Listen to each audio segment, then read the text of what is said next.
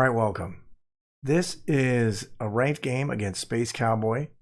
Space Cowboy at the time of this game was a gold ranked player, and this was the first time that I tried out the West Russia Jam strategy. I've been looking for an alternative to the 9-12 Russian opener for the Allies, and this is the one that I've decided to try and really get into. Many props to Emre for tutoring me in this strategy. And really, the opening move is dictated, but the rest of the moves are pretty much a philosophy change for the Allies, which I'll get into throughout the game and at the end of the game, depending on the level of success that it has. So anyway, with that, let's get on to the gameplay. All right, Russia round number 1. So I'm going to be trying out a new strategy that was explained to me called the West Russia Jam.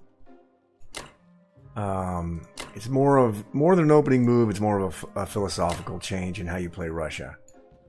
So I'm going to be trying it. I don't know if I'm going to be succeeding, but I am going to be trying it. And basically, you throw the whole kitchen sink at West Russia, and you play uber defensive with Russia, and then just massively aggressive with the other two allies. I'm going to save this fighter here because I'm going to fly it to Egypt round 1 for the defense. Let's see. So this fighter here is going to attack.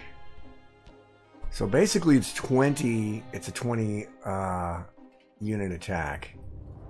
Alright, so let's get that done.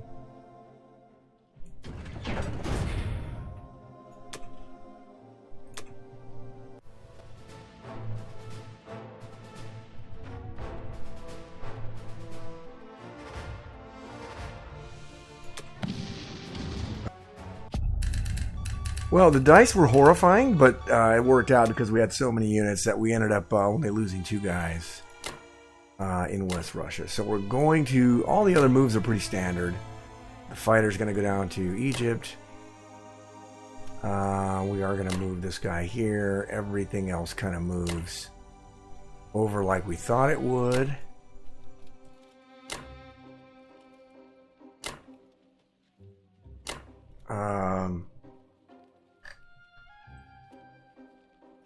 Yeah. Alright, we're going to see how that goes. Like I said, I didn't even... I didn't say anything, but I bought 8 infantry. That's all I bought for Russia. The 8 infantry are going into Russia. And that is going to do it for round 1. So we'll see where Germany goes in round 1. And I'll see you back for United Kingdom round number 1. Alright, United Kingdom round number 1. So, Germany, he actually strafed West Russia. Right, so he bought 2 tanks, 3 infantry, a bomber, and 2 artilleries. And then he took the Caucasus undefended. I'm sorry, right here he took the Caucasus because he grabbed his guys from Libya and dropped them into the Caucasus. And then he took Karelia with 3 guys. It was undefended. Won Sea-Zone 7, but lost a sub and a cruiser.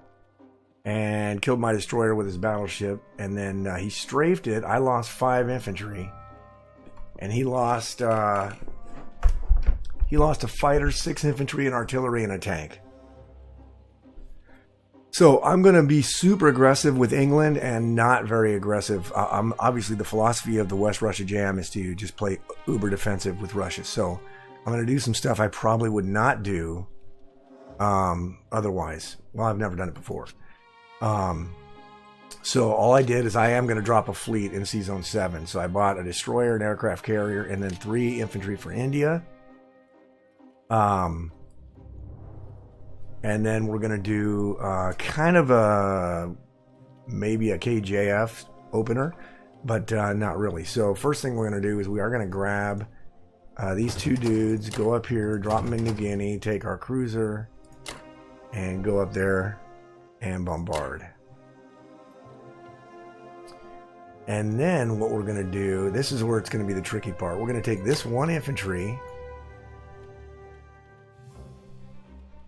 our fighter, this fighter, and our bomber, and try to clear out the Caucasus, just so we don't have to use Russians. then I did the math on this. If we attack everything in range, we have an 80% chance to punch Germany out of Ukraine. I may or may not do that. I may just fortify West Russia stronger and just see what I can do to make it harder for them, especially if I can start punishing them on the back end. We are going to take our tank here, and we're going to blitz Libya and take the point. And then we are going to... let's see. Do I want to kill... Do I want to kill his transport and destroyer here? Yeah, I do. So let's go ahead and do that. It's not ideal, but let's do it anyway.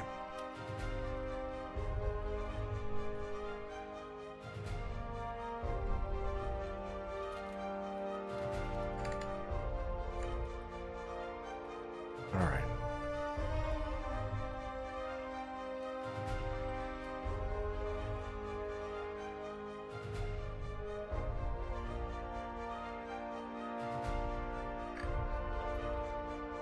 So for right now, we're going to leave his battleship. Oh yeah, and then we got to clear out Sea Zone 7. So we're going to take that, and one fighter. And we're going to do that. Kill his destroyer. Alright.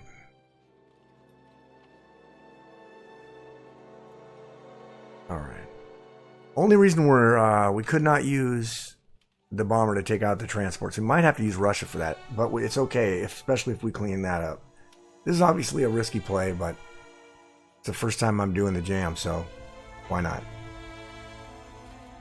Let's see, favorable in New Guinea. Yeah. Okay, two favorables. And a strong. And alright, let's do it.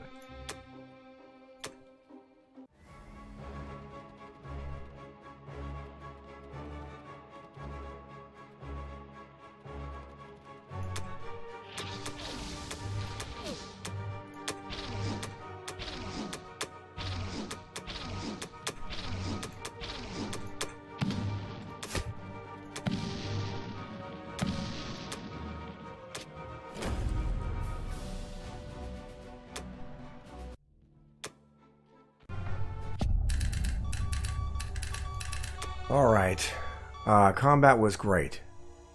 All of our stuff, it was fantastic. We did lose, let's see, what did we lose? We did lose a guy in New Guinea, and the bombardment did not hit, which is pretty amazing, but other than that, it went pretty good. Everything else was a success, especially this one here. They didn't even get a hit back with the tank, which is nice. So our fighters and our bomber are going into West Russia. This fighter is going back to Sea Zone 7. We're going to grab our transport. Wait, not yet. We're going to grab our... Drop the tank there. This fighter is going back to 7. This guy's going to Persia. Our transport's going to go there and pick up the artillery and the infantry and drop them in Persia.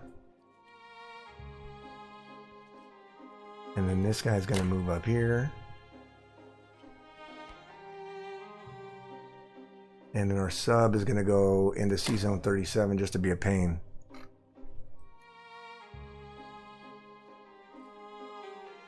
And the biggest thing with this battle, obviously, is we don't have to use any Russians now to take it back. So we can put everybody from Russia into West Russia now. And that with the 2 extra fighters from England. And we can also drop the Russian fighters in there now. We'll be able to get rid of this transport in Russia's turn. And then we'll deal with the battleship later. But all in all, that was a decent... turn for United Kingdom. So let's finish this. Alright, we're going to put our aircraft carrier and our destroyer up in Sea Zone 7. And our 3 guys in India.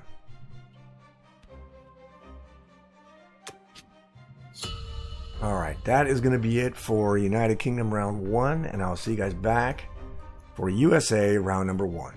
Alright, USA round number 1. So, Japan already bought an industrial complex for Manchuria. He bought, sorry, that's me. He bought a destroyer, a transport, and an industrial complex. And then he went heavy into Berry, because I'm pretty sure he's just going to start flooding maybe tanks and try to go take Moscow. He went heavy with his navy into 61 and killed my stuff there. He did take a bunch of planes and a sub and kill my transport cruiser there. Did not do Pearl. Took Anhui and failed at Yunnan. Lost 2 infantry and 2 artilleries and failed. Which that's good for me.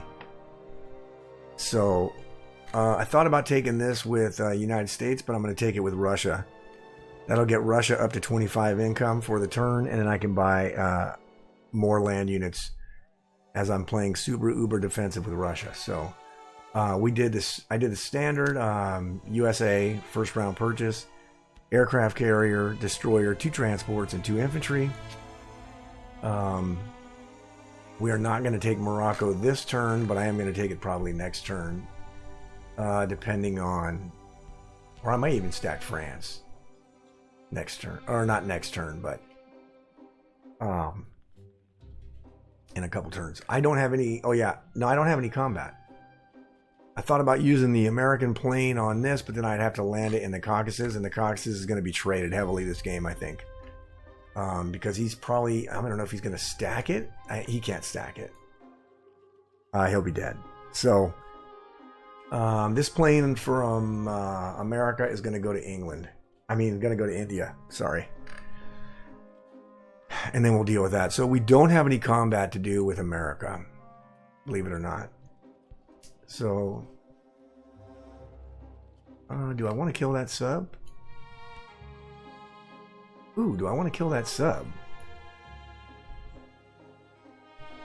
I'm not sure why I care about that sub, to be honest. I don't think I do.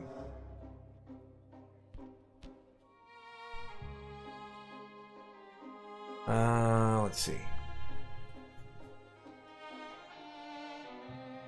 We can send the sub at it and just see if he has his sub set to submerge. And if he doesn't, then hopefully it's a battle we can win. And if he does, then they'll just be sitting out there. So that's not a big deal. So that's all we're going to do. Unlikely. All right. Which means it's going to submerge.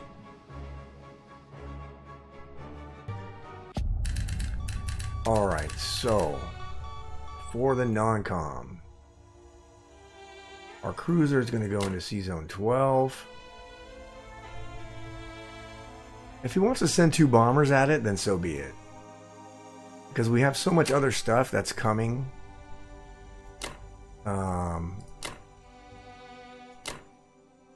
That it's not that big of a deal.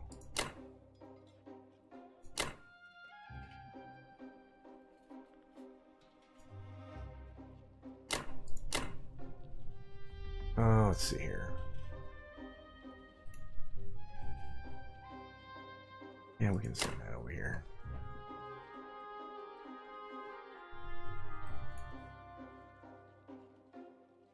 Okay, and this fighter's going to India.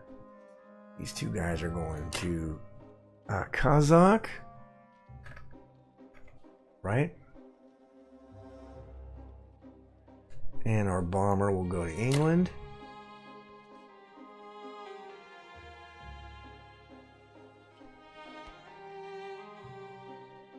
Actually, you know what we'll do? We're going to leave our bomber.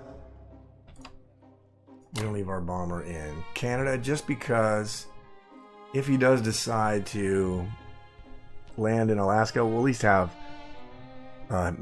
halfway defense for that.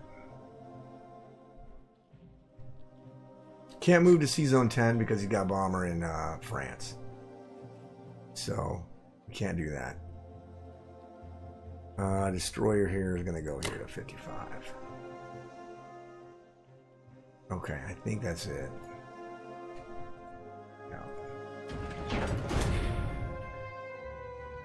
Alright, aircraft carrier, destroyer, 2 transports, and 2 infantry. Alrighty. For Russia, we are going to buy 1 artillery and 7 infantry.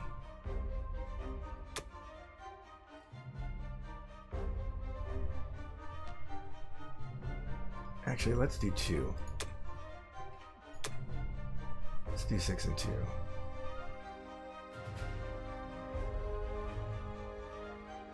We could do 8 and save money.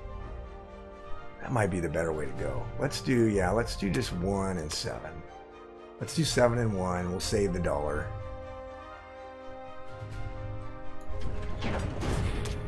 Alright, for the combat move, we're going to take Kwang Tung. We're going to use this fighter to kill the transport. And that is going to do it for Russia's combat. Right?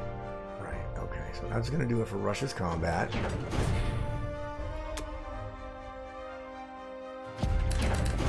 Alright. Now our fighters will fly to West Russia. All of our infantry will go to West Russia. Our second AA gun that I forgot to move last time. Our 2 units from Archangel. This guy will go to Archangel. These 4 will go back to Ivanki. And I am pretty sure all that worked out. Okay. And we will put all of our stuff into Russia.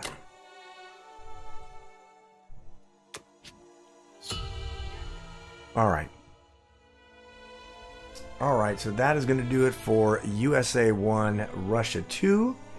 And I will see you guys back for United Kingdom round number 2. Alright, this is United Kingdom round number 2. So Germany is doing an interesting strategy. He's going to bomb United Kingdom. So he bought 3 artillery, 2 tanks, a bomber, and 3 infantry, and then he bombed England. But he lost a bomber, and he dealt 4 IPC damage. In Africa, he took Libya, which was undefended. Took Archangel. Destroyed an infantry, lost an infantry, and then took the Caucasus. Destroyed 1 infantry with no units lost in battle. So,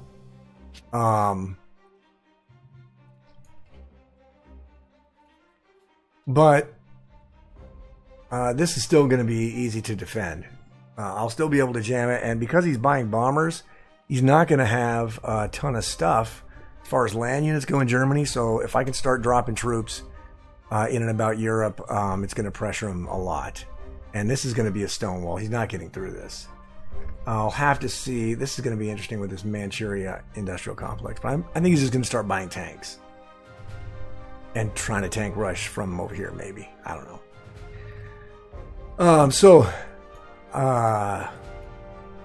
Again, I'm going to be hyper aggressive with the other 2 allies, United Kingdom and USA. So I bought a battleship. Bought a battleship with UK and 1 transport, and then 2 infantry for India. So I'm going to get a battleship into Sea Zone 8. I'll have 2 transports and 4 units for next turn. And then I can start really buying transports and infantry and maybe a plane every turn for India. So by that time, my America stuff should be getting over here to threaten France. And that should be good. So, for the combat, first thing we're going to do is we're going to take this artillery and 1 infantry. And we're going to take our 2 fighters and our bomber, and we're going to take this back. And then we're going to do something a little bit different. We're going to take our transport and we're going to drop an artillery into Northwest. The reason why I'm doing that is because I do not want I want to be able to have next turn 2 infantry and 2 tanks and be able to drop 4 units. It's the only reason why I'm using the artillery instead of an infantry, but it is what it is. And then that is it for the combat. We're not going to do anything else as far as combat goes. Alrighty. At least not right now. So let's get this done. Alright.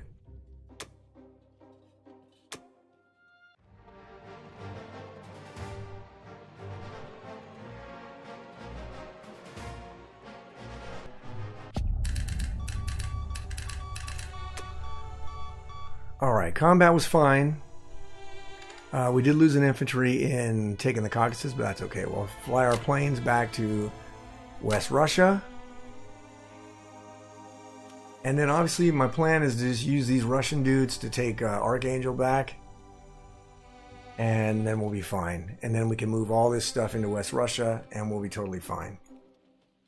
Man, he didn't even kill my Russian guy here.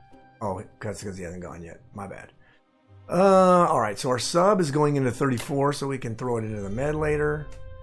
We are going to grab this guy, go to 34, grab this guy, and drop them both in Egypt.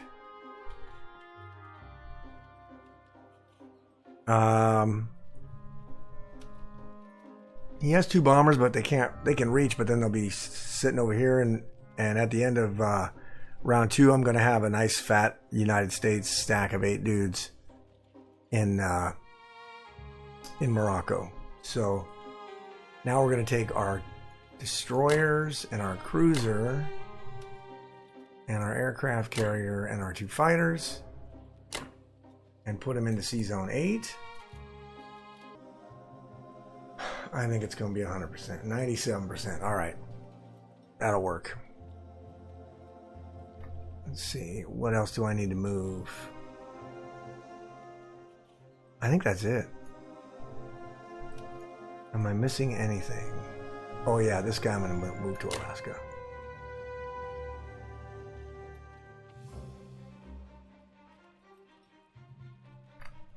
All right.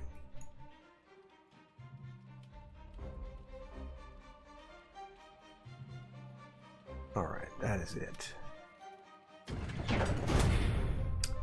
Throw our battleship into Sea Zone 8 with our transport. And our 2 infantry go to India.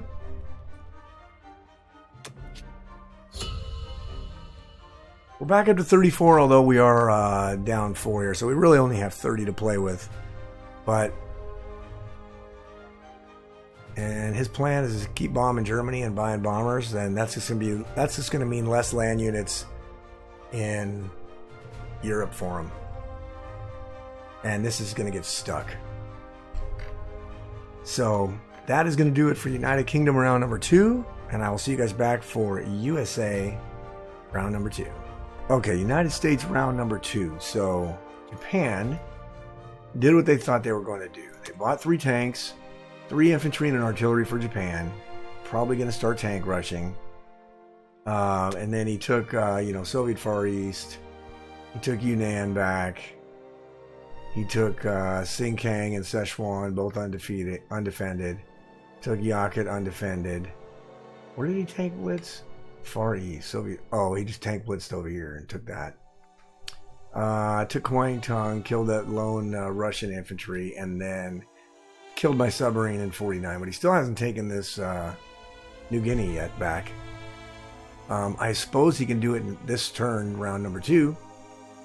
I'm sorry, round number 3. Because he's not going to be able to take India in round 3. I just don't think he has enough. Because I'm probably going to fly my fighters down to India this turn. Round 3, I'm sorry. So, that should be okay. Non-com, he moved his bomber to East Indies, right here. That's threatening this, but I'm going to move it here. 4, and I think it's fine. And I'm going to do that so that if I have to grab these guys and put them in India, I want to be able to. So, and the submarine's going into the med this turn. Let me check my defense profile. Nope, I want to make sure I do the subs, submerge all subs. There we go. All right.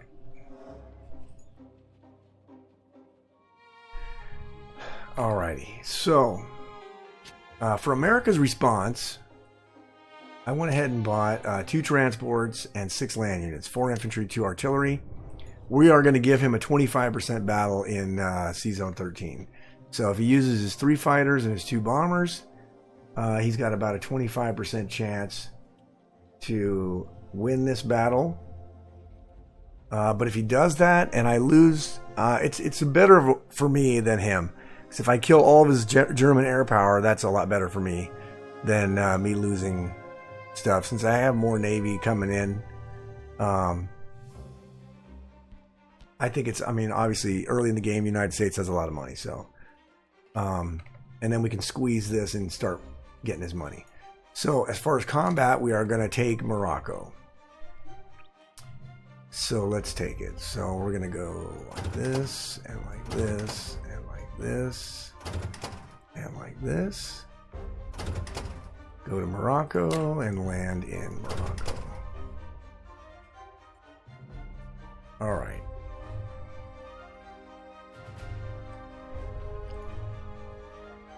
Okay. That's interesting. I'm leaving this here right now, but Alaska's under no threat this turn. So I'm probably not going to... Let's see. 1, 2, 3. I would like to get that bomber somewhere.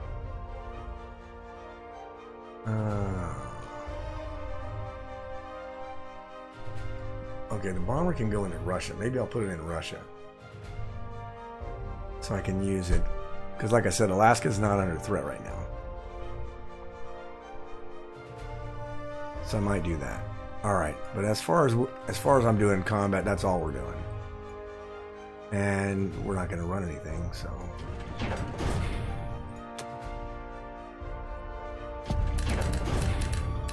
Alright. For the non-com, our cruiser, our destroyers, our aircraft carrier, and our fighters are going to 13. Our battleship and our destroyer are going to 12. This destroyer, the aircraft carrier, and the 2 fighters are going to 18. This transport's going up to 11. Our bomber is going to go to Russia. These guys are going to Persia. And this guy's going to Alaska. Let's see. Yep. All right. Let me look at it one more time. I think that's right. All right. Our 2 transports are going there, and all of our land units are going into eastern United States.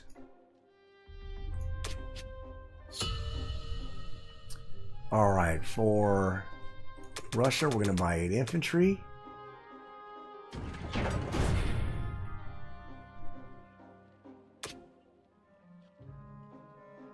Alrighty, and for the combat, we are going to move here with one of our fighters. And then the other thing we're going to do is we're going to take 2 guys and a fighter and try to just kill this guy in Bellow.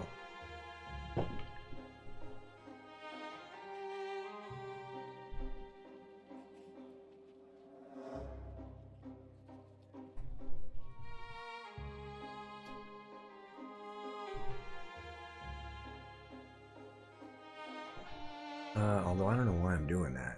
Just to kill him, I guess. Because I can still hold out. I don't think this is exactly the jam strategy. Like I said earlier, the jam is more of a philosophy. There's no set in stone, except for the opening move. Everything else is kind of like reactionary. If I'm playing it right, and I won't really know until... the game finishes, so... We'll see what happens. So let's run this. My problem is going to be I need to get my stack into the Caucasus, and I don't know if I'm going to be able to do that.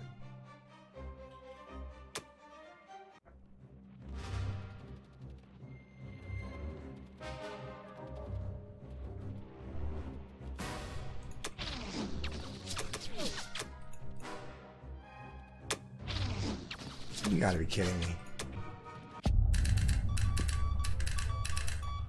Alright, so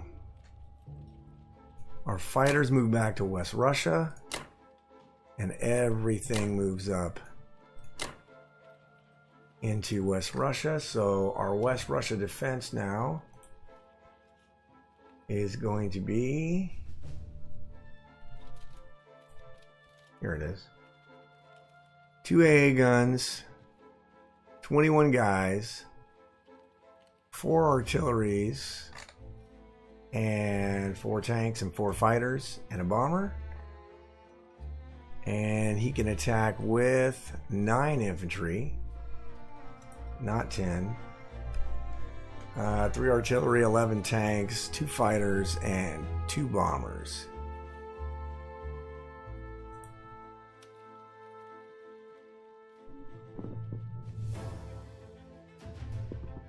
Alright, he's not cracking that. He is not cracking that.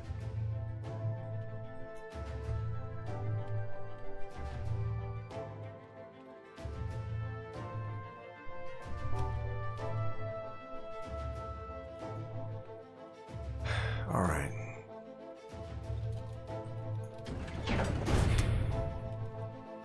And we throw our 8 infantry in Russia.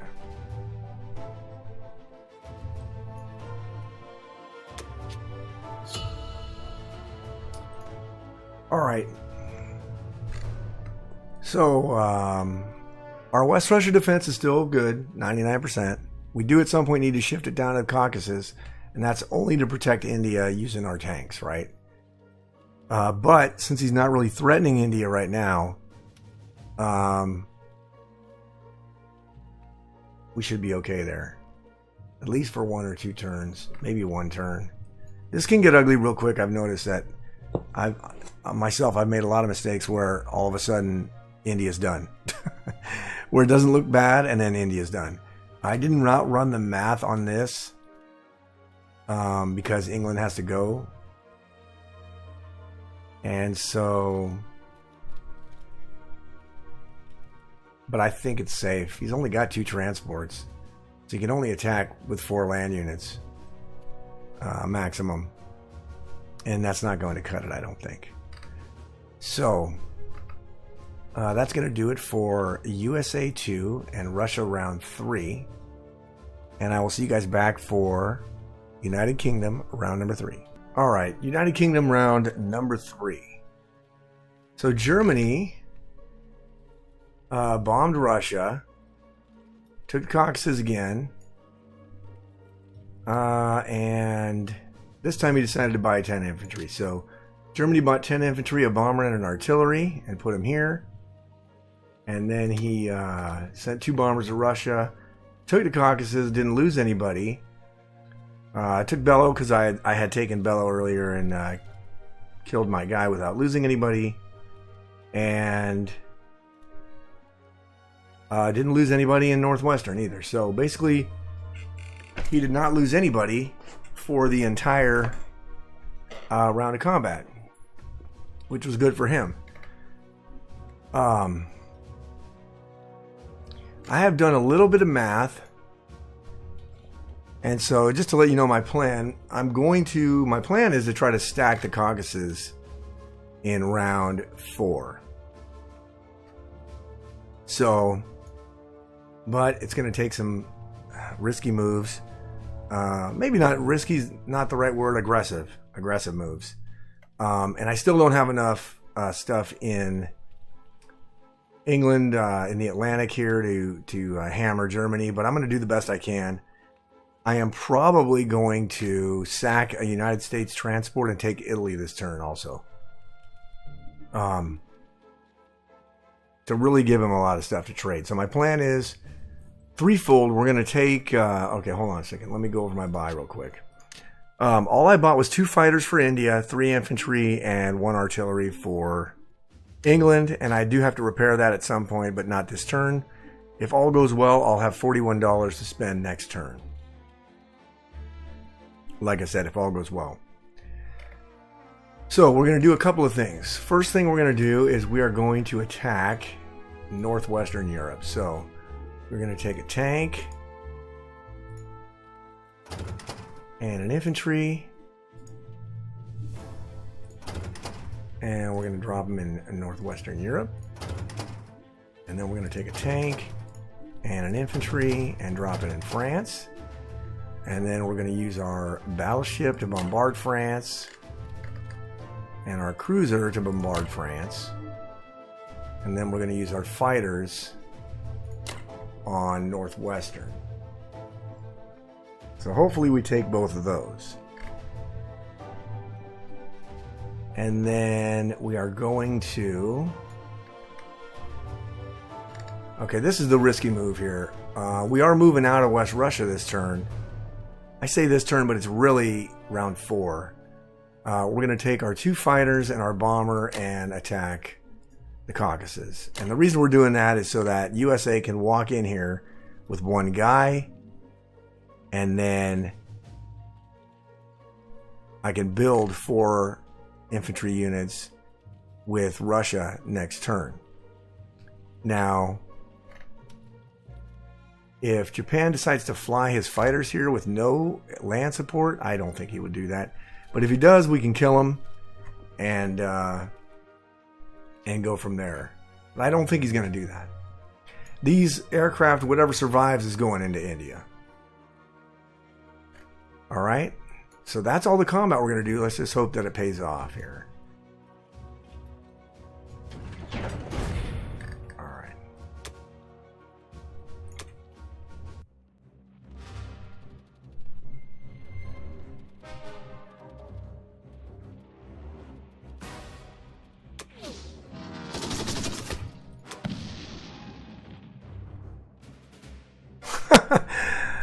Oh, that's fucking hilarious.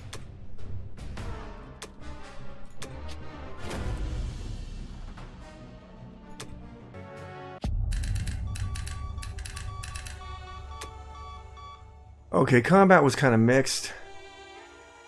He got hitbacks from all his infantry in northwestern and France, which means we could not take northwestern Europe, which really sucks. Because I was really counting on having $41 to spend next turn instead of 39, but it is what it is. And we had great luck in Caucasus and did not get any hitbacks. I'm just wondering if my bomber, if that's the best spot for my bomber. I think it probably is.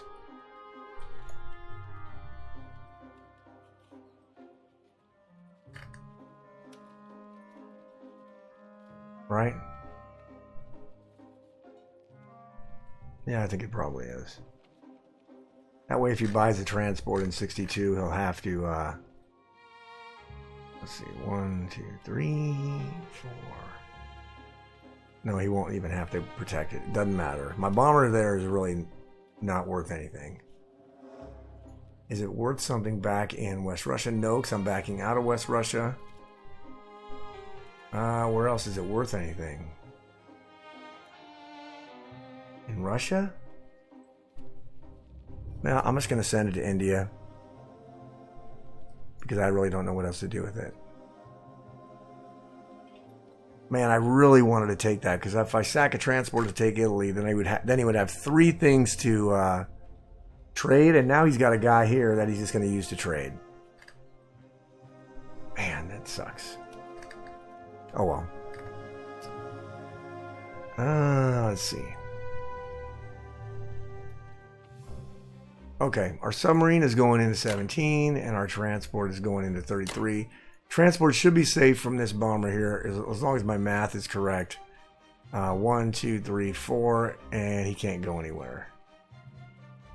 1, 2, 3, 4, can't go anywhere. 1, 2, 3, 4, 5. So this should be safe right here. Let's see. Oh, the German bomber. Let's see. 1, 2, 3, 4. Yeah, should be safe from that. Let's see here. 1, 2, 3, 4. Still 5. Okay, so it should be safe from both of those.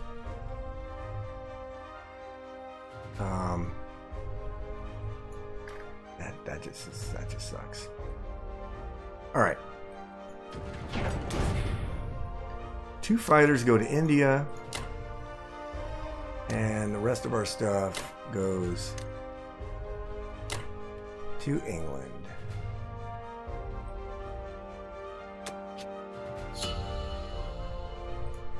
All right. That is going to do it for United Kingdom round number 3. And I will see you guys back for USA round number 3. All right, United States round number 3. So, Japan bought 3 tanks, 3 infantries, and 2 artilleries. 3 tanks, 3 infantry, 2 artilleries. He bombed India and dealt 1 IPC damage. And then he took most of Russia up here. Ivanki, Novo, Kaz, and he took Burma. And then non-combat move, let's see, he dropped 3 infantry and an artillery in Yunnan.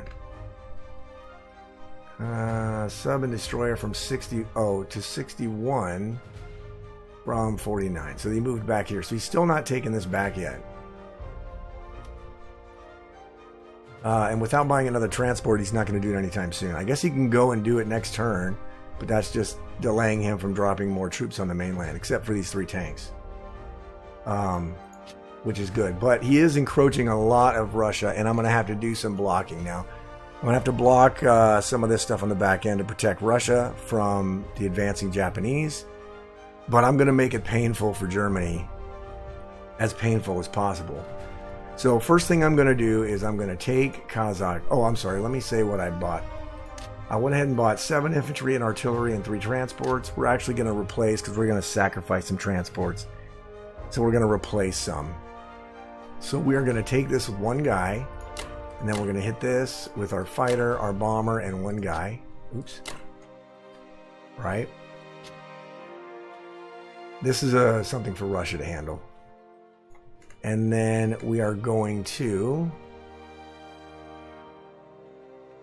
take 2 guys and go with 1 transport and take Italy.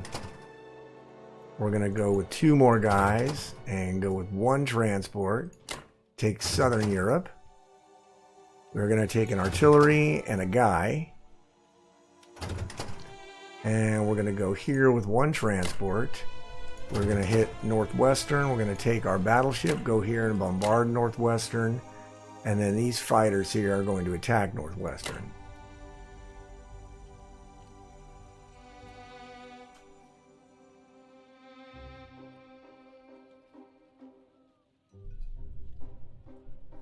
And then we're going to take, we're going to move forward with our tank and our guy and go forward.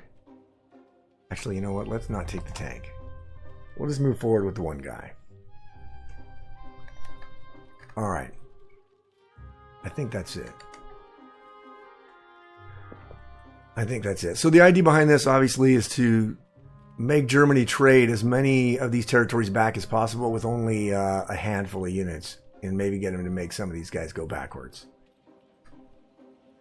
So we can start landing in the north part. Probably round 4 we'll start landing in the north part with United Kingdom supported by USA. But we are sacking transports. We just don't have enough navy yet to take and hold the Med, which it's okay.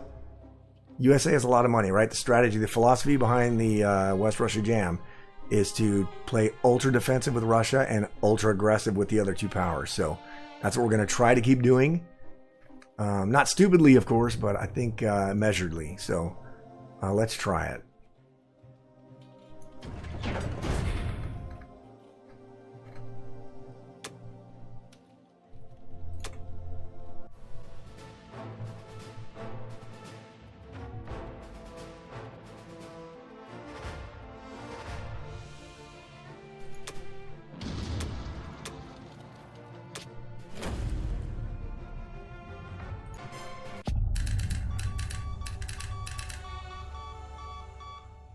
All right, combat was mixed. We didn't lose anybody in Northwestern, which is nice. But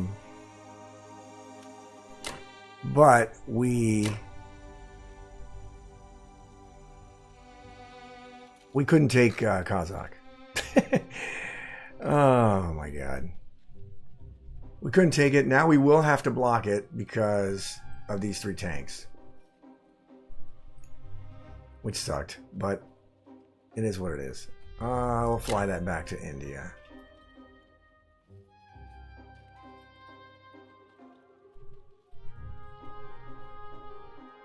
God, that sucks. That's just been terrible. All right.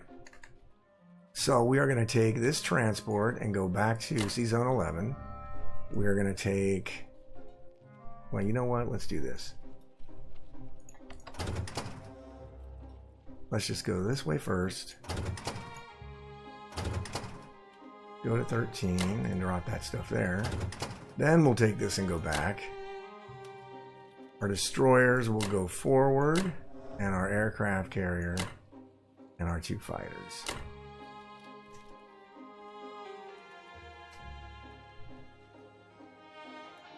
Right?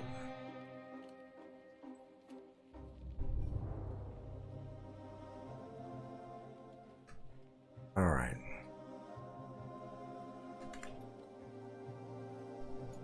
Yeah, I think that's right.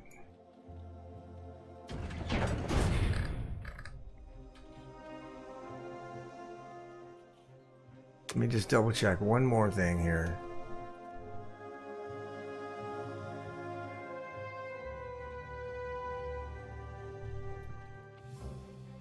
All right.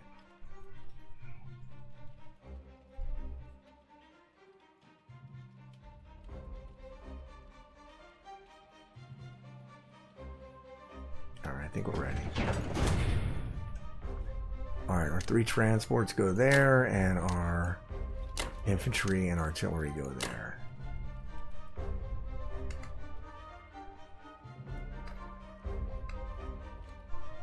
All right.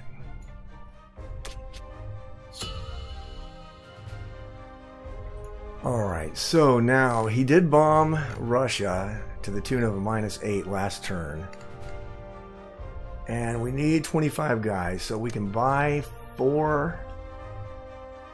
We can buy 4 infantry for the Caucasus. And now we can start repairing and buying. So we repair and we buy, repair, buy, repair, buy. Right? Yeah.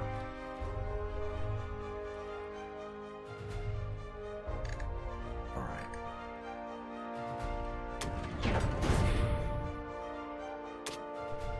All right, now for the combat, we're going to use one of these guys to take that back.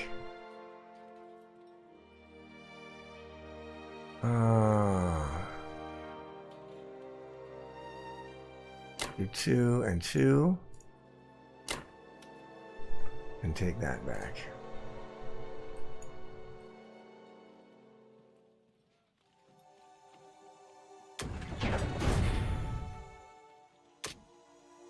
Oh, yeah, okay.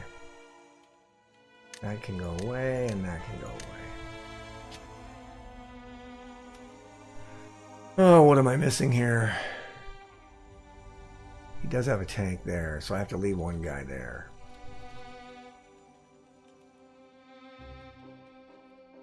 But he can do the can opener to get one tank in there? Maybe.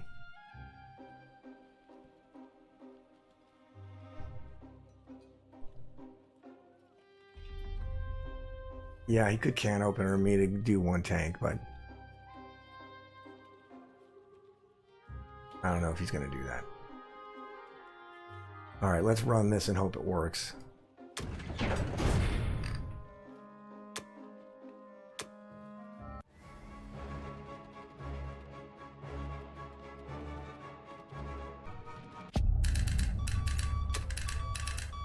All right.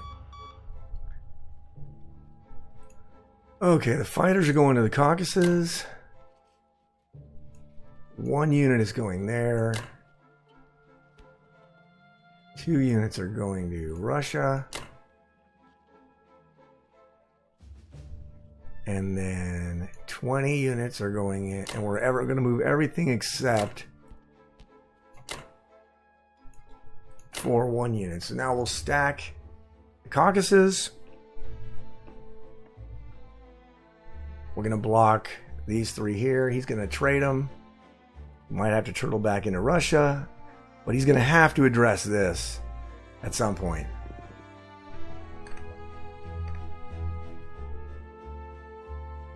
And we should have enough now that we can maybe even start landing. I don't know if we have enough to hit Karelia. Probably not. But we can start taking all this stuff here. So, all right.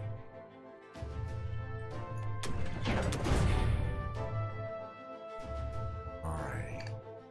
We need to mobilize 4 of them there and then 3 of them in Russia.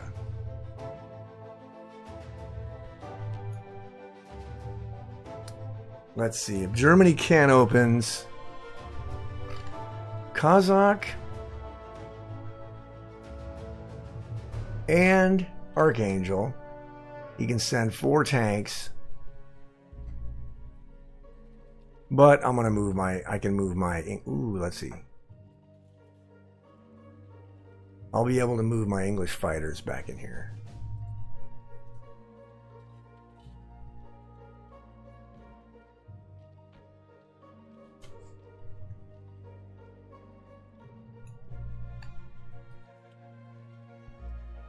So I may have to send English fighters in there, but I can do that. He's got what? 1, 2, 3. No, he can't even attack that. So he'd send in 4 tanks with no air support. Does he have a bomber? Yeah, his bomber's down here. 1, 2, 3, 4, 5, 6. No. All right, so he can opener it and send 4 tanks with nothing else. So really all I got to do is send maybe 1 fighter from England over there.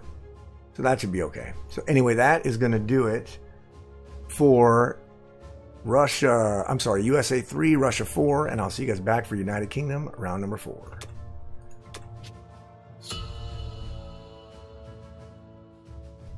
All right. United Kingdom, round number 4. So Germany bought 2 artilleries, 8 infantry, and 2 tanks. And then he bombed Russia for 6 IPCs. Down to 11 again. Bombed the Caucasus for 1. Took out my transports that I sacrificed to take Italy. Took France back. Took Italy back. And he moved into West Russia with kind of heavy. And then took Southern Europe. So he did not decide to trade Northwestern. So he traded France, traded Italy, traded Southern Europe. Didn't have enough stuff to trade Northwestern, which is good. So, and then he did this. I'm not sure. I've done a couple of numbers. It sucks that Russia has nothing there. Because it's going to be painful. I don't know if I can stack West Russia now. Because Russia only has $20. And I have to buy it down. So I'll have to see. I'll have to see.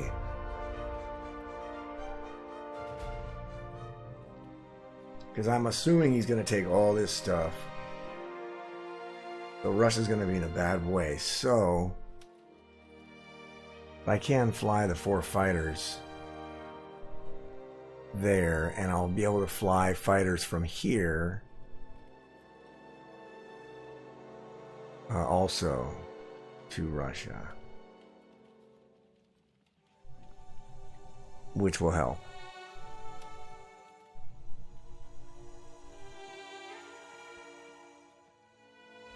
But his bombing raids, that kind of sucks. Oh well. Oh man, I'll have to see what I can do, because I may not be able to stack West Russia. I might just have to go turtle into Russia and strafe, maybe. I don't know. I'll have to double check. But I'm gonna continue to take some of the European territory here.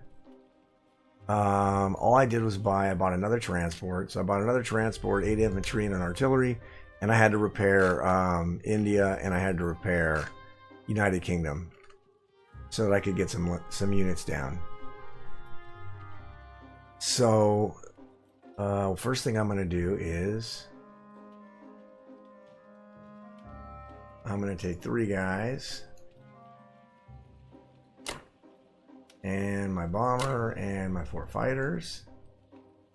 And we're going to take Burma. And then, let's see here. We are going to take an artillery and an infantry. Go into Sea Zone 5. Attack Karelia. We're going to bombard with the cruiser, the battleship, and we're going to use the fighters. Let's see here, this bomber 1, 2.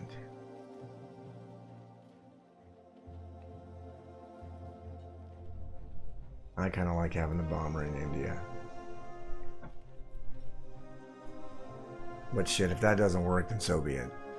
We're going to grab 2 guys, go into Sea Zone 5 and take Finland. We're going to leave USA for France, and we're going to leave Norway. I'm sorry. We're going to leave France for USA and Norway for USA. We're going to take both of those. And then we're going to have to figure out how to deal with the advancing Japanese here. Alright, I think that's all we're going to do with the United Kingdom.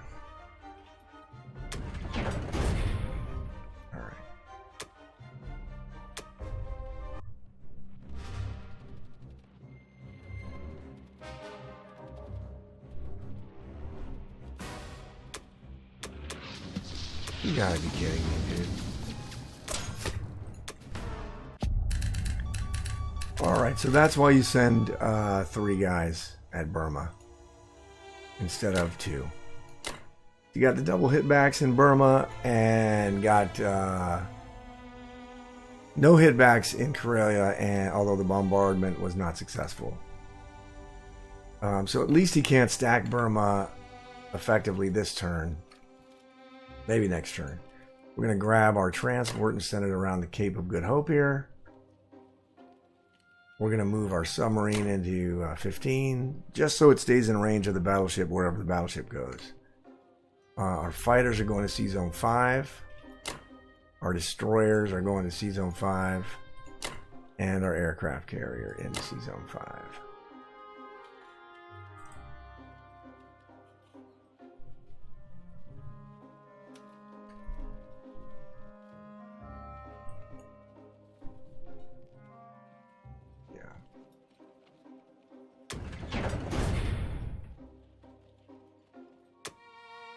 Transport is going into Sea Zone 8.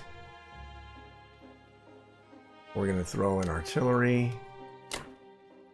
and 2 guys in India and 6 guys into England.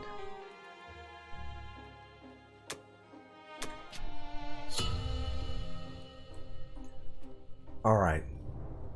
So that is going to do it for UK round 4, and I'll see you guys back for America round number 4. Alright, USA round number 4. So this is going to be the moment of truth round, because what my opponent did here. He's almost got odds on Russia, like 50-50. Because he bombed the shit out of it, so I'm not going to be able to really add anything to it. So I am going to have to fall back to Russia. But I am going to strafe West Russia, and I just got to pray that I don't get 11 hits. Because if I take West Russia with Russia, I'm going to lose. Moscow's going to fall. But I think I got to be a little bit risky just because the way the board is. So with America, well, let me just go over Japan's moves real quick. He bought a transport, put it in 60, 3 infantry, 3 tanks, and 2 artilleries, and they just did this where he keeps stacking 3 and 2 over here in Yunnan, which is very slow going, actually. Except for the tanks. He's going to have 10 tanks here, obviously, next turn. And he took Burma. And took all my undefended stuff here, which sucked for me. But it is what it is.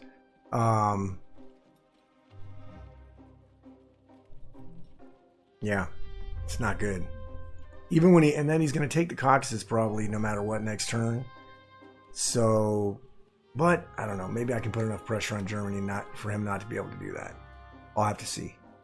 My counter to that, I'm just going to keep. I bought 2 more artillery, 5 infantry, a tank, a fighter, and a transport. And the reason is I'm going to put a tank and a fighter in western United States just to protect against this stupid Alaska drop. If he decides to do that, I can counter it. He's a couple turns away from... He's 1 turn from jumping into 59 and then threatening Hawaii and or western U.S.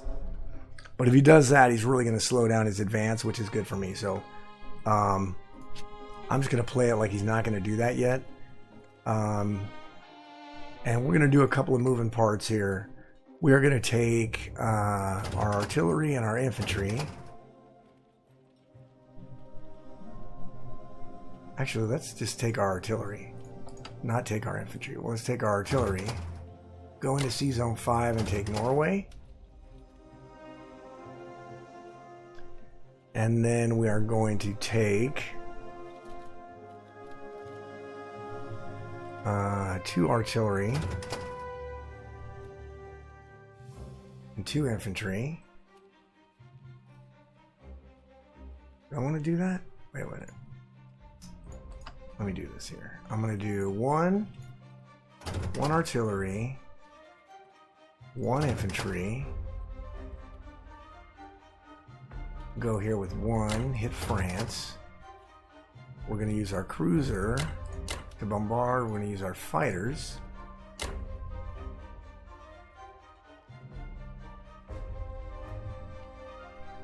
And we can use this fighter as well. Even though these fighters and all that shit is going into Sea Zone 5. And then we will be able to go... My plan was to put a tank and a guy there.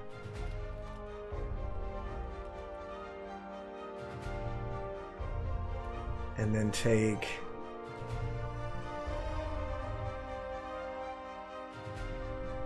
two guys in an artillery and put them... I can put some in France and some in... so let's... You know what? We're gonna do France.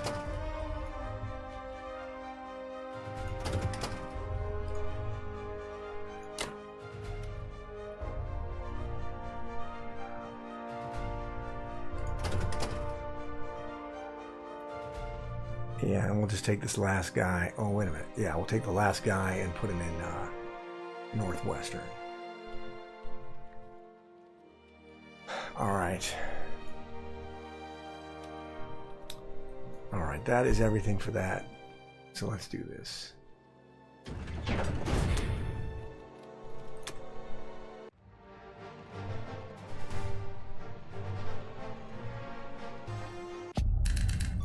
Alright.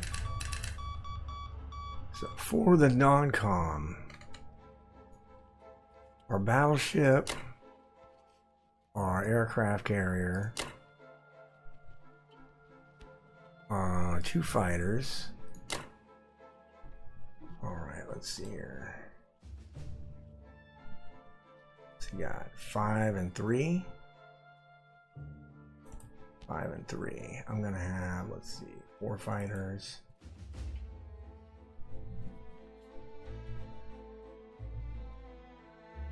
Okay, let me see this one here.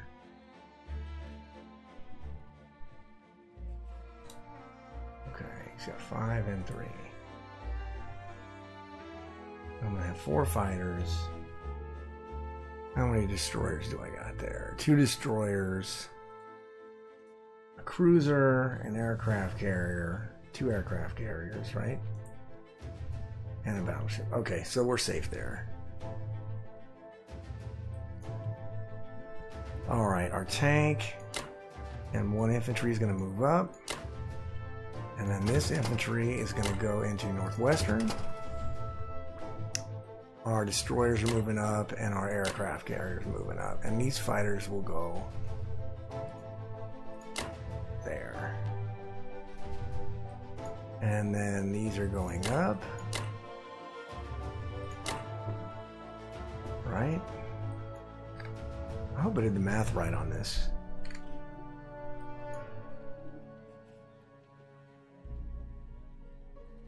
Oh, there's a battleship in there too, right? Oh yeah, I'm gonna have 2 battleships.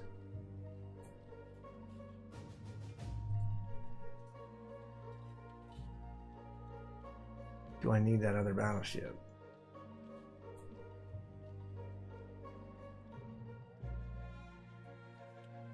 If I got 2 fighters, 4 destroyers, a cruiser, and 1 aircraft carrier.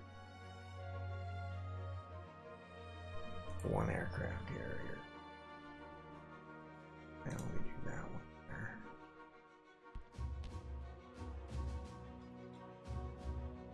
I do 2 battleships. What is it?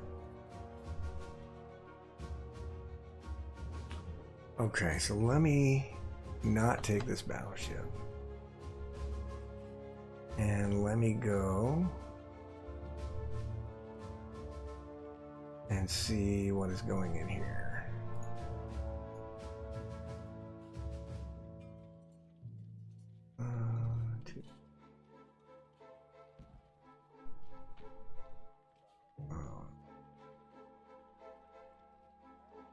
Cruiser and aircraft carrier and a battleship.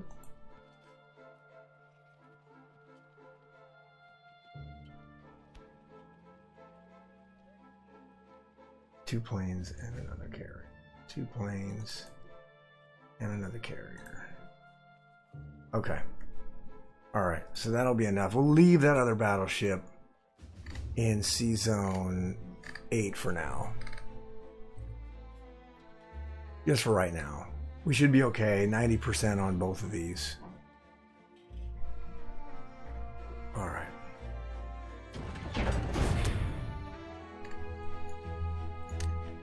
Alright, we throw a tank and a fighter into Western United States. And then we throw a transport, 5 infantry, and 2 artillery into Eastern United States. Right? Alright.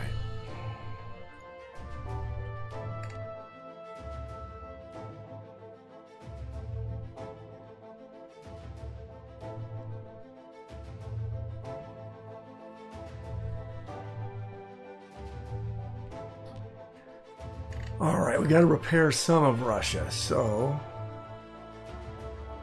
I don't really care about that -1. But Russia's got to go down to 1 and buy an infantry, 2 and buy an infantry, 3 infantry, 4 buy an infantry, and that's it. That is it. This is going to be a terrible round. Alright. So, for our combat, we're going to go 2, 1, and a fighter. Oops. And then here, we're going to go 2,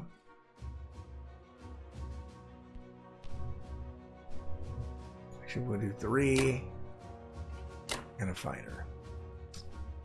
And then for the West Russia strafe,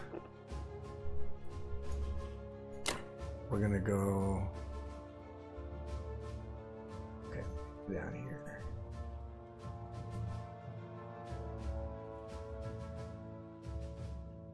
$98.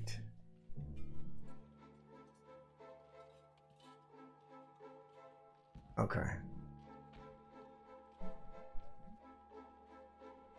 I'm losing 4 infantry. What am I killing? 6?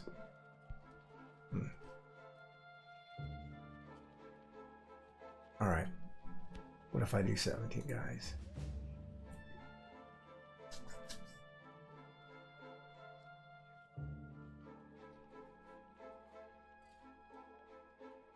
Still killing 6.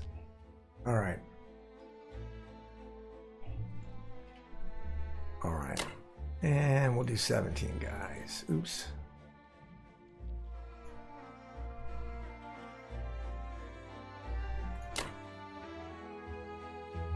And that's just running numbers. That's just praying that we don't get a ridiculous result and kill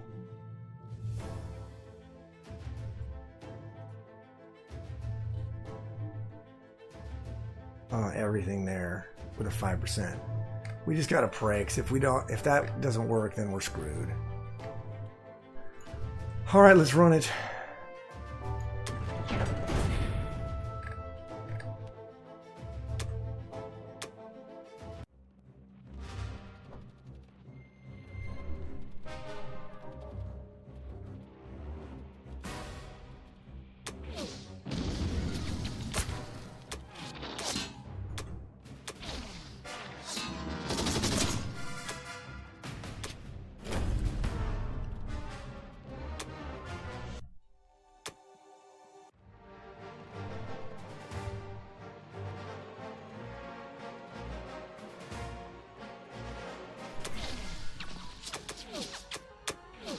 Come on, you gotta be kidding me.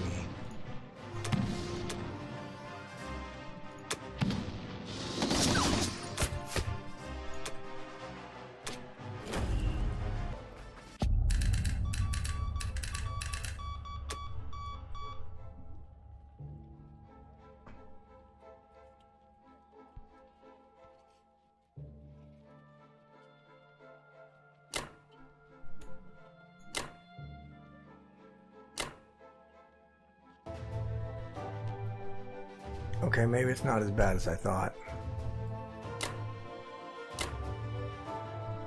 Because he has like a 25% chance to take West Russia. That's not terrifying.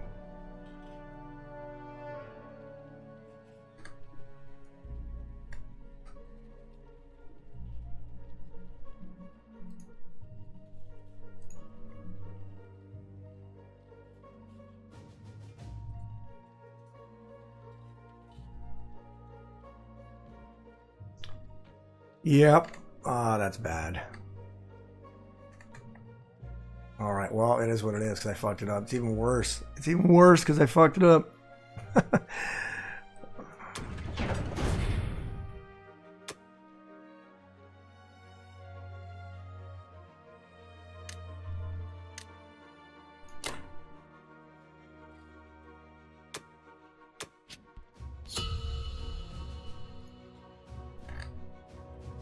All right.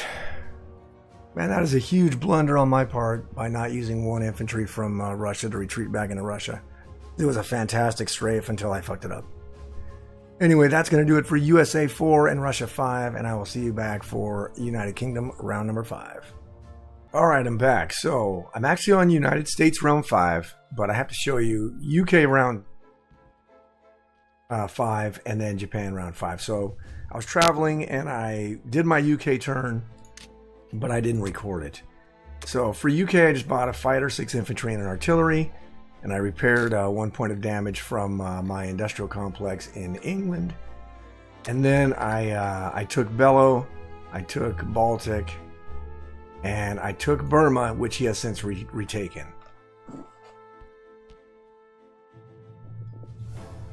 And then I I moved my sub back over here because I'm going to kill this with America. So I put the sub here in 17 in position to go off the coast of India if I need to. And then I dropped some more troops in Karelia from England. Let's see. And the fighters just went back from taking Baltic, so that was it. Japan, he bought 3 tanks, 3 infantry, and 3 artilleries. He took Burma back. He sent his bomber at India and got destroyed, which is good. So that worked out. He did take Kaz and he did take Novo. Didn't lose anybody in Novo and lost 1 infantry. Lost 2 infantry in Kazakh and lost 1 infantry taking Burma. So not terrible, but he is on Russia's doorstep now. And by next turn, he's going to have 13 tanks ready to hit Russia. I don't know what the 1-2 punch is yet. I haven't done the math yet, but it's certainly something I have to consider. I'm going to trade. One thing I didn't go over is that he did not take the 25% battle in West Russia. He only lightly took Kazakh and then kept his stuff in Ukraine. So he did not take the 1 in 4 chance of knocking me out of the game, which, lucky for me, because that was a big mistake by me last round. So, actually, it was this round. It was this round, because I haven't done this yet. So, for America, we've really just got to get our logistics dialed in the Atlantic and start dropping guys left and right in the north. So, I went ahead and just bought 2 artilleries, 9 infantry, a tank, and another transport. Basically, the way the logistics are going to work is at the end of this turn, I'll have 5 transports in C-Zone 3. And I'll have 4 transports in C-Zone 10 with 8 units ready to be transported next turn. So then the next turn, I'm going to have 6 transports here because I bought another transport. So I'll have 6 transports in 10, and I'm going to have 12 units here ready to shuffle over to either land in France or shuffle them up here to Finland and try to push down that way. We just got to keep Russia alive as long as possible. And then I'm going to try to get some air power from USA into Russia if I can. So that is the goal right now. So as far as the attacks go, first thing I'm going to do, we are going to try to take France. There's a danger of his getting 2 hitbacks, and I don't know about you, but I absolutely can't stand attacking fighters. They're such trash. They just never seem to work out, but we're going to go for it anyway. We're going to send our battleship, our cruiser, and 3 destroyers into C-Zone 13. I did do the math, and I should be okay with an aircraft carrier, 2 fighters, and a destroyer up in C-Zone 3, because all he can hit me with is this bomber. Unless I've done the math wrong 50 times, these 2 bombers cannot attack C-Zone 3. 1, 2, 3, 4. Nope. 1, 2, 3, 4, 5. Nope. 1, 2, 3, 5. No, I just don't see it. I could be missing it. I'm notoriously terrible at counting bomber movement, but we'll see if I mess it up. All right, let's get this done.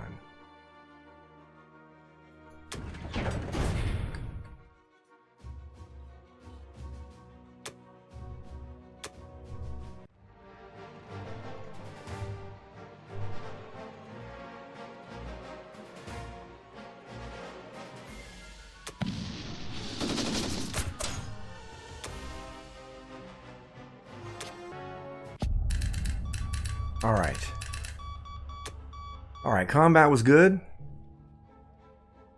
We didn't lose anybody on either battle, which is nice. Taking France is especially nice. So we'll send our aircraft carrier, 1 destroyer, and 2 of the fighters. 2 of the other fighters will go back to C-Zone 5. Let's see. We're going to grab our 8 guys. Go up to C-Zone 3. Drop them in Finland. This guy will move forward. This transport will move out to C-Zone 3. This transport will move to 10. And this transport will move to 10. And then these 5 infantry, those 2 artillery, and this tank will move over to Canada to be transported over to Finland next turn. We can get rid of this note telling us to attack with USA.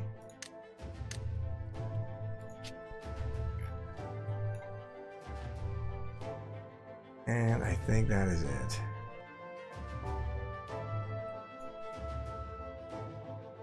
Let me see here.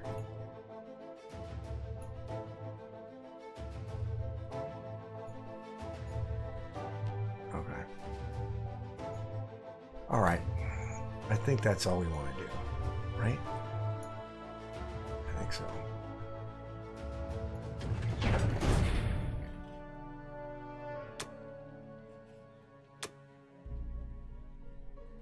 All right, transport tank over there, and then 11 guys over here.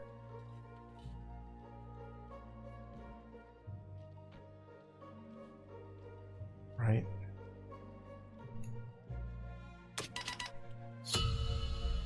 Alrighty. For Russia. Now, he bombed us earlier, which sucked. We're just going to buy and repair. So we're going to repair, buy an infantry, repair, buy an infantry, and so on.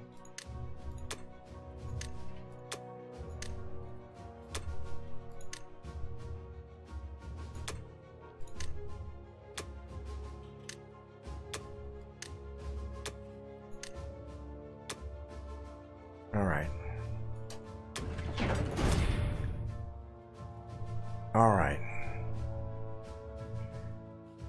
Now, right now, Russia's money is 15. I'd like to get it up to 18, but we're going to need some spare change to get Russia some more money, right? So, because he's going to keep bombing me, I suspect, and we'll have to keep repairing it. We are going to have to turtle into Russia. So we're going to take this with 1 guy. We are going to take 2 guys and a fighter. And then we're going to go 1 artillery, 1 infantry, and the other fighter to try to take the Caucasus. Well, let's get that done.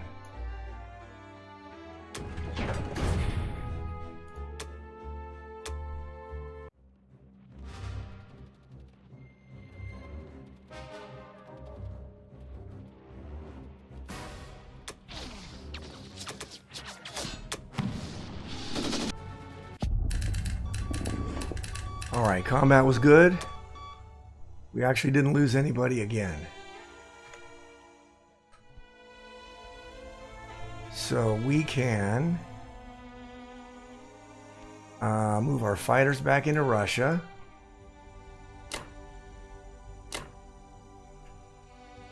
And then move everything back into Russia.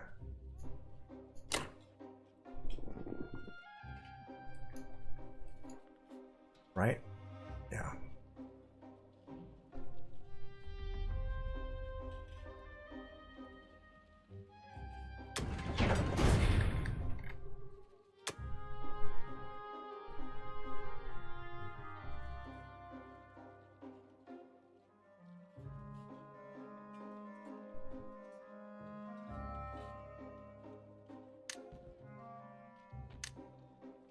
All right, we're going to throw all 6 of our guys into Russia. Out us up to 22 so we can buy 6 guys again if we don't get bombed. And we're hanging on in dear life for Russia here. He's going to definitely want to kill this. Otherwise, I'll just keep going this way. So I expect Japan to mop up Russia. But as it stands right now, we're in decent shape, I think. I'll have to see. But in any case, that's going to do it for USA 5, Russia 6. And I will see you guys back for United Kingdom round number 6. All right, United Kingdom round number 6. So Germany bought 8 infantry and 3 artilleries. And he had pretty good combat. He bombed Russia again and hit for 8. Which he's just continually doing. He took Caucasus back light. Took Northwestern Europe, but I had no one in it. Took the Caucasus with no losses. Took France with 1 infantry loss. Took Algeria. This was a big one here. Only lost 1 infantry. Took Baltic with no losses. Took West Russia with 1 infantry. And took Bello and lost an infantry. So he did trade some infantry, which is good for us, right? So economically, the attack power, he's got a slight lead, 28. But economically, he's making 79 IPCs, and the Allies are making 89. At this point, 89. And I think I can get United Kingdom up to 40 this turn. And if I do that, that'll be really nice. He did move his 3 bombers into Germany, so I have to protect this with at least 1 more destroyer. Probably 1. I can keep this at a high defense. And this will be about an 85% defense. Let me look at that. What did I say it was going to be? No, 92%. I can get it up to 92%. C-Zone 5 would be down to 85% to defend. For one turn, you would have a 12% chance of killing this in C-Zone 5, because this stuff here is going to go to 7 this round, and then next turn it'll be fortifying everywhere we need it. And I got plenty of Navy here to protect. So he's got 1 turn to do that. So I'm going to keep C-Zone 5 for this turn. I just like it a lot. I went ahead and bought a pretty simple buy, just 9 infantry and a plane. And I'm just going to keep trying to trade Germany on the front lines with United Kingdom, because he's not really replacing this stuff here. Every time I kill all this stuff and he's trading it back, he's not really moved a lot of stuff forward. I'm also going to take Northwestern again, because it causes him to move guys backwards instead of forward. So this is a pain in the ass. He keeps bombing the shit out of Russia, but oh well, we got to deal with it. So the first thing we're going to do is we're going to take 2 guys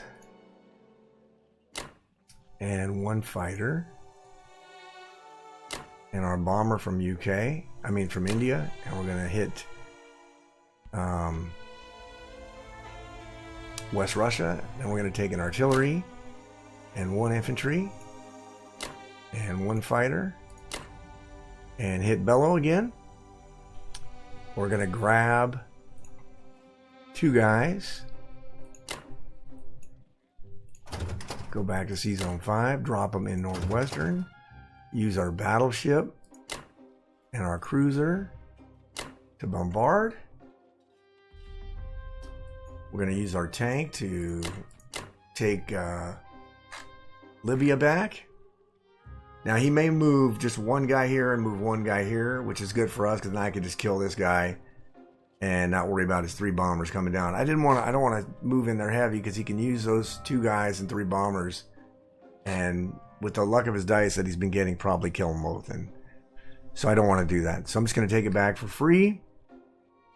And then here we're going to move 2 guys and 5 fighters and try to kill Burma.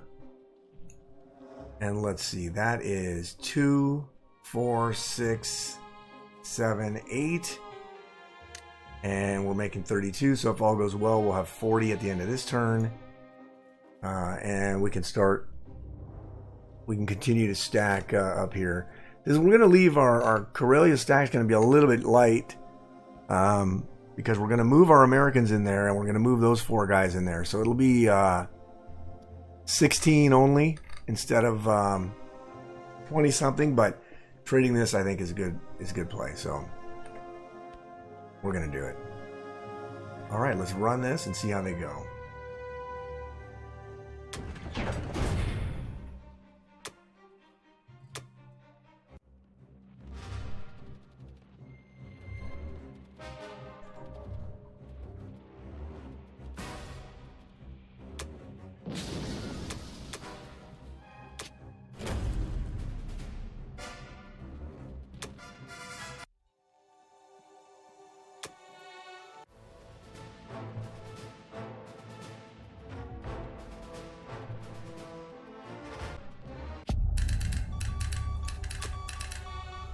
Alright, combat was great.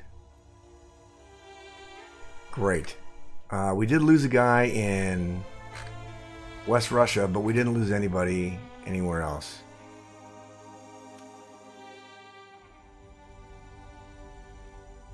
So, our 5 fighters are going to fly back to India. Our bomber, where's our bomber? Bomber's going back to India. These fighters are going back to Sea Zone 5. 1 destroyer is going up to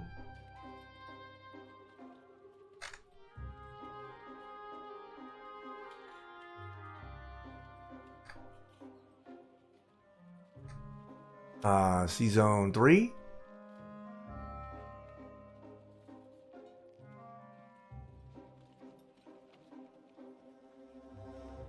Right, I think that's it. We're gonna grab these 4 guys and put them in Karelia. And then we're gonna take 1 artillery and 1 infantry and put it in Persia, because now we're gonna have 7 fighters and a bomber. Or six United Kingdom fighters and a bomber. So we can start using those guys to clear out, trade the Caucasus if we want to. He's not going heavy, and really, as long as I don't let him build here, that's good. I think I have enough stuff in Russia that if Japan tries to stack Kazakh, then I should be able to just bum rush it and kill it. As long as I kill Caucasus, right? So... oh yeah, this transport's going to go up to 10. And what are we going to do? I think that's it. Yep, I think that's it.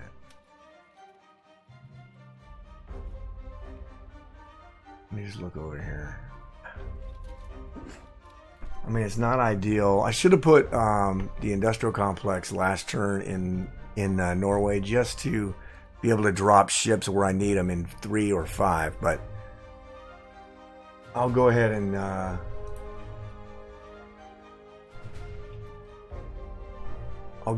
and take the risk that he doesn't take a 12% battle for 1 turn until I can get my Navy, my USA Navy, to come up here and supplement. So if he does and it's successful, then that would suck. But we got United Kingdom up to 40, which is good. The fighter and 2 infantry go into India, and then the other 7 guys go into United Kingdom.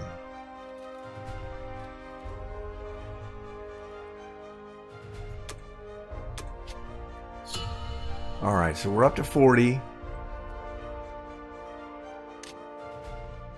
Let's see.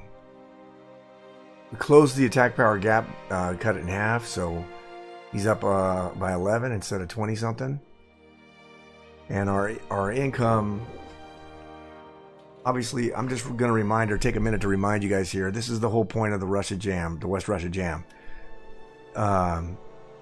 Russia has no money. The other two allies have a lot of money.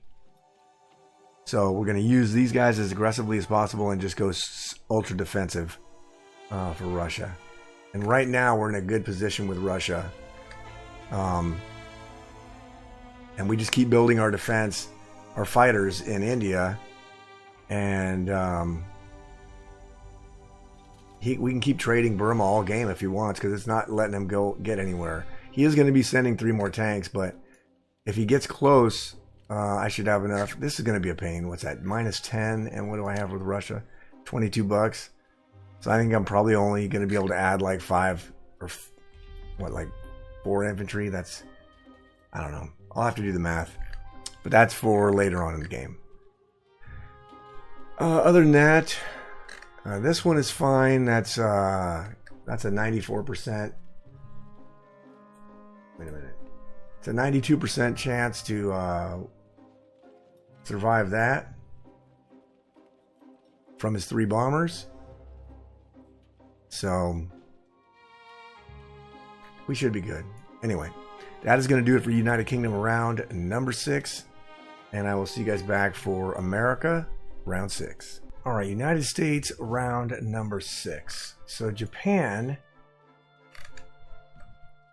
Okay, Japan looks like they backed off, but what they did, he bought 3 tanks, 4 infantry, 3 artilleries, so 3 more tanks, 4 infantry, 3 artilleries, and then he took Evenki, killed my guy there, took Vologda,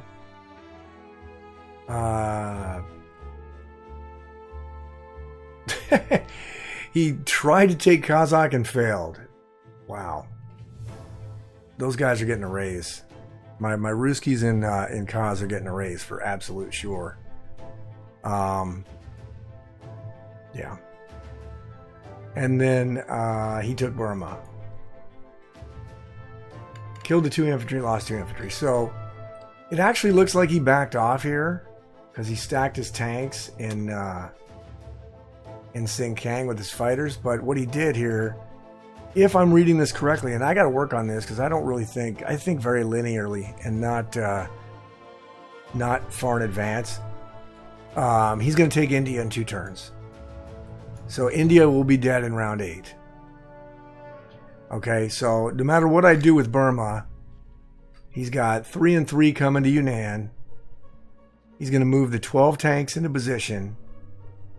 He'll have probably here, well, he's probably not going to lose any guys, but let's say he loses 1 guy. If I manage to kick these guys out and take it, he's going to have, you know, let's say 3 artilleries and 2 infantry, plus 3 more that he can land in India, plus 12 tanks, and the 6 fighters will all be in position to go to India. So after next turn, I'm sorry, at the end of round 7, he's going to be in position to take India round 8, and there's nothing I can do about it, I don't think. So what I really have to do is get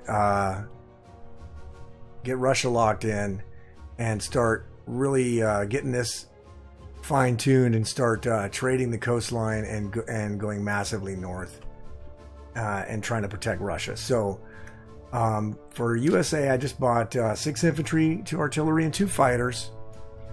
And so it's going to be kind of weird logistics, but in this round, we're going to send 4 transports to 3, drop 8 guys, and then we'll have 6 transports and 10 at the end of this turn. In round 7, we'll drop 12 guys in Finland, and we'll have 6 transports here in 4, and then round 8, we'll send 4 transports with 8 guys over here to Finland, but we'll only send 5 of the 6 back, and we'll have 10 guys here, and that way we'll be dialed in 5 and 5, so 10 units every single turn with a threat of dropping 20 at one time into France. But that's going to be like round 9. All right. We can't send this stuff to Season 8 because he could kill it. I don't want him to kill it. I'd like to keep my Navy here. And we're going to try to get as many fighters as we can into Russia and get as good of a stack as we can into Karelia to try to push down into Germany. So, I already went over what we bought. For our combat, we don't really have anything. We're not going to do any combat with the United States. Not really anything we can take.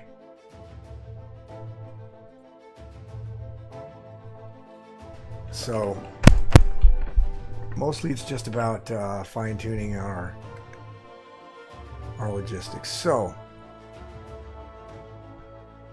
we're not going to attack anything.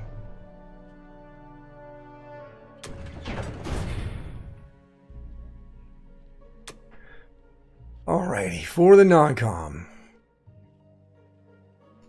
This stuff here is going into Karelia. Oh, let's see here. This stuff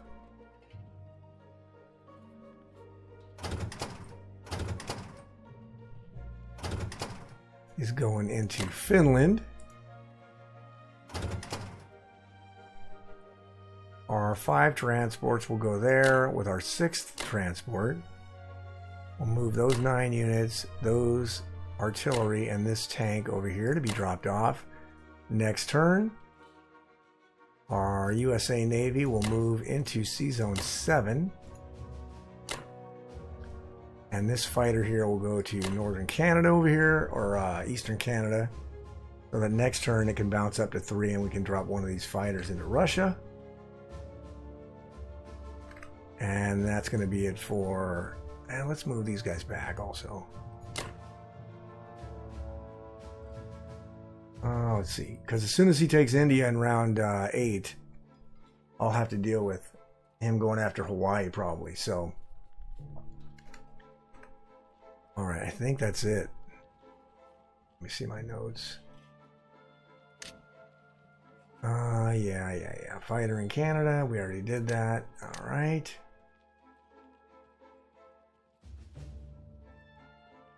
Okay. Did that. And we did that. Okay. Alright.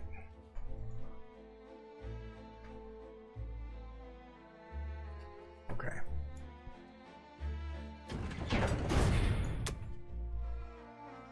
That's a long round for doing nothing. Alright. Our 2 fighters and our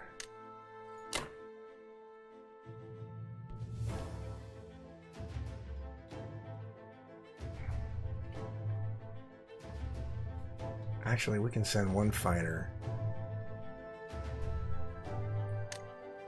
Send 1 there and 1 there. Because those 2 can both reach Sea Zone 3. Those can send over, and this one can move to Sea Zone to Northern Canada. All right.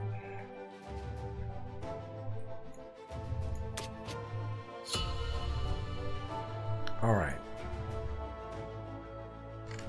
Okay, he bombed the shit out of Russia, so that's not good. All right, so industry. We got to repair 3. Buy an infantry, repair. Oops, not that. Oh yeah, repair. Buy an infantry. Repair.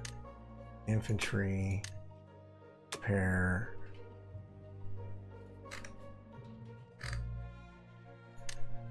Infantry. Repair. Infantry.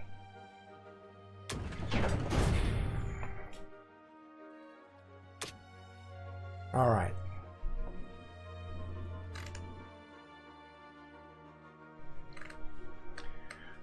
Alrighty, so we need to kill this so we can't build there. So let's do 1 artillery. Let's do 1 artillery. 3 guys and a fighter. Actually, let's do 4 guys. Oops. And then we'll do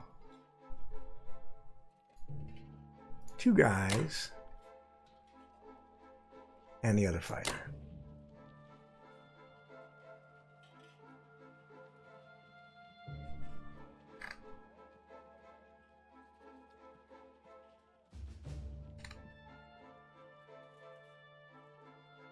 Yeah.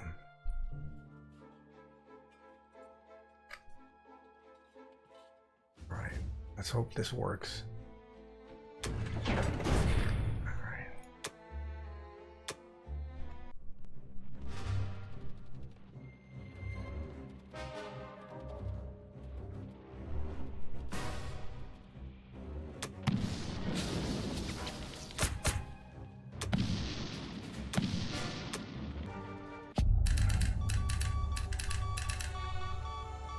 All right.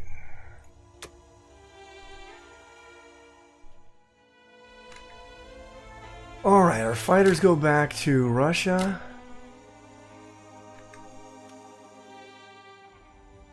And that is it.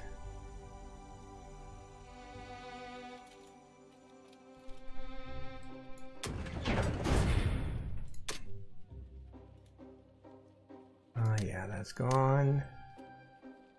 Did that already. That already. Okay.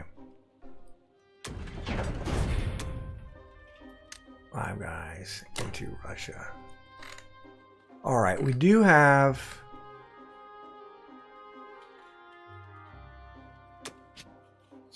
all right. All right, it's a lot of talking, but not a lot of action for this turn. So, I think we're okay. We're not great. We do need to shift this around, but after this next turn, round 7 is going to be the turn where England starts just hammering the coast, and we're just going to go completely northern shuck over here with every now and then dropping a couple guys into Africa. To protect against Japan's advance, because they will advance. Like I said, they should take India round 8. So anyway, that's going to do it for USA 6 and Russia 7, and I'll see you guys back for United Kingdom round number 7. All right, United Kingdom round number 7. So Germany bought 5 infantry, 4 artilleries, and a fighter. And then he did 2 bombing raids. He bombed Karelia to the tune of 3, and he bombed Russia to the tune of 4. And then he moved both of his guys in Africa over to Morocco. He took the Caucasus, but it was really costly. He lost 4 infantry taking the Caucasus, and now he only has 1 in there left. And then he took Bello using his artillery and his infantry. So now this has no infantry support. A bunch of tanks standing out there with no infantry support, which is fantastic. So we're slowly but surely dwindling all of his infantry. He does have a lot of them in Germany, but that's not going to help him because he's not getting them forward. But I did notice one thing. So my initial thought was that he was going to try to take India, and he still might do this, by moving these tanks into position, stacking Burma, and moving these guys over here to Yunnan, and then he'll have a 100% chance to take India. He still might do that, but one other thing I thought he would be able to do is if he kills with Japan, he takes like the 2 guys and the 4 fighters and he kills this and he takes this with Japan, he can then move his 12 tanks and his 4 fighters into the Caucasus, which would allow Germany to hold it, and then he could move into the Caucasus and start building here. That would also allow him to squeeze India. So I don't want him to do that. So I was going to leave this for USA, and for Russia. But now, especially since he failed miserably, it was a bad battle for him. I'm going to take this with United Kingdom, because if I take it with UK, then even if he takes Kazakh, he can't roll his stuff in here to protect. So he may default to try to go get at India again. I don't know. But we're just going to start dropping shit tons of troops in Northern Europe. So all I did was buy 10 infantry and another fighter for India. And then we are going to move all of our stuff from C-Zone 5 to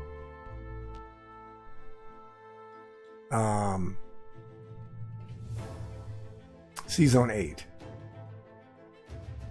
C-Zone 8. So the way we're going to do this is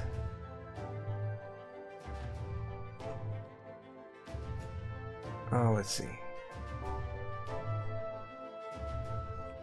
Well, that's going to suck if we don't get anything bombarding. Maybe we should use our planes.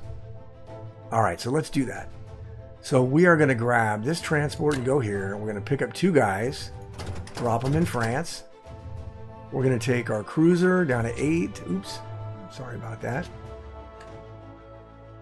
Our cruiser down to 8. My God, what am I doing here? And bombard. We're going to take our battleship down to 8 and bombard. We're going to take 1 fighter and attack France. Then we are going to take 2 guys from Karelia and this fighter, try to take Baltic back.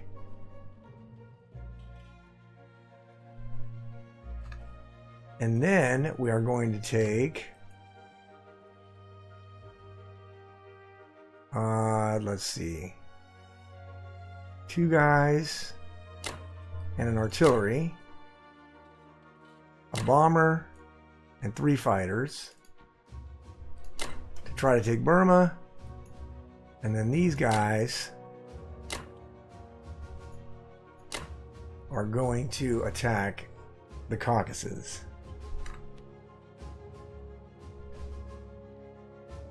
And that way he can't do what I suggested earlier, which was kill this and then move all of his stuff over there. This is not really blocked if he doesn't use his tanks during the combat phase, right? So I think that's everything we're going to do. And let's see how that goes. All right.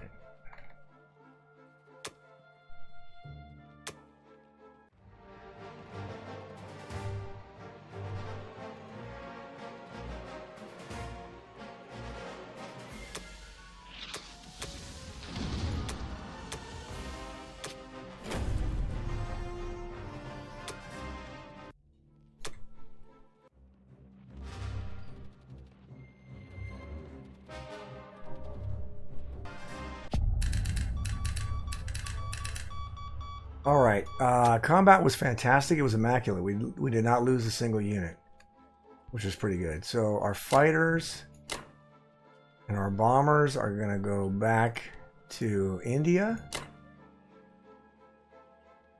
which now he's definitely for sure going to be able to take India.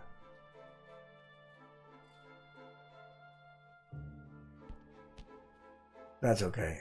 This fighter is going to C-Zone 8. This fighter is going to C-Zone 8. Our aircraft carrier is going to C-Zone 8.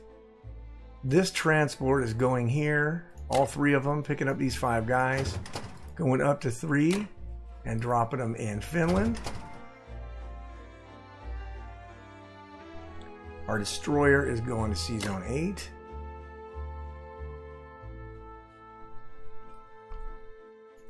Our submarine is going to 33.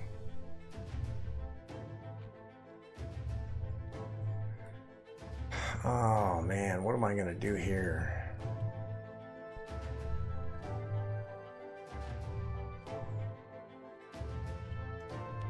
I want to send this to Persia.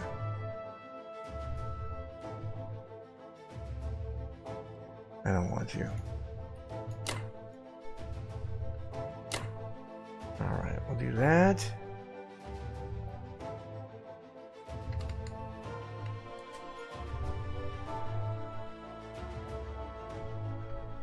Yeah.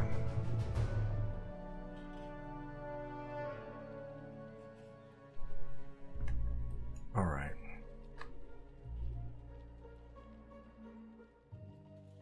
Is that everything I need? Let's see here.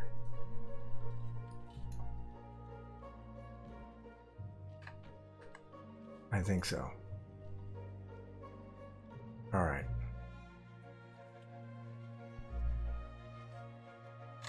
I don't really care if he wants to move all 15 of his tanks in here, because then it's just like every unit I hit is trading a tank. So I'll be happy to trade infantry for tanks if he decides to do that. I'm going to take this with America.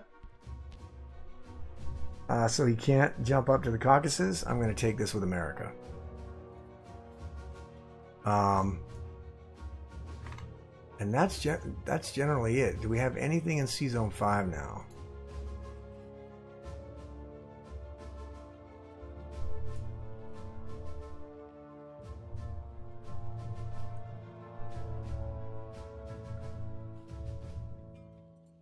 All right, they go up here. Okay. I think that's it. All right.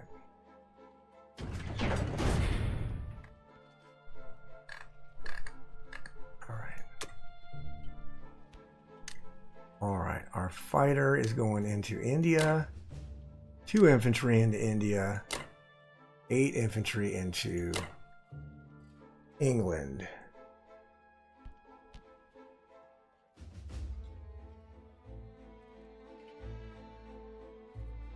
Right?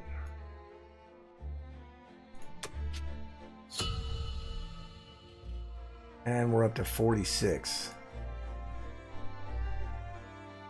All right. So this is still going to be rough. I still think he has a chance to take India in round 8 if he moves the tanks in range and stacks Burma. If he fails Burma for whatever reason,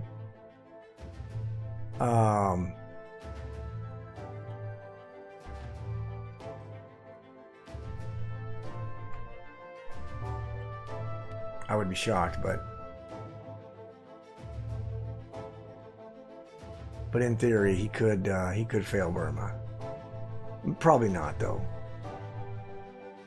So Japan's going to pretty much dictate if we can stay in India or not. We might. I got to run numbers on it, but I think we might be out of it.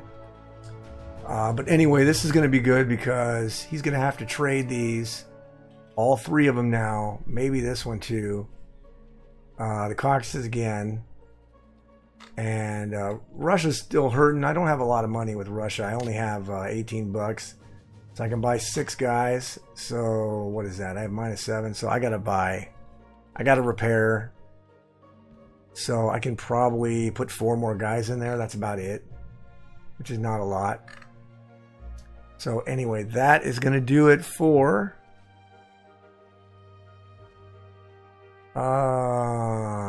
United Kingdom round 7. I'll see you guys back for USA round 7. And I just want to point one thing out here. And this is why you should always put friendly units in opposing your allies' territory, right? So I'm able to move everything out of C-Zone 5 and leave this aircraft carrier and these 2 fighters because he has no Japanese aircraft in range of C-Zone 5. I was playing a guy who had Japanese planes everywhere, and it made it almost impossible to move some of these things around because if I moved, I'd leave transports open for his Japanese bombers. So just be mindful of that. Just be aware of that. All right, that's going to do it. I will see you guys back for USA 7. All right, United States round number 7. So Japan did not move his tanks into position to take India. So India is not going to be under any threat. We'll just keep trading Burma and adding more planes and infantry here. So that's not going to help him. So India is under no threat. Russia, however, is under a little bit of a threat. I mean, he's going to have 18 tanks here after the end of this turn. Or next turn, I'm sorry. And so we are going to have to clean up some of this stuff here. But I'm going to try to save as much money as I can with Russia and try to defend as lightly as possible. I mean, we're gonna take these back, but I was gonna take this with America, but I'm not going to. I'll do that maybe next turn because I'll have a fat stack. So maybe I'll take it with England, or maybe I'll take it with America. I'll have to see.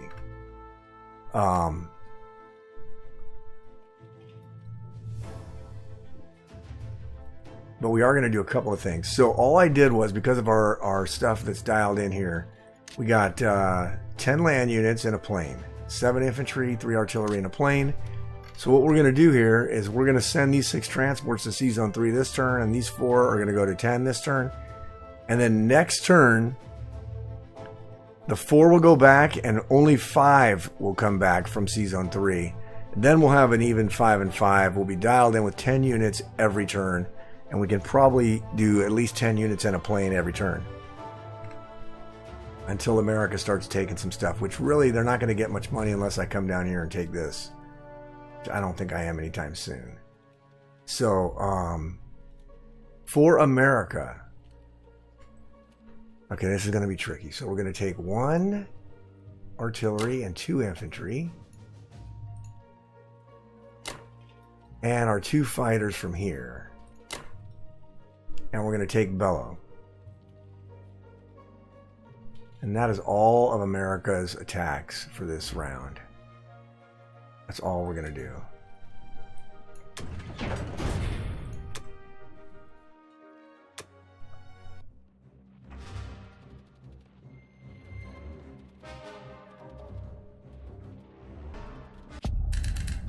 Okay. Combat was fine. We lost 1 guy. And now these 2 fighters are going into Russia. All right. Our aircraft carrier from 5 is going into 8. And these 2 fighters are going into 8. Our battleship and 2 of these destroyers are going into 8 as well. And then our other destroyer and our cruiser are going to go into Sea Zone 3. So all he can attack with right now is 3 bombers, and we'll have 2 fighters. Well, we don't have the 2 fighters yet because this fighter is going to 3 and this fighter is going to 3. So now we'll have 2 fighters, 3 destroyers, a cruiser, and an aircraft carrier in Sea Zone 3, and that's more than enough to withstand the 3 bombers. And then in Sea Zone 8, we'll have an absolute shitload of stuff in there, including a couple of battleships. Yeah. Let's see. We're projected to only lose a couple destroyers if he decides to attack Sea Zone 3.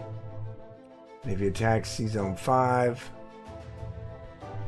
we lose 3 destroyers and an aircraft and 2 aircraft carriers. That's because he can attack with 6 fighters and 3 bombers in Sea Zone 8. All right. And then all this stuff here is moving forward. And then we're going to grab all this stuff. Go up to Sea Zone 3. Drop them in Finland. These guys are going up to Canada. This fighter's going up to Canada. These transports are coming back to Sea Zone 10. And that is it.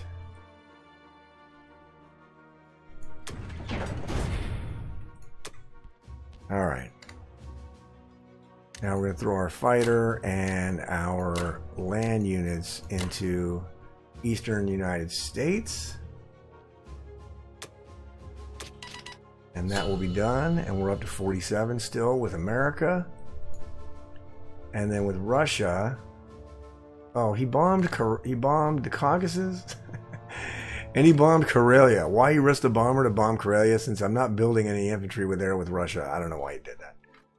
But that's fine. I guess he's trying to bomb everything I got. So, let's see here. Let's go to the land and we'll do an artillery.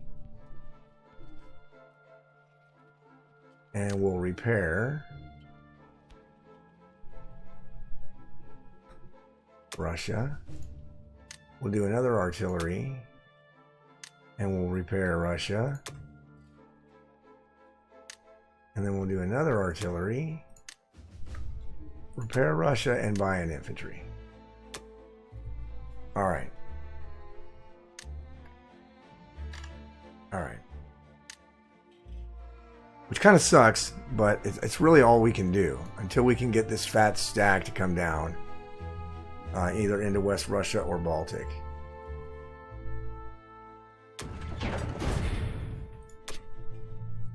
Alright, so the combat, we do have to be kind of aggressive.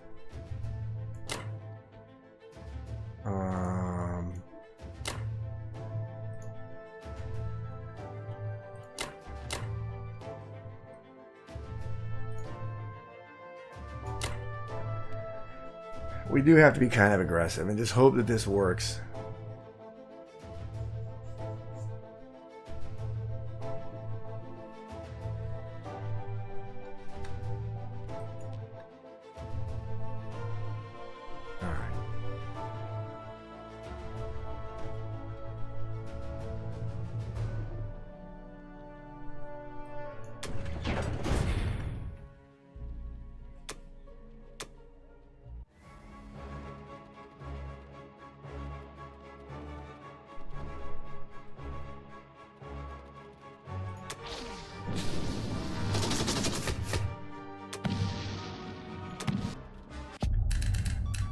Alright, combat was pretty good. We did lose a unit in Kazakh, but we did not lose a unit in Novo. And we took them both. So that's good. So we're going to fall back into Russia with that stuff. And then we're going to drop our 4 units into Russia.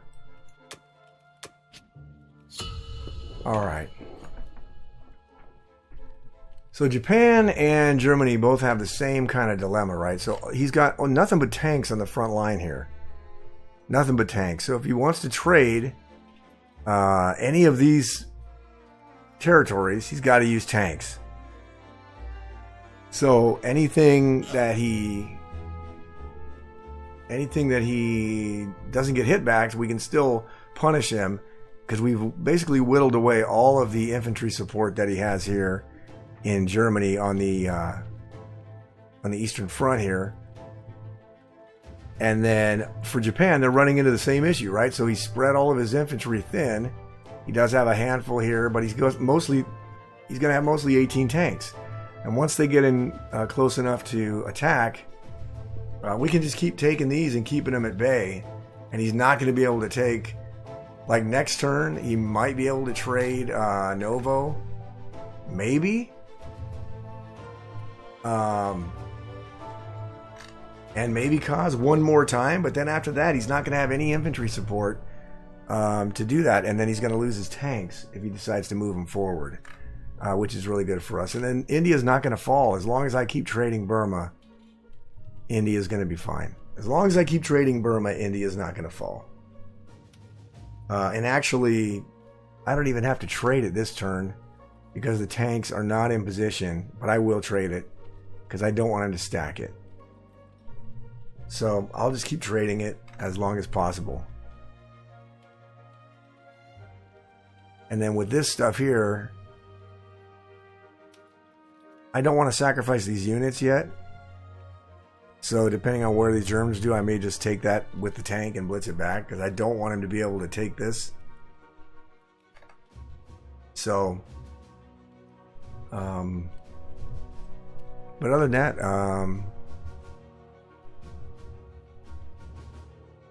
I kind of like our board. We're gonna get 2 more USA fighters in Russia next turn, and they're gonna be replaced by these 2 USA fighters. And so then we'll have, to protect Russia, we'll have an absolute fat stack of aircraft if we have to turtle into Russia. Right now I don't think we are because he's not putting enough pressure on the front end of it, and he's lost all of his infantry in the German side. So we'll keep dropping 10 units every turn, plus whatever England can do until this stack probably gets up to like maybe 40. and then I'll move it either down into West Russia or into Bello,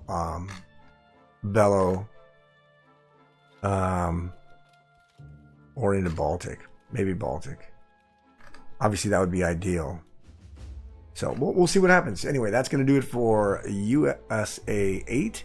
I'm sorry, USA 7 and Russia 8. And I'll see you guys back for United Kingdom round number 8. All right, United Kingdom round number 8. So Germany just bought 11 infantry and an artillery. Finally, just buying nothing but land units. And then he bombed Russia again. So now I'm down to 13. Or minus 13, so that's going to be rough. And then he took France, Baltic, Northwestern, and West Russia, but he had to use a tank to take West Russia. Did take Baltic, but he did lose a guy there. And then took these back, and I think he lost one infantry in Northwestern or France. I can't remember. But he did not take the Caucasus. He did not try to take the Caucasus. So that's good for us. So I'm actually going to leave those 2 units there. And I'm going to try to take Western Russia with United Kingdom guys. So I went ahead and just bought another fighter for India, 2 artilleries for India, and then 4 infantry and 4 artilleries for England. So we can just keep doing this. And we're going to trade these back again and try to keep dwindling his troops while we get America's fat stack up there. So first thing we're going to do is we're going to take this with our tank. And then we're going to take 2 of these guys and our bomber. And then we're going to take 3 of these guys and our 7 fighters. Try to take Burma.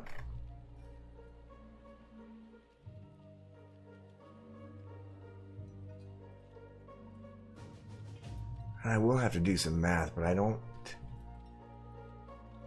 think I should be okay. Hang on, let me run this real quick. Okay, we should be good.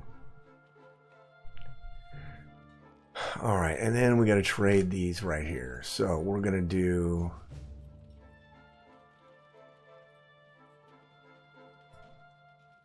those 2 guys and drop them there. Bring a transport down here. Pick up 2 guys. Go down to 8. Drop them in France. And then we're going to do 2 fighters and a battleship. And then we're going to take this transport, go here, grab 2 guys, go to 8, drop them in Northwestern, use the cruiser to bombard.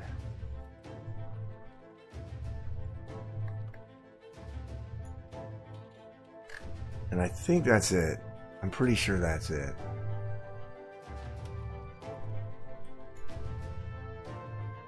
Alright, let's run this and see how it works.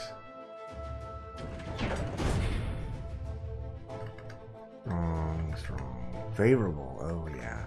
Alright.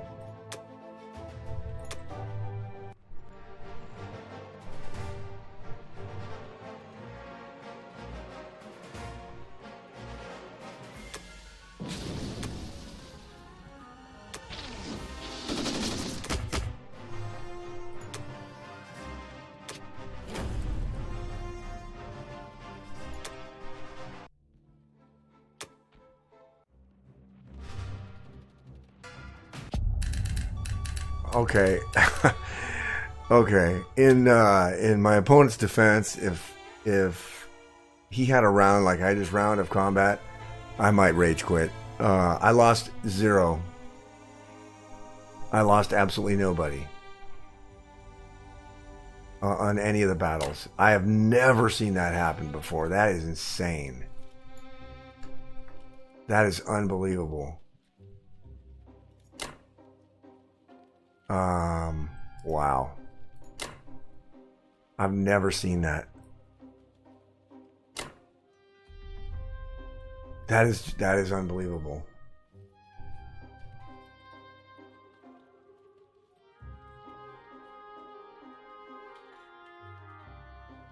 Ooh, I gotta change the math on that. You know what? I gotta change the math on that. I miscalculated. Okay. So I calculated that these fighters here could not attack India, but that's not true. Because they can go 1, 2, 3, and then land on the carrier in 35. So even though he only has 2 carriers here, he could do 1, 2, 3, and then land those on the carrier. 1, 2, 3, 4. So he can actually attack with 4 fighters. But with 9, there's going to be 9 fighters in here at the end of this turn. So with 9 fighters, he's not going to win that battle because he can't only land 6 land units in there. But that is amazing, man. I might even be worth stacking France now and dropping 20 guys in there. I'll have to run the math on it. I don't think it is, but it might be because I could drop fighters too. Let's see, 1, 2, 3, 4. They can't get there, but I can replace them with those 2 fighters, so I could land those fighters in France. Wow, that's tempting. I don't know. I'll have to look. Oh, but I also want to grab these 2 guys here. Hold on. Grab these 2 dudes and take them up to Finland. And then these guys are moving forward. Right?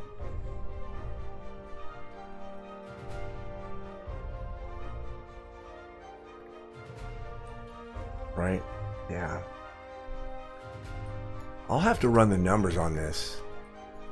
That's an interesting turn of events because I lost nobody. I could put 6 guys in there and put 8. That's 4. That's 12 or 14, and then 12 be 26 in a fighter. Man, that's interesting. I'm not going to do it. And I could take this, and I could take this. I'll have to think about it, but Japan's going to have no effect on this anyway, because he's got no fighters in range to help defend Germany, so I'll have some time to think about my next move, see if I want to try to stack France. But that's very tempting. Alright, our fighter is going into India, and 2 artilleries, and then we're going to put 4... and 4.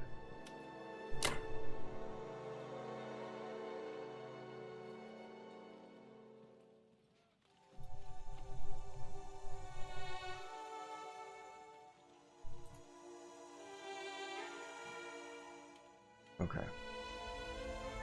All right. Okay, that should do it. Yeah, that's going to do it. All right. Let me... Yeah, okay, end of turn.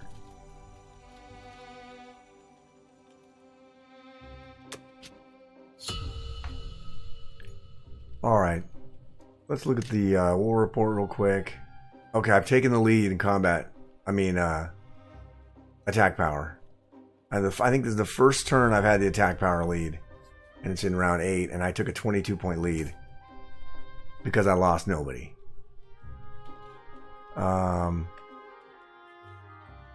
They've still got 79 to spend this turn, but they're only making 64. I'm making 97, and 17 is what? 114? Which is pretty good. Very, very good. So, alright. That's going to do it for United Kingdom round number 8. And I'll see you guys back for USA round 8. Alright, United States round number 8. So Japan... Okay, Japan bought 3 tanks, 3 infantry, and 3 artilleries. And then he stacked, he took the surrounding, he took Kazakh, he took Burma with everything. He had an immaculate round of combat as well. You know, last round with United Kingdom, I didn't lose any guys. Well, with Japan, he didn't lose any guys. So it was payback. But so he stacked Burma 3 and 3, but the interesting thing is, because he did that, now I can hit Burma with everything I have, and the only response is going to be, it's not going to be that big of a response.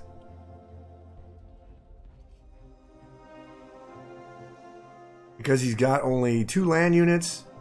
He could move his whole navy down to 36 to stack Burma with 1 guy and 1 infantry. But if he did that, then these guys are definitely out of position. They're not getting onto the mainland. So he's got to have at least 3 transports to take these guys off to the mainland. So he's not going to be able to attack Burma unless he wants to sacrifice one of the transports to go here and only have 4 guys going to the mainland. So he bought more tanks.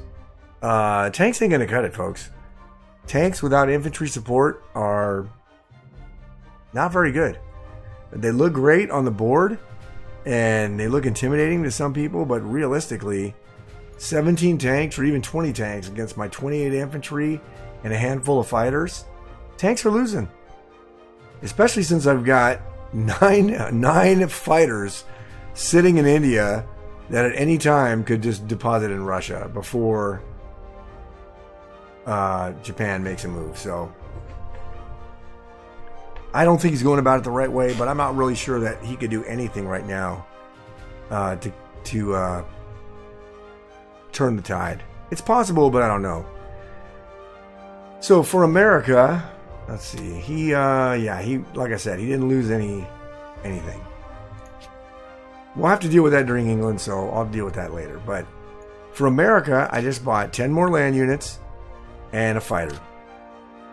Because at the end of this turn, I'm going to have 5 transports in C-Zone 10 and 5 in C-Zone 3, and we're going to be absolutely dialed in on our Atlantic Ocean logistics, and then we'll be pretty good. So what we're going to do for America is we're going to take 1 guy and take Poland. We're going to take an artillery and 1 infantry and 2 fighters and hit Baltic.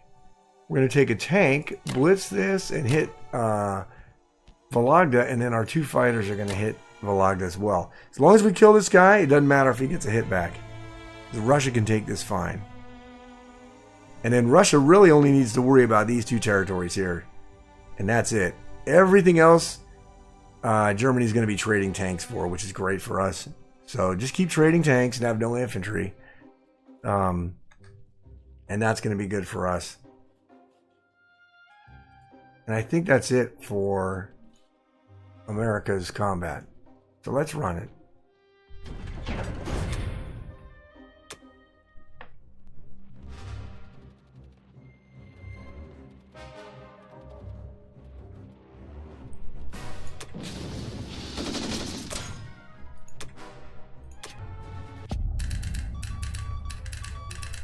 All right, combat paid off. We did not lose anybody, and we took everything we wanted to take. Our fighters are going into Russia, and then these fighters are going into Karelia. We're actually going to move.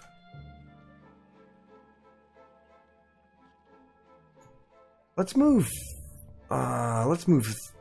3. Let's move 3 infantry into Bellow, and then the tank. And everything else will move forward. Right?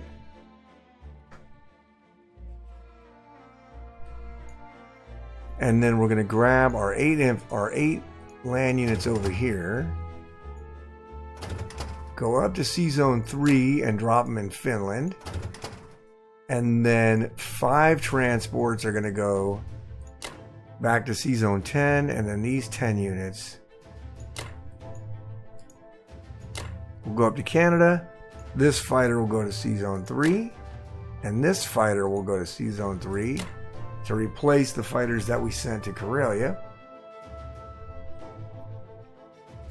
And I only used 3 units here just to make it more costly. So if he wants to go in there, he has to use tanks, right?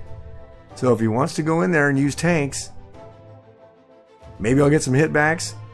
Or maybe it's just going to whittle this stack down, right? It's just going to dwindle his stack of tanks.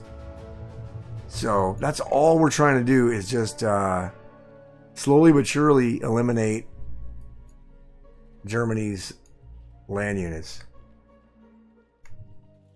Alright, so I think that's it.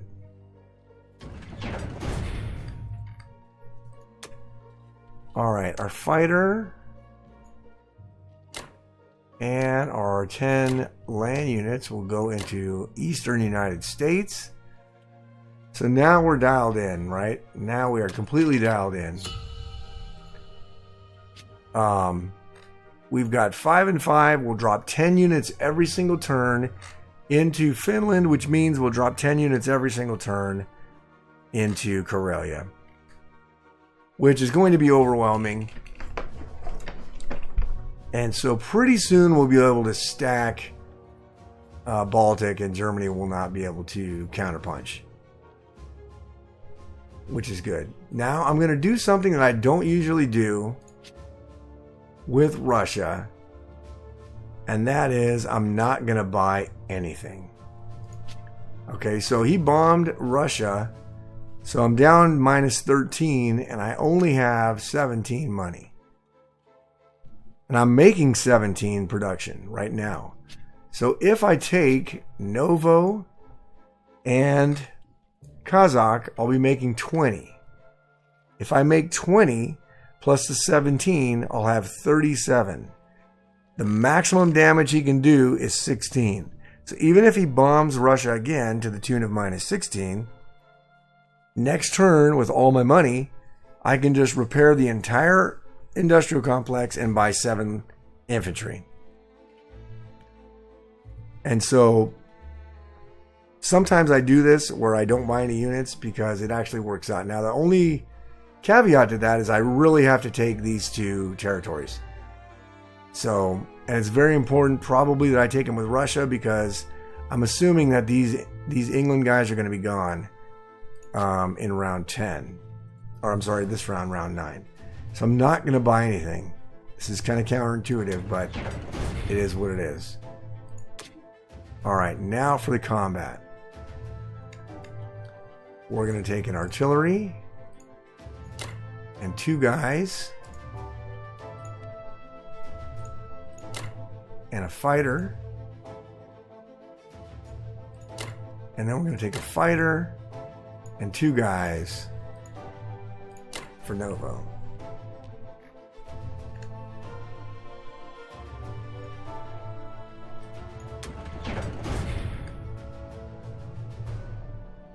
Oh, wait a minute. I forgot. Novo's got a tank there. So let's take an artillery.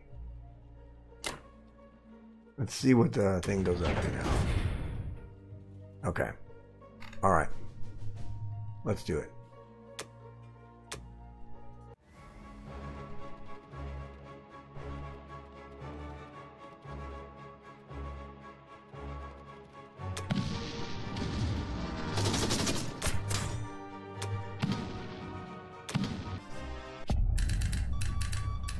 Alright, combat was pretty good. We did lose an infantry on each attack. But that's okay. We're going to send our fighters back to Russia.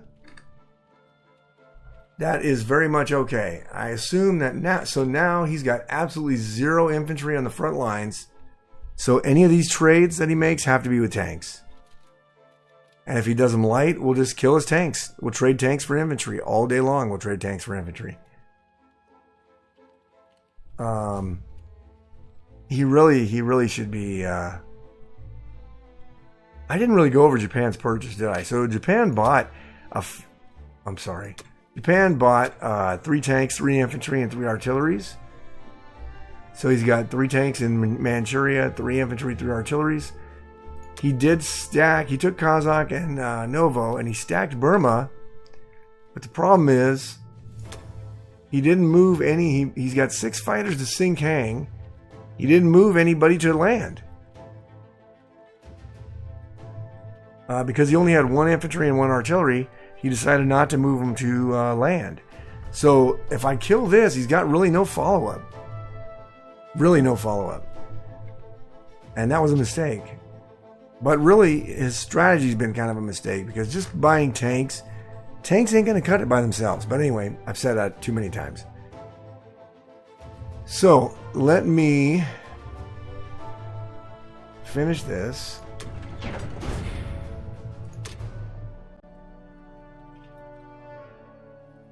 Oh yeah, I don't need to do that. I can get rid of that one. Alright. I'm not mobilizing anything because I didn't buy anything, but it doesn't matter because it's completely safe. So now I've got 37 IPCs, and even if he bombs the shit out of Russia, all I can get, he's risking bombers for 3 damage. So if he's smart, where's his bombers? Oh, they're in Germany.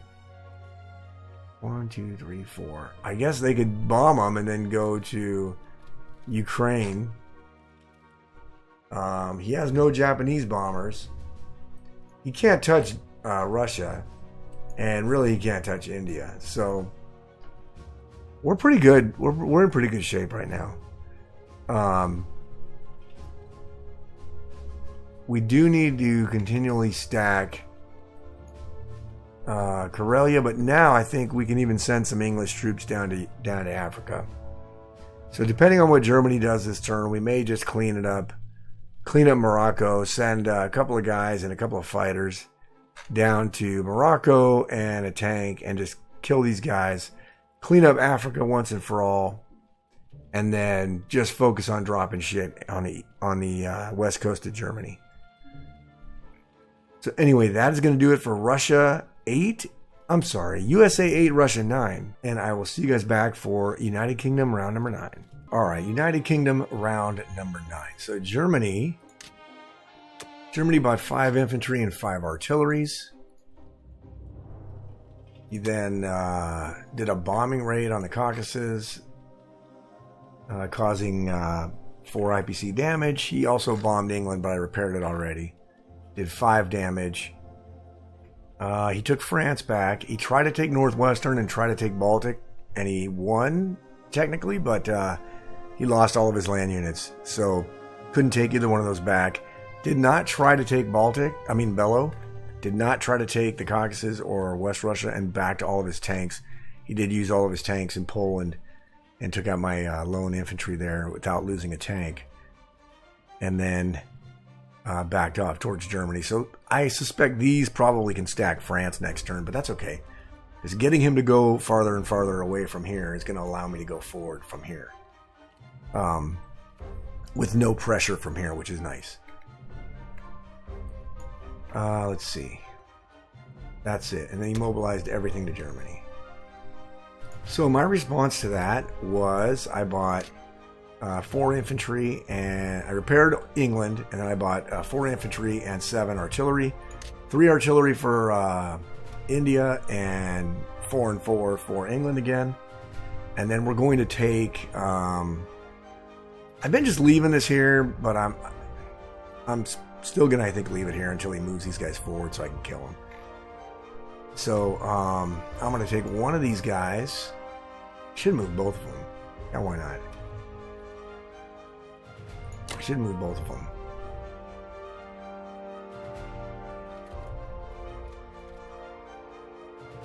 Let's not move both. Let's just move one. One guy in there. And then we're going to hit France. So give me 2 of those. And 2 of those. And then give me my 3 guys to go here with 2 of them. And then our battleship is going to bombard, and our cruiser is going to bombard, and our fighters are going to attack France.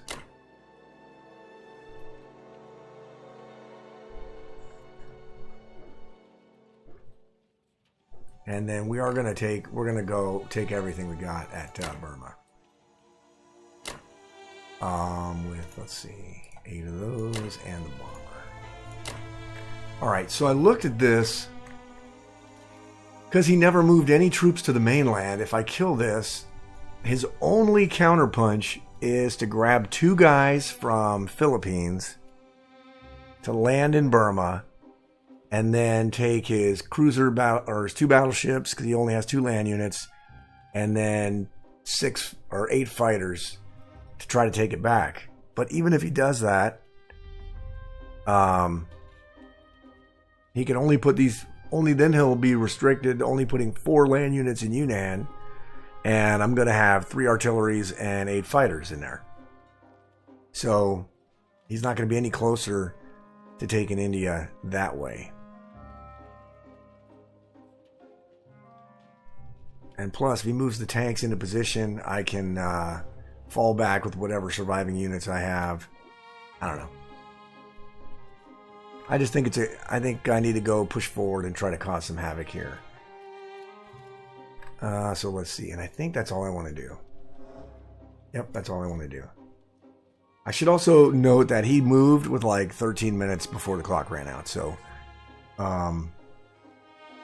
he's cutting it really close. I don't know if that's by design, but I guess it could be.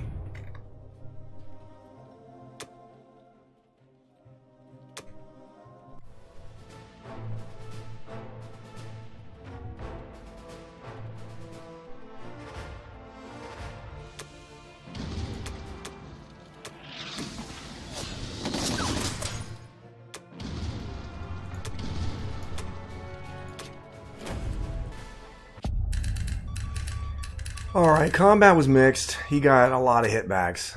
So he got both of his units in France hit back, and then 4 out of 5, or 4 out of 6 hitbacks in Burma. Which kind of sucks, because now he can lightly, if he just moves. But if he moves his fleet down here, and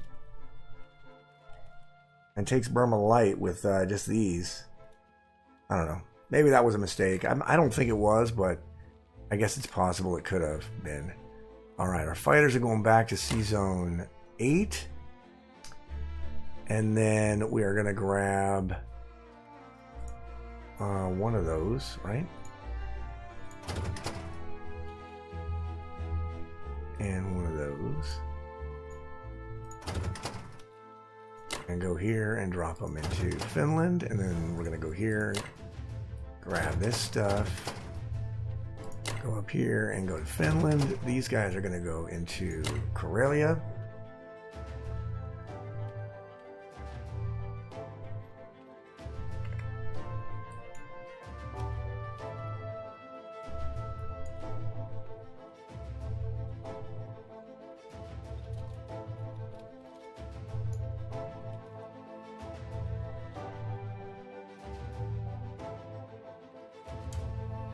And then I'm going to move that unit back.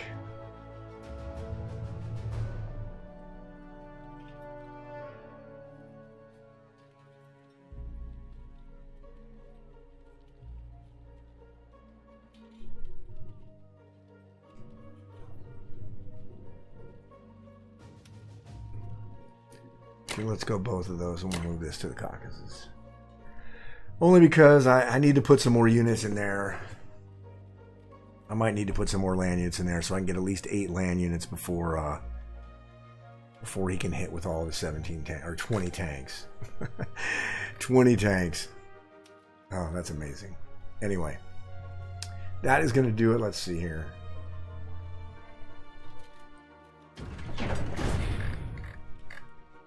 All right. 3 artillery are going into India. And then 4 and 4 into United Kingdom. Oops.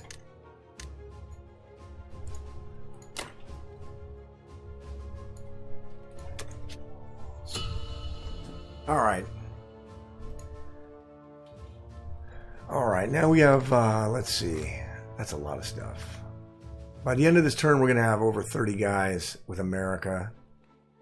Let's see, what's that? 8, 21. We'll have, yeah. We'll have close to 30 guys in Karelia, which is not going to get cracked, I don't think. So, anyway, but we are going to lose all this stuff because I'll put some Americans here. I might even move these Americans down. Maybe into West Russia so they can start heading this way, maybe. I don't know.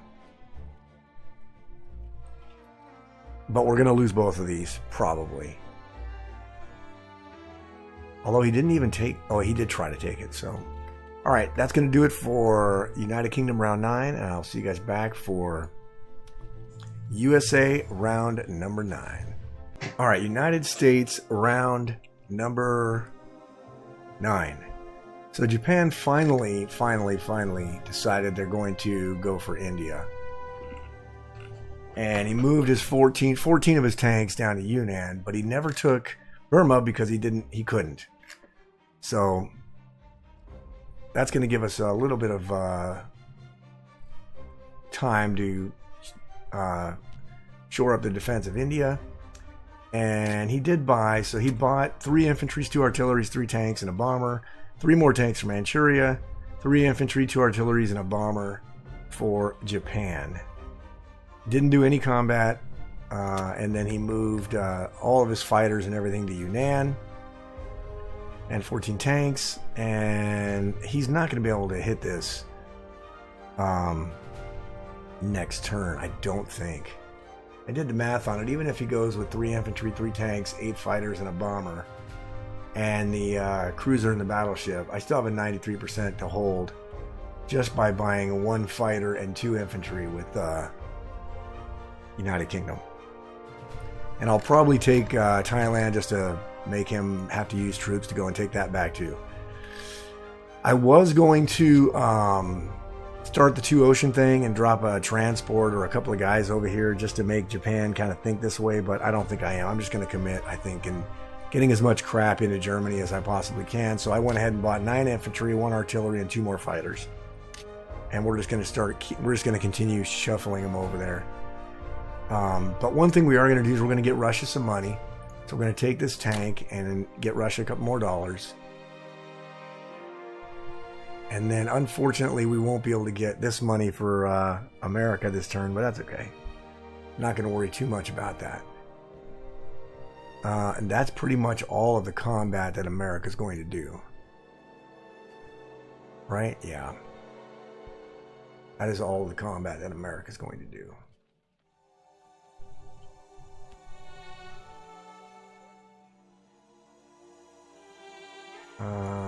Yeah. So let's... Well, this tank here, I can't really do anything. Alright.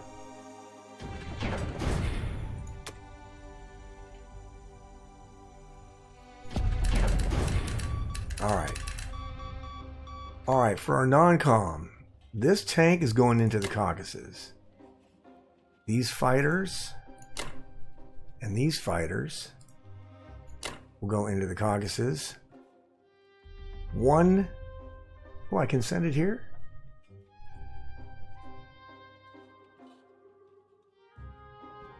Okay, let's put 1 more fighter in there. And then this fighter here is going up to C-Zone 3. Let's see. So we're going to move... We'll do 2 guys. We'll move 2 infantry there. And then we'll move 3 infantry there and 2 infantry there. And then all this stuff will go over here.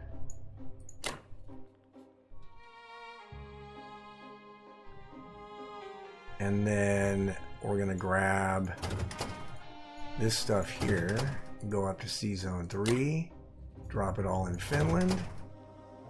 And then these 5 will go back to 10. And then this stuff will go up to Canada. Right?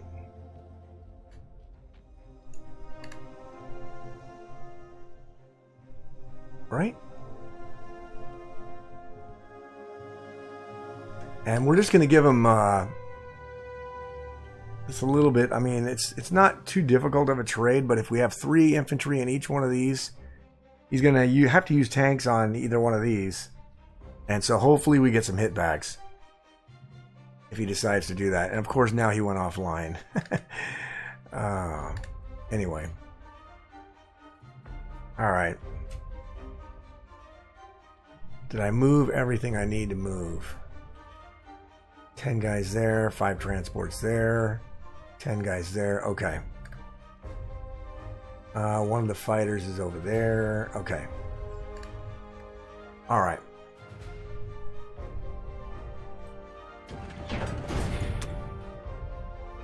Alright, so we put all of our 12 things into Eastern United States.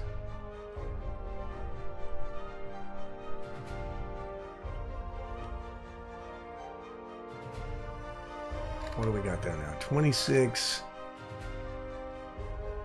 and 7 artilleries? Yeah. All right.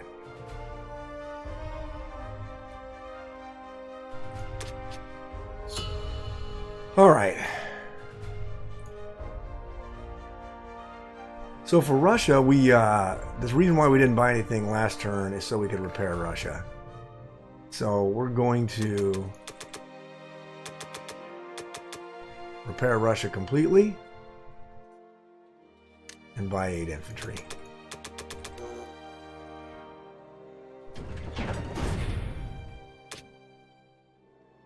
All right, and then for the combat, we're going to grab that for America. And that is it.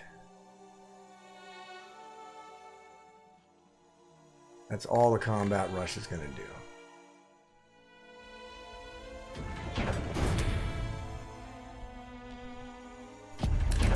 Alright, for the non-com. Our artillery's going back to Russia. This artillery is going back to Russia. We're going to put 4 tanks, 5 infantry, and 1 AA gun. Actually, we'll put both AA guns in there. No, we won't. Let's not do that. Let's leave the AA guns.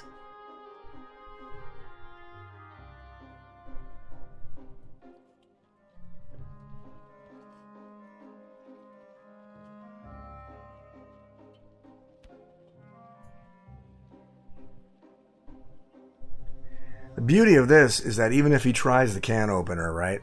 So even if he tries the can opener to get the Japanese tanks into Russia, they can't land anywhere. So the can opener's not going to work. If he wants to send 6 tanks only at 27 infantry and a couple of fighters, doesn't matter because I can send a handful of India fighters up there to defend it if I need to. So this is just all, and I'm going to have 22 bucks next turn, so I can buy 7 more infantry next turn. So all this is just delaying it and just making Russia stronger, stronger, stronger. So let's get that done. But at some point, I am going to try to have to put some navy down here in the Pacific just to get Japan. I don't know, maybe not. Maybe I won't have to. I definitely don't want. I gotta get into Germany pretty soon.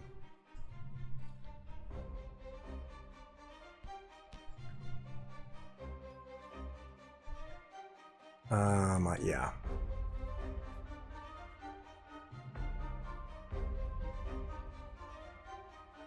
All right, I think that's it though.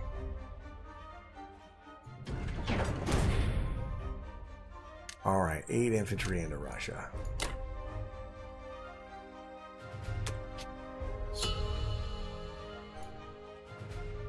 Alright. So obviously we put our tanks in position that we can send them down to India to defend if we need to. This guy's probably going to die. But maybe he takes one of these tanks with him. And then we're no worse for wear. We just got... Russia's going to make some more money for a couple of turns. Russia's money right now, we're making 22. So we can get it to where we're making like 21. For the next 2 turns, which is 14 more guys. In Russia, which is... It's pretty good. I'll definitely take that. And then hopefully these trades here are costly. What's Germany's money? He's got 28. So he's starting to hemorrhage his money now. But he is going to have to take France, these back again. So hopefully with England, we'll take those back again. Then we're going to drop more guys in Karelia. And then at some point, we're going to have to drop everybody down into Baltic probably. But we'll just keep trading France and keep throwing 10 US guys every turn into here and adding that. So we'll be adding, next turn we'll have 26 Americans, and then next turn we'll have 36 Americans. And that's not even counting whatever handful of guys we can get with United Kingdom. We already have 10 there. If we get a couple more in there, we may be able to stack 50 or so guys in Baltic. Then it's just a matter of time to squeeze. Hopefully we can hold off India enough by then. I'm going to make India as costly as possible. And he's going to have to take some of this stuff back. So anyway, that's going to do it for USA 9 and Russia 10. And I will see you guys back for United Kingdom round number 10. Alright, United Kingdom round number 10. So, Germany bought 4 infantry and 4 artilleries, because that's all he could afford. And then he bombed fucking United Kingdom, got 13 damage out of it, but I repaired it all. Took Northwestern, because it was undefended. Took Baltic. He lost 3 infantry taking Baltic, though, which is good for me. And then took France. Lost 1 infantry taking France. And he pushed into Ukraine with his 14 tank stack and lost 2 of them. So my 3 infantry guys got 2 hitbacks, which is really good. I didn't anticipate that. I thought he might stack France to prevent me from keep taking it. But he did not do that. So I think he's going to take India in round 11. Pretty sure. But in the meantime, all I did was I repaired everything and then just bought 10 more infantry and an artillery. And I'm going to just keep shucking people into north and keep trading France and Northwestern. But in this case, I am going to take Thailand, make him use some guys to take it back, and maybe delay him a turn in stacking India. He probably, because he'll have to go like 1 and 1 maybe. And I don't know if he will put all of his tanks in here without any infantry support. I don't know if he will do that. So, but we'll see. He might. And if all 20 tanks go here, there's no way I can keep India. So more than likely this turn, this United States fighter's got to fly out of it, and we'll back out of India next turn, which I hate to do, but I just don't think I'm going to be able to have enough, even if I put all my fighters into India. I don't think I can withstand. But we held out for 10 turns, so that's pretty good. So first thing we're going to do after we take that, we are going to take France again. So give me... Oh yeah, do I have 2 of them up there? Oh, this is going to be perfect. So give me 2 of these and 2 of these. I almost want to do 1 and 1 and hope that he doesn't get 2 hitbacks. But if he does, I won't take France. And I want to keep taking France. So we will...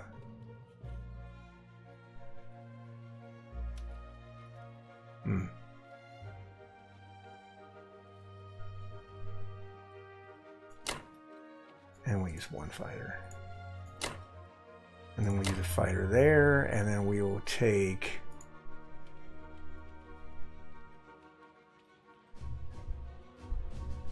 Man, should I risk it? Yeah, let's do it. Because all I'm going to be able to get there is 1 and 1. Alright, so let's do this. Alright,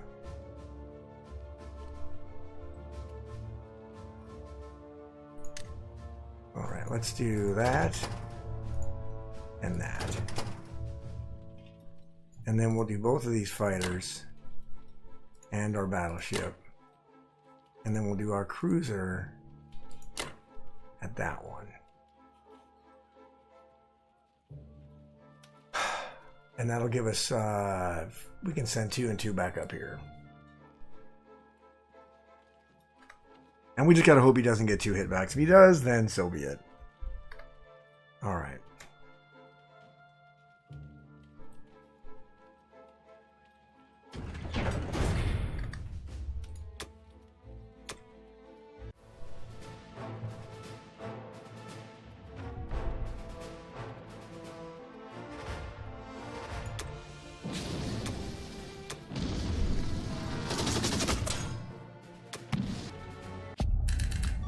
Alright, well, that was kind of a bonehead move because France survived, which really sucks. What has he got now? 30?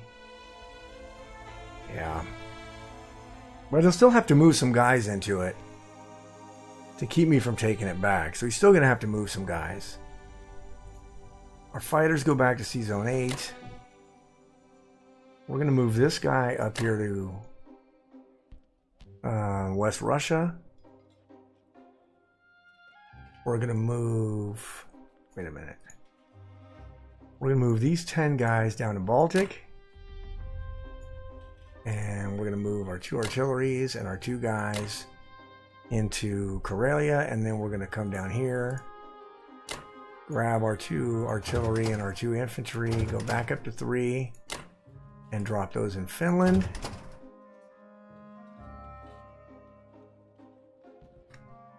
And then we're going to move 1 artillery into Burma. And all this stuff is going here.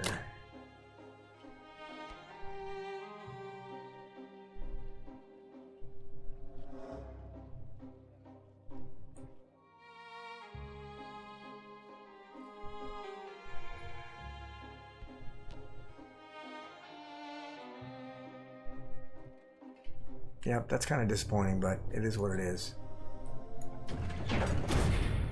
Alright.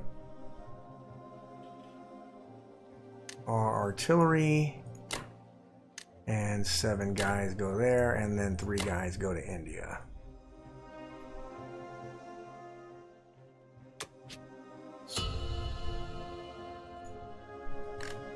Alright, what do we got here? So 4 and 3, 8 and 1. Okay.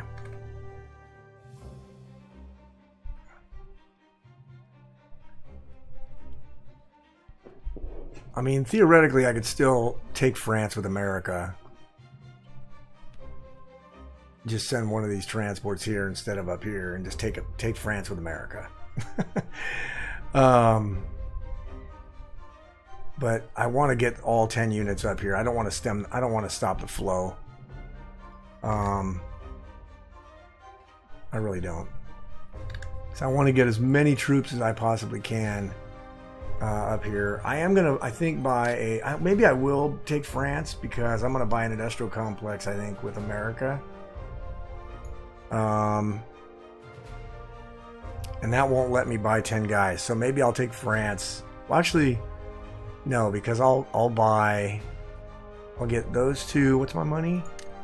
43. I'll have them 47 at the end of the turn. And then I will be able to take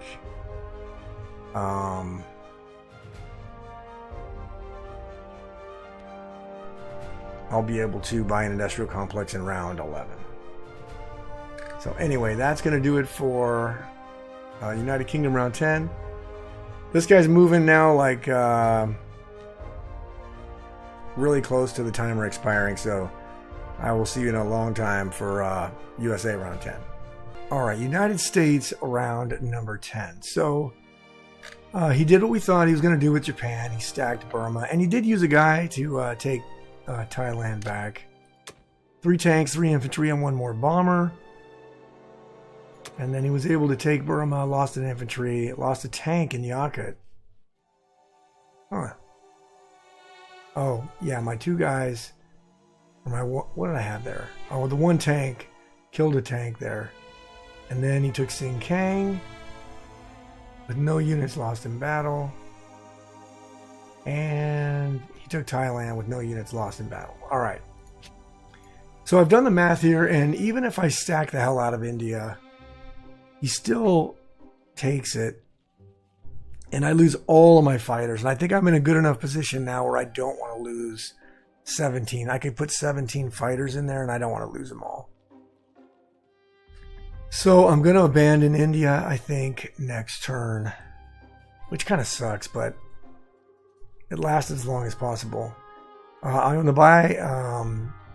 So this turn I had 44 USA money, and I went ahead and bought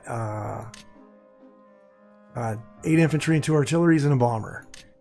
And then we're going to go ahead and we're going to trade as much of Europe as we can. And then next turn we'll put an industrial complex for United States in Bello. And then we can really start cranking out stuff.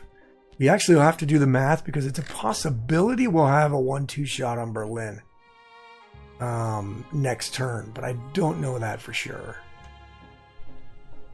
Probably if we move into Baltic and stack it, I don't know if we'll be able to, but we'll have to see. But anyway, so what we're going to do is we're going to take 1 infantry and kill this in the AA gun. And then we're going to take 2 infantry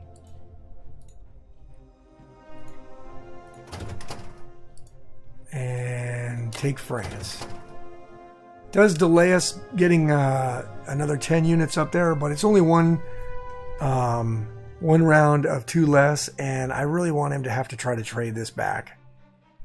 Because after we do what we do here, he's going to have to move his tanks. He's not going to be able to keep his tanks where they're at. He's just not going to. I'm actually going to move out of the Caucasus and see if he... let's see, he's got 4, 1, 2, 3. Yeah, I think that'll be okay. These fighters here, 1, 2, 3. Oh, they can get there too. You can put 8 fighters there. So maybe I won't abandon the Caucasus just yet.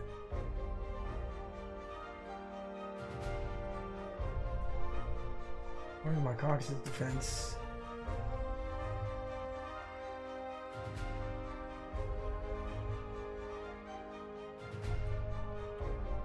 Well, I can do it real quick.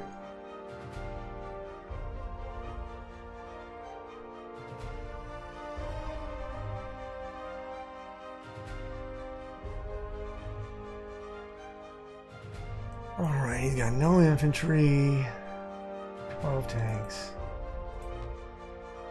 6 fighters, and 2 bombers. And I'll have, let's see, I'll put an AA gun in there. Actually, I'll put them both in there.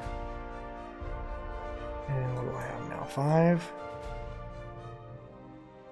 5 infantry, no artillery. I have 5 tanks in there.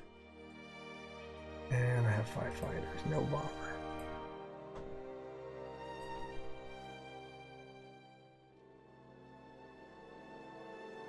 Ooh, he takes that, huh?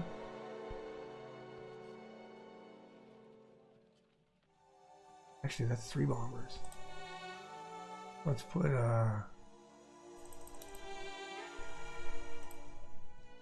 let's put both more.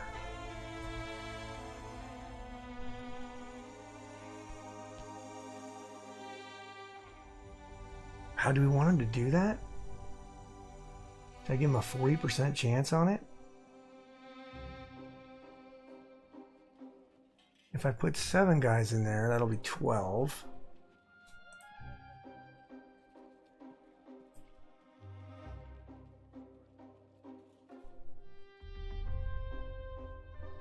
Yeah. Yeah.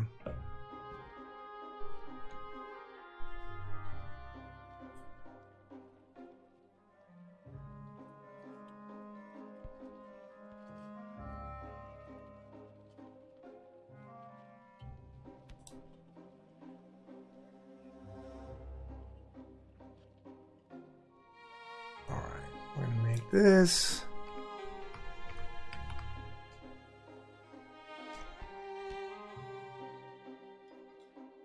All right. I think I'm going to do that. I think I'm going to give him a shot at this. 20% shot. And have him see if he'll lose all of his tanks. I don't think he's going to do that, but maybe he will. All right, we'll take these two guys. And two of these fighters.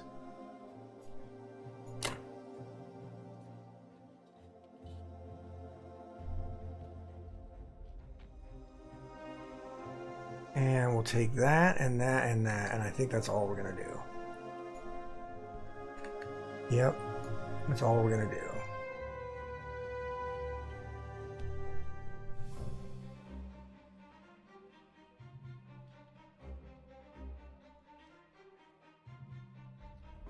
Well, it's costly, but it's only one turn. I move these guys out of Russia. It's only one turn. I can move them back, so that's not terrible.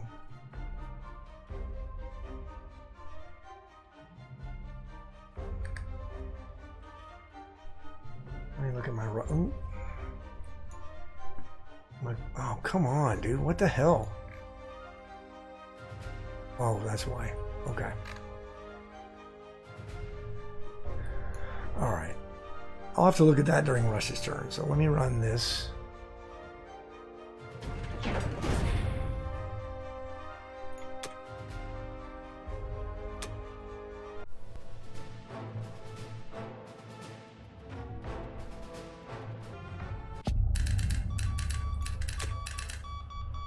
All right, for the non-com, these two fighters are going into Bello. All this stuff is coming down into Bello.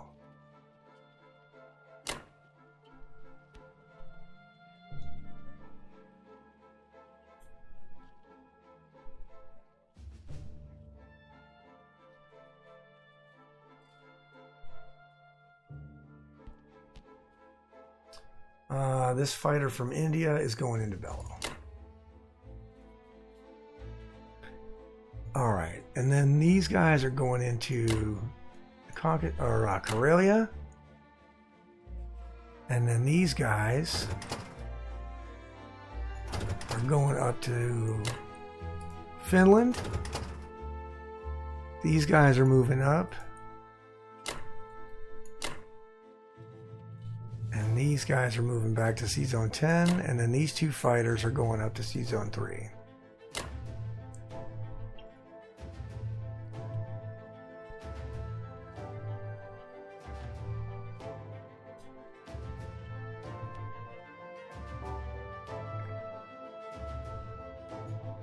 Right?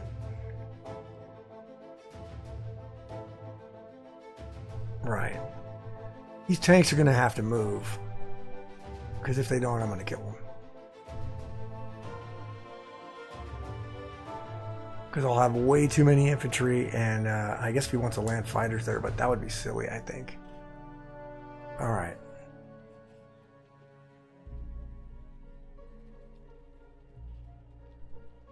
Alright, those transports moved. Those guys moved up. Alright.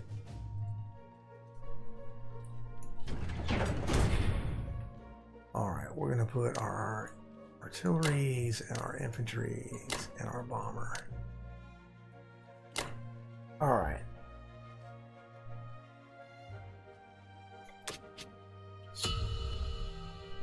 Alrighty.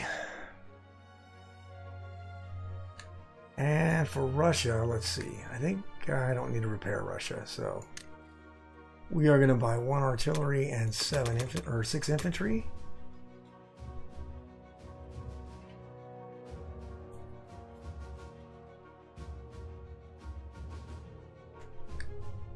Alright, he can do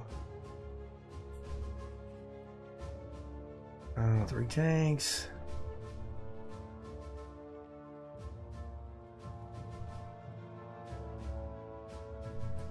Let's see, bombers.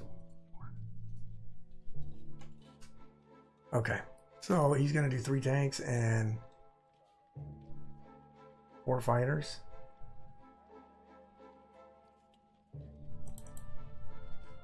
Shit, I don't even need that many in there. I can move 7 out of there and have what, 26? I can move 8 out of there even. And make it untenable for him. Yeah. We'll move 8 out of there and give him a 10% shot at killing the Caucasus.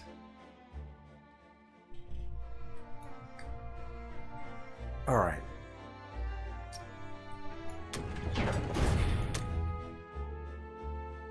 Oh yeah, I can get rid of this because that didn't work. Alright. Just make sure I got... Okay. Alright, so Russia is not doing any combat. I am not doing any combat with Russia.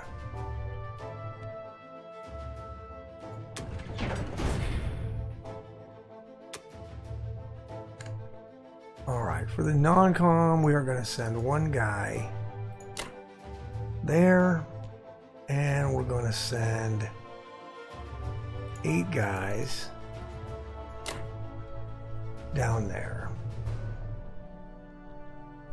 And our 2 AA guns.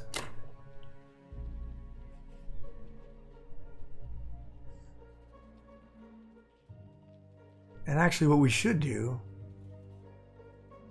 No, we want to keep the artillery here just in case he gets close right here. Alright.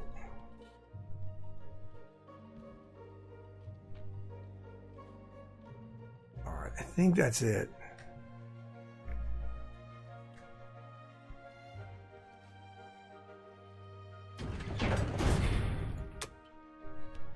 All right, everything goes in there. All right.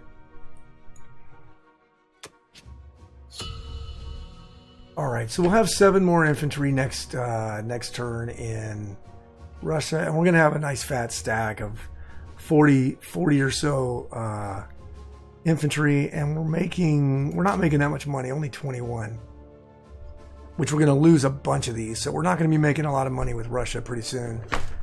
But I'm going to run the numbers. He's going to have to trade some of these.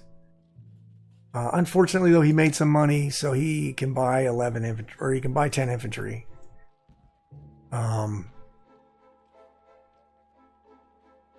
I got to see if, let's see, because I can go, I got to do some math to see if I can stack Baltic. Depends on what he does with these tanks, but they got to go somewhere. They can't stay there. They're probably going to go back to Germany, I would think. But if they go back to Germany, we're going to start taking this territory and squeezing the shit out of Germany. So anyway, we just got to do that before Japan just becomes too much of a monster. Because now, once we lose India, that's pretty much the gateway to the middle of the map. And Africa, I'll have to send some guys from United Kingdom down to Africa. So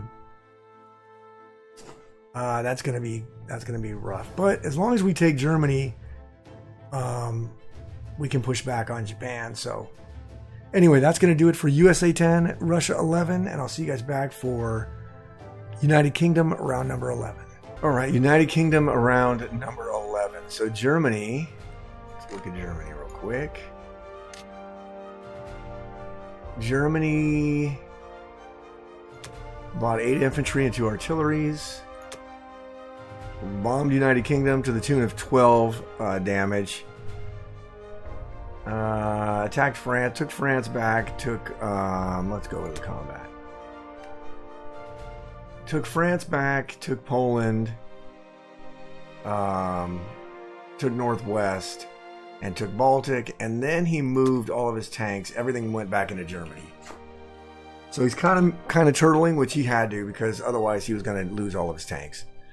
So that's fine. So we are going to push forward into Europe.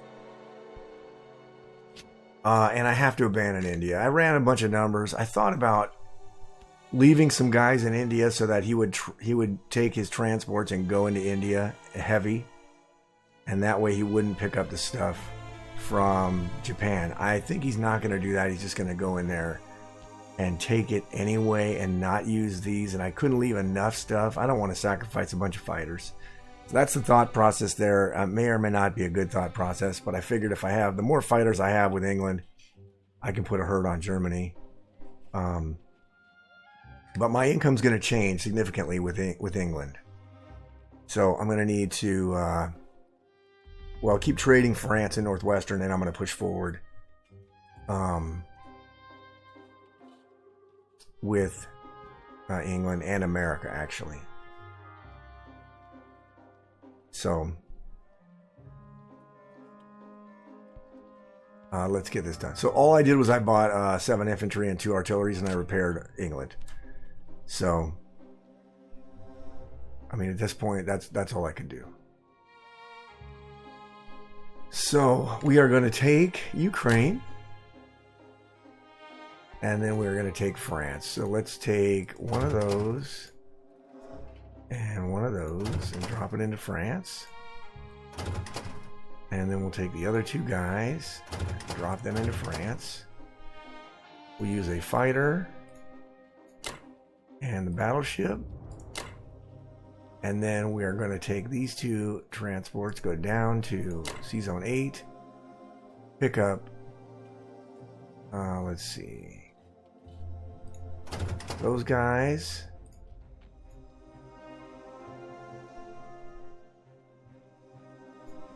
Where are they? And drop them into Northwestern with the fighter and the cruiser.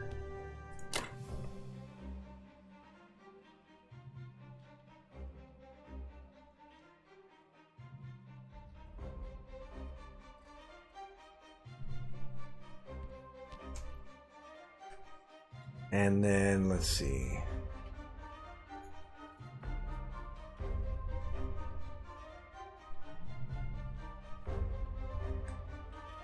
We're not going to do anything with our bomber because we're going to move him out of there. It really sucks. But it is what it is. God, I hate to lose India. But it's been 11 rounds, so obviously, India's done its job. I just haven't pushed far enough into Germany yet, which I really wanted to do. But I should be able to with America, now that I got fighters in range of these territories, start pushing forward with America. And really making Germany costly trades. And then once I get a couple more United States bombers, we'll start pounding Germany. And hopefully I can get them out of here before Russia falls. So we will see what we can do there. Yeah. Yeah. All right.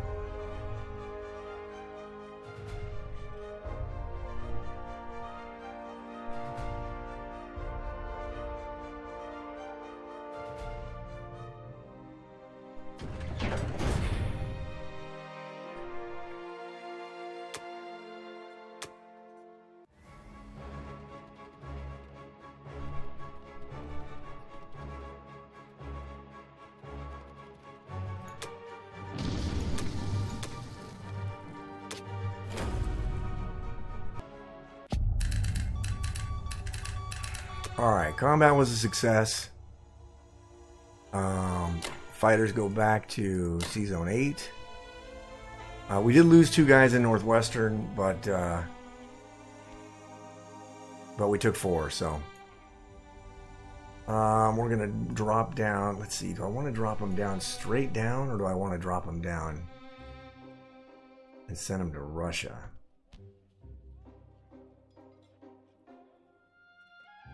We're going to drop them straight down. And then these guys will move forward into...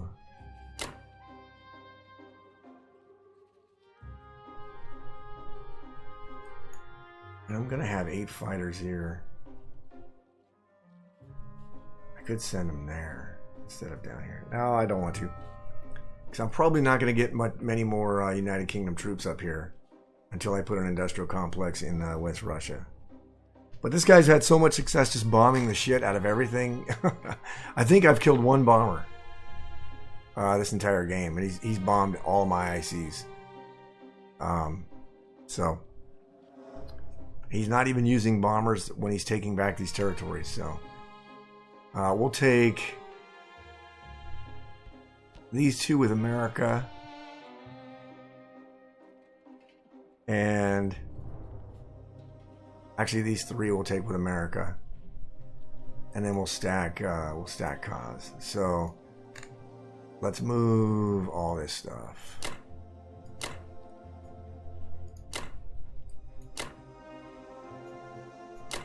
I hate to do that.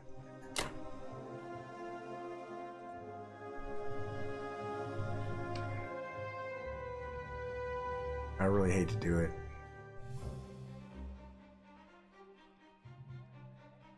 But I think when there's no pressure from Germany towards Russia, I should be able to now stack Kazakh and maybe I'll send some Americans this way towards the backside. Anyway, let's see. What about this tank here?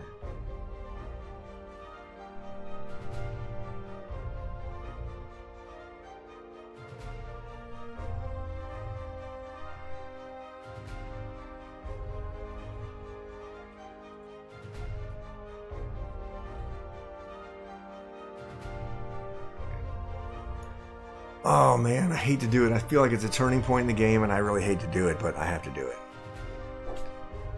So anyway, alright, that's going to do it for the non-com. I hate this. Let's see here. 2 artilleries and 6 guys, and then 1 guy for India.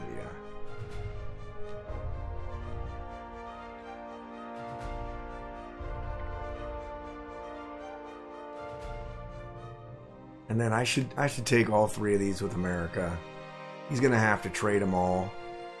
And Germany's making $22 now. What I'd really like to do is make this France trade costly. Make him send more units. And I'm just going to keep dropping 10 guys every turn with America. And then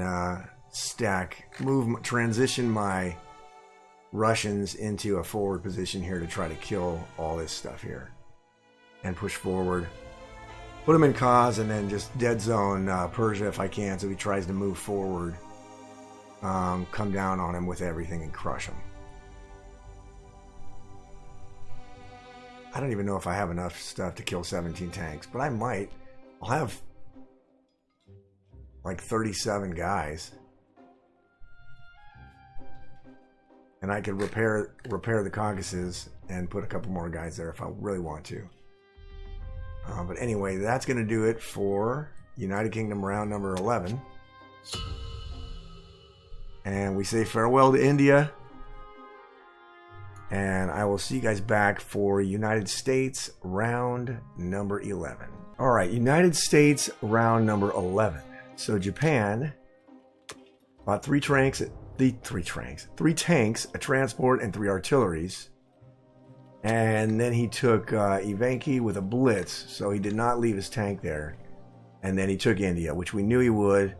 One interesting thing that he did, he moved all of his transports here to take India. So this is good and bad, right? So the good part about it is that now that he put all of his 3 transports here in C-Zone 35, he's not going to be able to, the maximum troops he can move to the mainland from Japan is 2 troops. Now, he put this transport here. I'm guessing he's going to hit Alaska. I'm not going to worry about it. If he hits Alaska, I can clean it up. I'm not going to worry about it right now. I have so much money with USA that he's not going to be able to take anything. He might be able to take Hawaii, so I might have to... I might have to buy, like, some stuff to take Hawaii back, if that's his plan.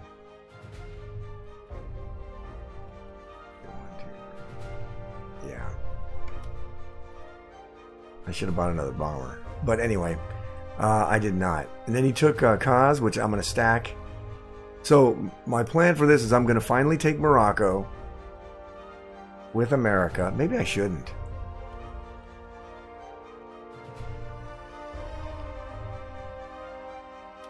Yeah, I'm not gonna worry about... I can take Hawaii. I'll have enough money to take Hawaii back if I have to. And his whole fleet is over here now.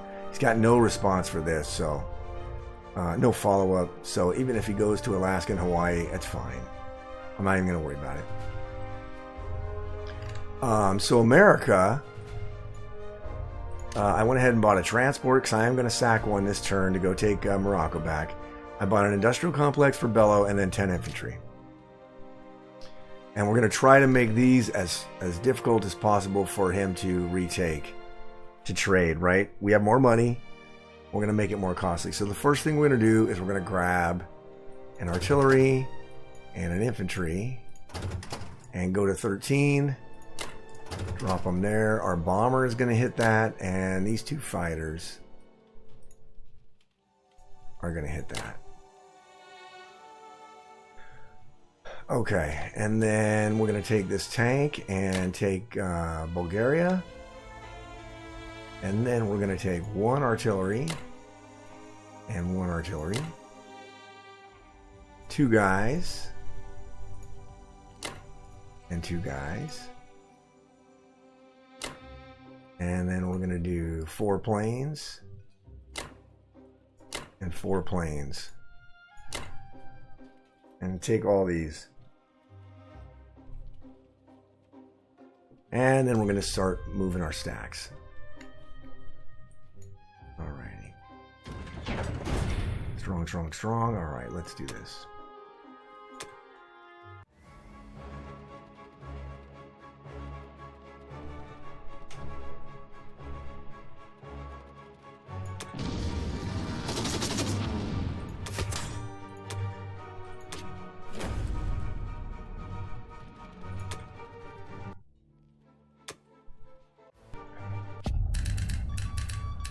Alright, combat was a success. Our bomber is going to go right here.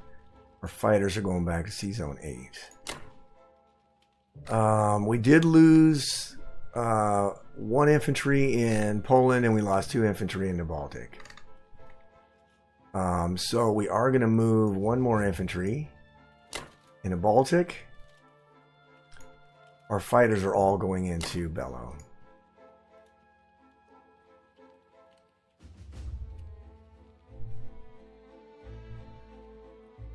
Actually, we'll send 4 of those fighters into Russia and 1 into Bello. Or 3 into Russia. And then all this is going to come down. This is going over. And then all 8 of these guys are going up here and landing in Finland. These troops are going up to Canada. This transport, no, not this transport, this transport, and these 4 transports are going back to C-Zone 10.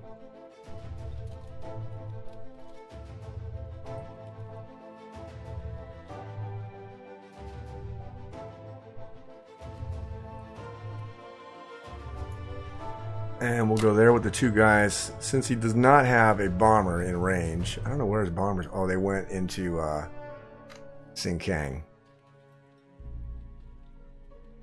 So if he wants to go 1 infantry, 1 artillery against 3 infantry, I don't know. It's a chance, but Maybe we can defend Alaska that way. And then this battle here in Morocco was good because now I don't have to waste any of these guys here. They can actually wait until Japan starts landing. I may stack Egypt. How many planes does he have here? Only 4 fighters and 2 bombers I can get there. So I might be able to stack Egypt with a bunch of planes, but probably not. Probably not. All right, but we are going to stack Kaz and yeah. All right, so I think that's everything I can do.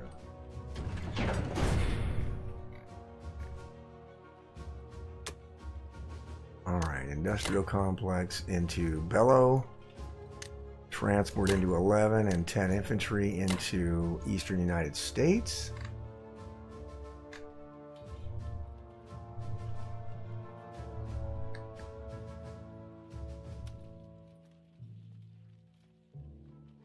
All right.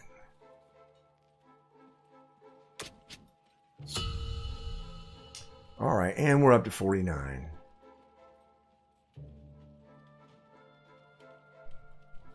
Alrighty, and now for Russia, we're just going to buy 7 infantry.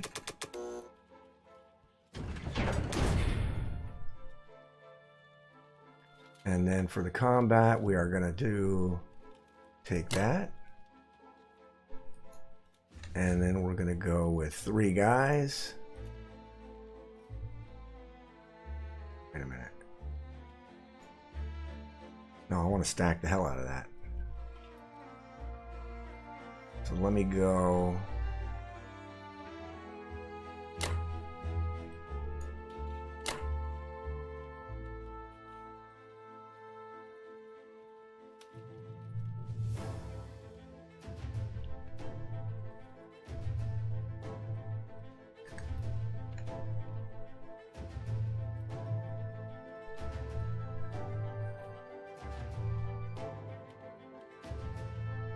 Oh yeah, I can stack this. Oh, I'd be able to land 8 fighters in there. Alright. Let's see here. Let's go with the 4 artilleries.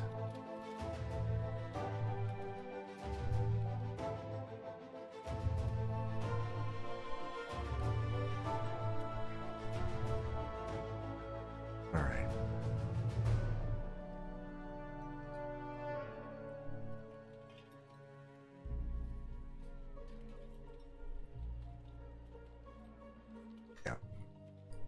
I think that's it.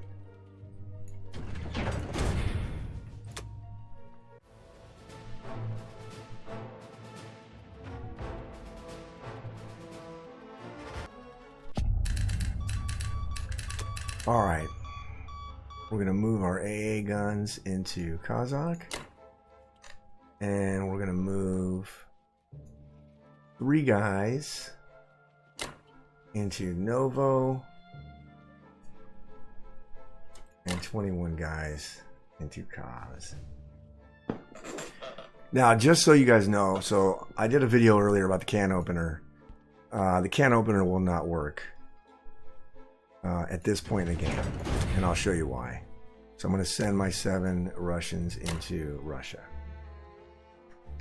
So even if I had no fighters here and he decided to do the can opener with his bombers, if he gets rid of this, now, I think 7 infantry and 5 fighters will be enough to withstand 6 tanks, 4 fighters, and 2 bombers. But regardless if it's not, I can land one of my United Kingdom planes there and the can opener is dead. So as long as you have United Kingdom troops, especially fighters, that you can land to block in a pinch before Japan moves, you can render the can opener pretty useless. So I throw that out there because you do have to be careful about moving all out of Russia and then leaving just one guy to block, because can opener is a very real thing. So let's see. That is it. All right, so I'm back up to 21, so I can drop 7 more guys in there. I will also stack some more United Kingdom guys in there with fighters. The bomber will probably go into Bellow. or it might go over here to help clean up Africa, because I am going to have to clean up Africa now. The thing about the United States transport here, yeah, I'm sacking it, right? So it's dead. But that means that that's one less bomber that he can bomb United Kingdom with, or bomb one of these other industrial complexes with, or use in the trading. So he does have 6 fighters, but at least I tried to put not too many guys that would thin me out too bad, but enough guys where it's going to take him, you know, he's going to have to, if he wants to take the territories back, use 3 guys there, 3 guys there, 2 guys there, 4 guys there, and 2 guys there. So he's got a lot of things he has to think about, and now Germany's money is down to 15. I fully expect him to take some of those back, but we can take, he may or may not take all of them back. So we can squeeze them. And then we're a little bit off track, although we will send 10 units up to Finland next turn. Plus we're going to drop a couple in Bello, either tanks or artilleries.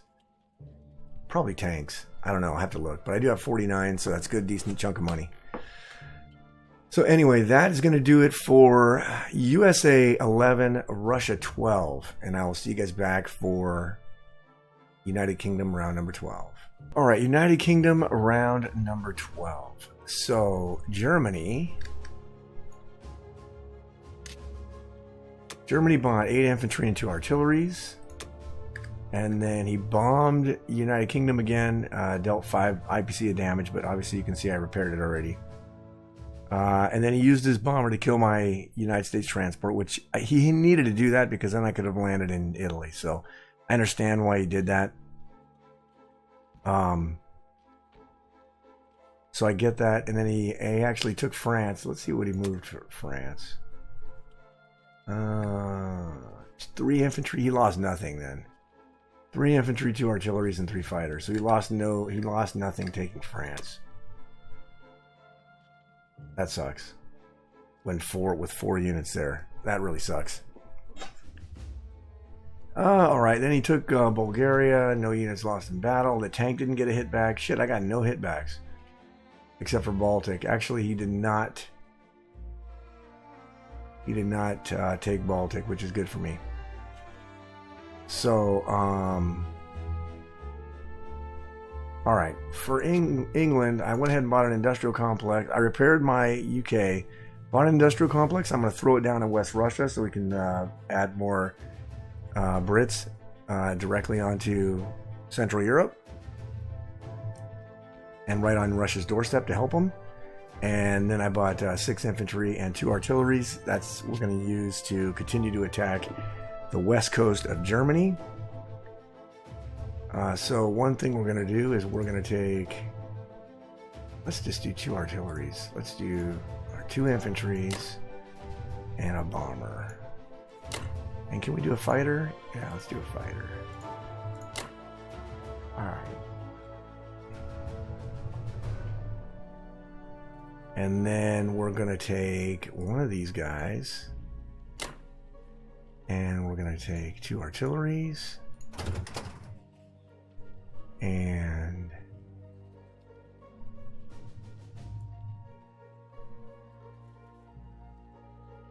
we'll do 4.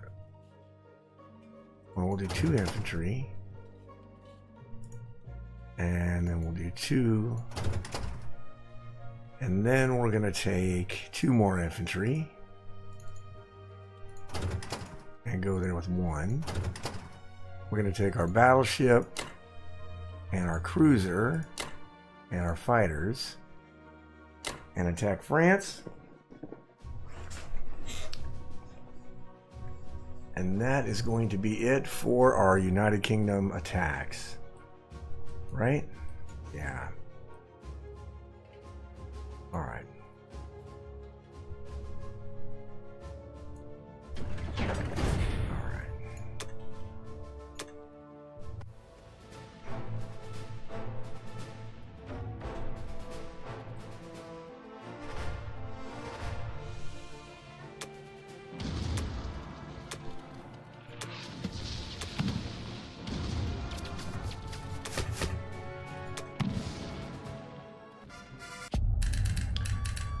Alright, combat was good. We lost one infantry, taking back France. So this fighter here is going to go to Bello. Our bomber is also going to go to Bello. And then these fighters are going back to C-Zone 8. We're going to grab these two dudes. And they're going to go to Africa. Our submarine is going down to 28. And then our AA gun, our artilleries, and 3 infantry are going to go to Kaz, as well as, let's do 6 fighters. And we'll send another British fighter up to Bello.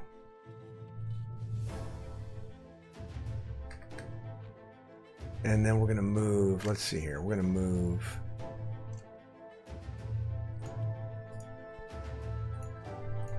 two infantry down there, and then we're going to move all this stuff into Bello. Right?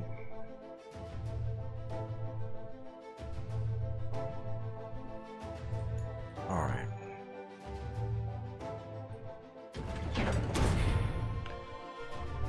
All right. Our industrial complex is going into West Russia. And then our artillery and our infantry are going into England. So we'll still be able to drop 8 units in these 2 territories here, which is all we're doing with England now, is just trading these back and forth. And we're going to try to go forward with America and England. And also protect Russia here. So this is our main stacking point. And then if he decides to go here heavy, we will, if he goes here light, we'll just keep trading it, because we can keep trading it and building up Russia. He's going to have to move this stuff out of here, because there's too much Russians to allow this to stay here. So he can either go up here, which I totally get, or he can back those off. So we'll see what he does there. He's online right now. I doubt if he'll move, though. He's been kind of taking 24 hours. 23 and a half hours to do it, so we'll see what he does. But we're back up to 45 income for United Kingdom. Our attack power lead is now, let's see, that would be 290, 37, 38 attack power lead. Income lead is ridiculously, we are at 111 to 57. So that is a tremendous lead. So we're going to keep trying to, but he's going to start taking Africa, I would think. That's why I moved the sub over here, so he can't just drop the transport by itself and take Africa without using his fleet and support. So I should have put a bomber. Should have put the bomber in Kaz so I could hit 61. This transport goes there unprotected, but I didn't, so it is what it is. Anyway, that's going to do it for United Kingdom round 12, and I will see you guys back for USA round number 12. All right, United States round number 12. So Japan, I think he's trying to get the end game here. He bought 5 tanks, an infantry, and a fighter, and then he bombed Russia again with 2 bombers, I guess. God. He's had such good success with that, not losing any bombers. Italian East Africa, he took it. He landed in Africa, so that's what he's going to try to do now. He did try to take New Guinea and failed. And then he took Novo, and he kind of mini-stacked Novo with 5 tanks. And he lost one of them. And then he tried Ivanki, but he lost. I got a hit back, so he lost a tank. So that failed. I'm going to be able to kill all this in Persia, and I don't think he can respond. I don't think he has enough to respond. So I can kill Persia, and I can use United Kingdom to kill Novo. And he did bomb Russia, so I got to repair that. But I can land all my American fighters in Russia just in case this attack fails with the United Kingdom, but I don't think it's going to. So with America, I just bought 8 infantry. 8 infantry and 2 artillery are for mainland USA on the East Coast. And then I bought an artillery and a tank for Bello. And then I bought a submarine because obviously he's going to grab probably these 2 and take this back. And then he's going to be in a position to take Hawaii. So I can block Hawaii with a sub since he has no supporting stuff. So I'll throw a sub there and just send it down here after this transport and try to kill it. But that's my plan. I really don't have anything to attack with the United States except I'm going to bomb Germany. And that's it.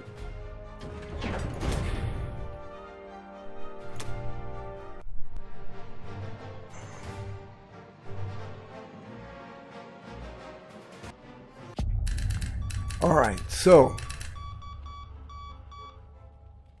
bombing raid was successful. We didn't lose anybody. So let's move. We're going to move our artillery back to Bello. And then we're going to move 3 infantry into Baltic. All this stuff is going to come down here. And then we'll move like 3 Americans into Ukraine so that we can trade it when he takes Poland back. We'll fly our bomber into Bello. We'll move these 8 guys into Karelia. We'll move our fighters into Russia in case this attack fails. We'll move these guys forward into Africa. We'll move these 10 guys up to Finland. We'll send these 4 transports back to 10.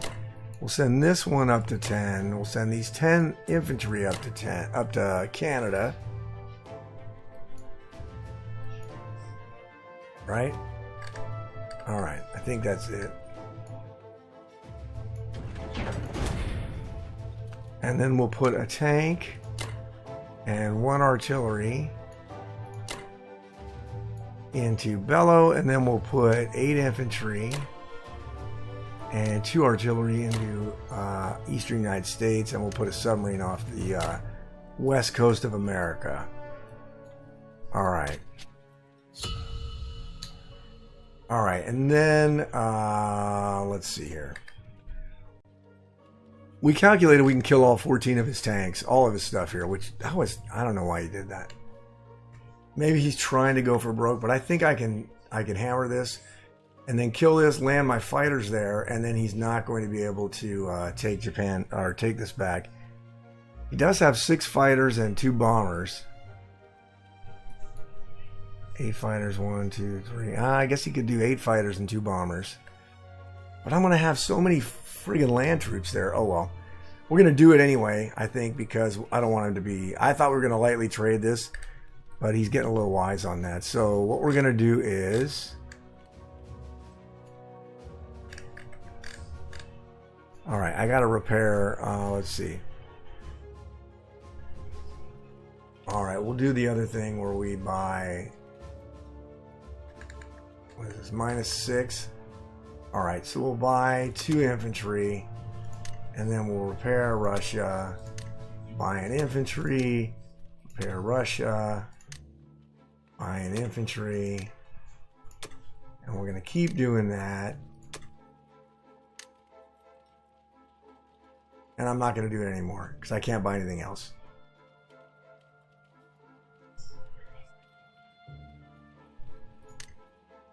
So that's all we're going to do. So let's get that done. And then we are going to kill Persia.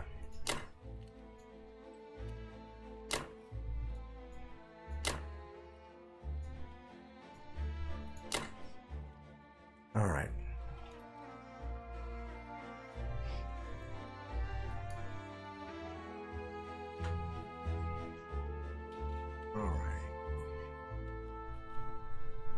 Let's see, he's got what?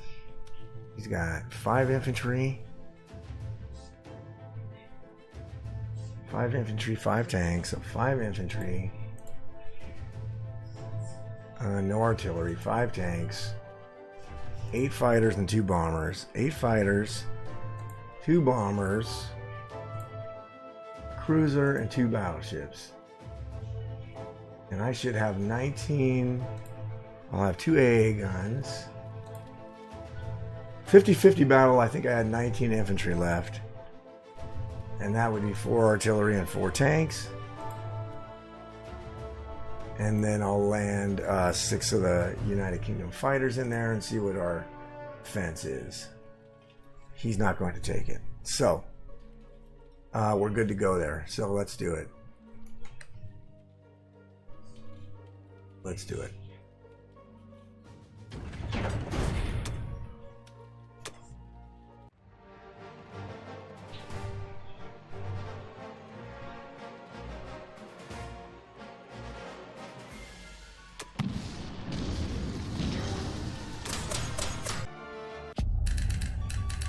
Alright. So we lost one more unit that I was hoping that we would lose. We're going to throw those fighters back in there. We're going to move our AA guns here.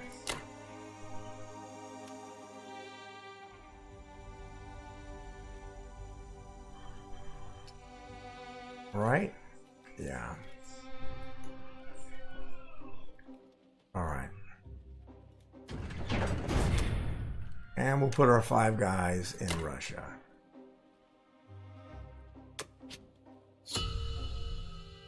Alright. It wasn't exactly what I wanted to do, but we went ahead and did it. And that'll do it for USA 12 and Russia 13. Let's look at the board here. So I've got like an 80-point attack power lead now because I killed most of his tanks.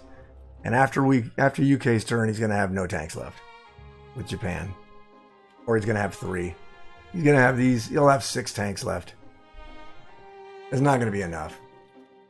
So that's going to be it. And I will see you guys back for United Kingdom round number 13. All right, United Kingdom round number 13. So Germany did not repair his industrial complex. He bought 7 infantry and an artillery. So he put 3 of them in Italy. And then he took France. He attacked Poland, didn't get it. He took Northwestern, and he also failed in Baltic, which is good again. So trades are costing him, which is good. So we're going to keep doing it and try to just whittle him down as much as possible. I still can't stack Baltic or anything right next to Germany. He still has too much stuff in here. But I'll send...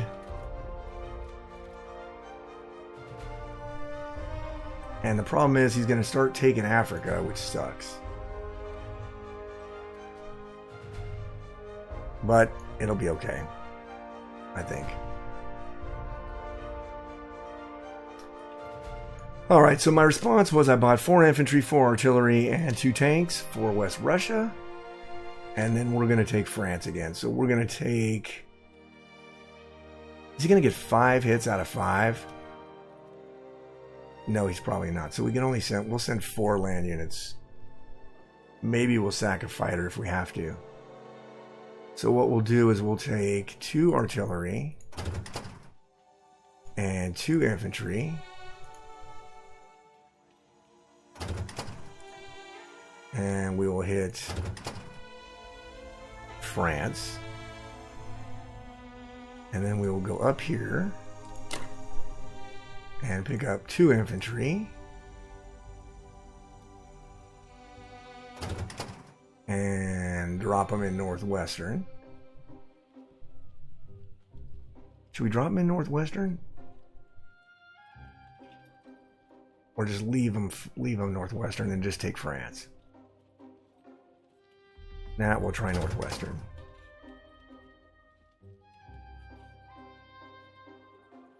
And then we're going to take the cruiser at Northwestern. We're going to take the battleship in France 2 fighters from Zone 8 at France, and then 2 fighters from Bello at France. We're going to bomb Germany again. We're going to take these 3 guys and 1 fighter.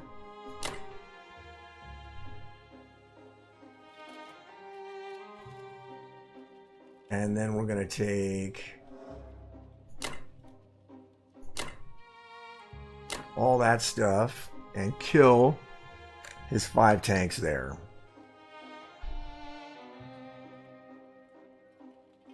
All right. I think that'll be it.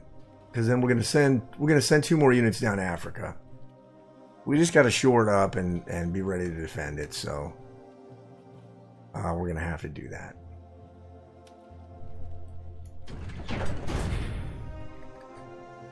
All right.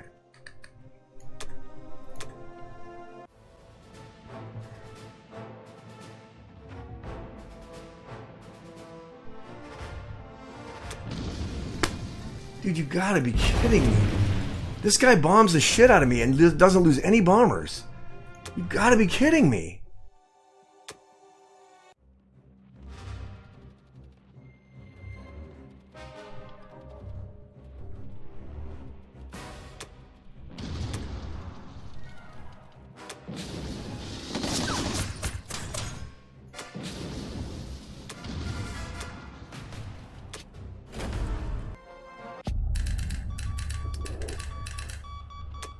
Alright, so combat was mixed. This guy's been strategic bombing me all game long with not losing any bombers, and I lose a bomber at 1 out of 2.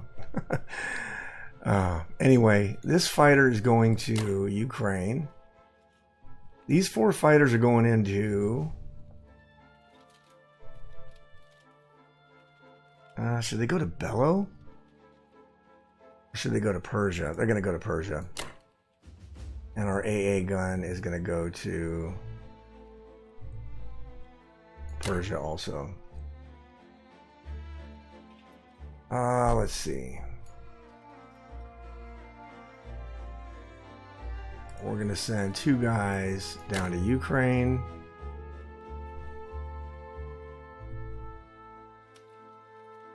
The English guy could back out and I could put more Americans there. Maybe I'll do that.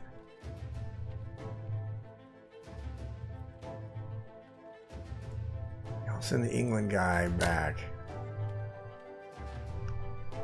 And then, okay, so 2 of the fighters are going to go back to Bello, and then the other 2 are going to go into Zone 8. And then we're going to grab these 2 dudes and put them in Africa.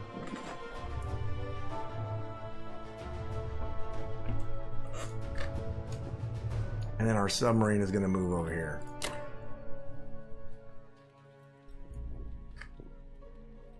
All right.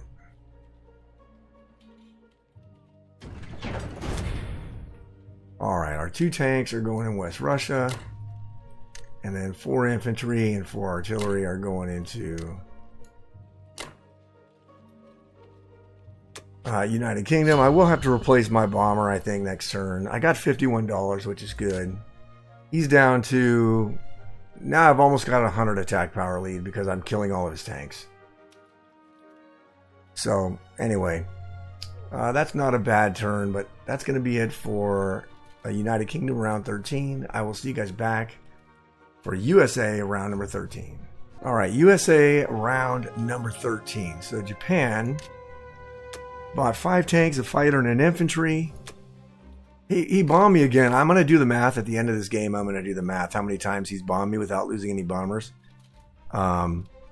So he keeps bombing Russia. It's not going to be very effective, although Russia doesn't have a lot of money. And then he took Vologda, and he took Kaz. So he's got like a lot of money with Japan. He's got $52 with Japan, but nothing with Germany. And then he took Egypt, and he took South Africa. So he took a lot of territory. But it's not going to help him, I don't think. I did the math on this. taking India back with Russia, and I can take it 62% of the time, but I feel like I'm ahead in this game. Like a lot. So why bother? So I'm just going to stack Kaz again and just keep trading. And if he decides to move heavy into Persia again, then I'll just wipe out whatever he leaves in there. And then I got to deal with this guy over here. But I'm going to move the sub to Hawaii so he can't take Hawaii. He'll probably take Australia, but I should be able to push back on him pretty soon with America. In fact, I should run a tank up here, but I won't do that yet. All right, so let's see here. Moved his navy back over here. Oh, he left a transport there because he took... oh, that transport's going to be dead. I got to make myself a note to kill that.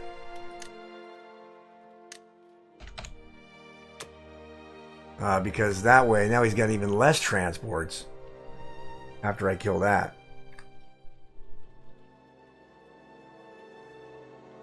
So,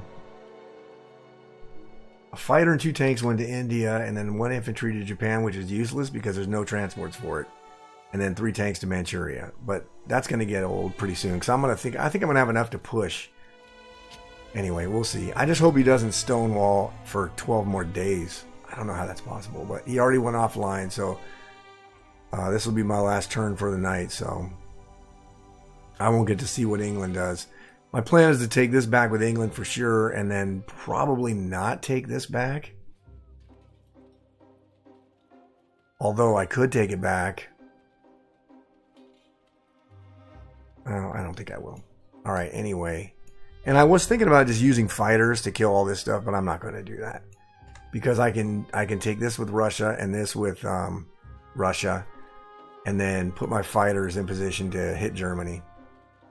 And that's really what I want to do, is make Germany pay. So what do I got there? I got 18 units.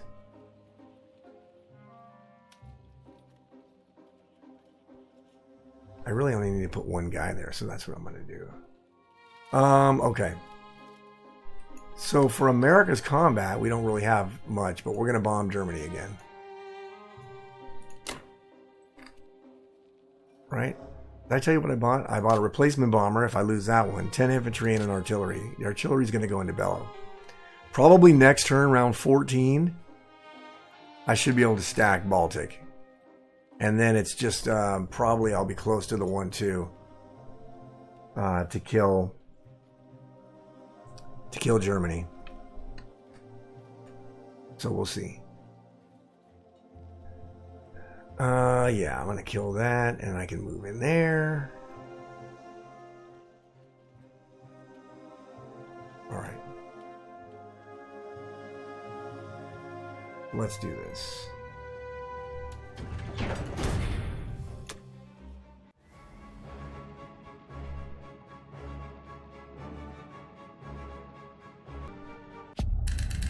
All right. So the bombing raid was a success. We will land the bomber back in Bellow. We are going to move these guys forward into Libya. We are going to move 1 infantry into... I wonder if we should move more in there.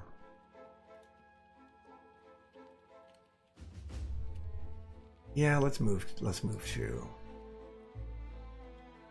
We'll move 2 in there, and then we'll move 2 in there.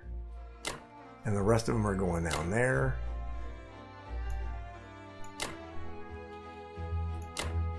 And right now we're going to go ahead and leave the planes here.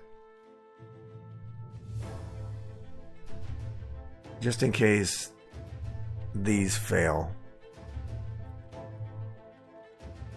I can't imagine that this one's not going to fail, but if I can't get rid of this tank, I would really like to get rid of the tank.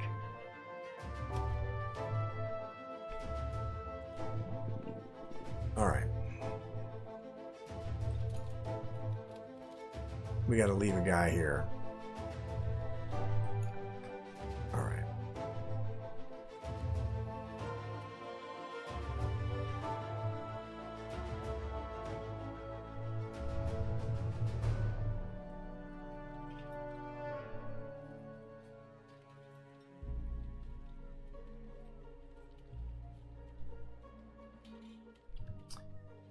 All right. Let's see. Oh yeah, I don't want to forget about these. So we grab these 10 guys and move them to 3 and drop them in Finland. And then we take those 5 transports and put them back down into Sea Zone 10.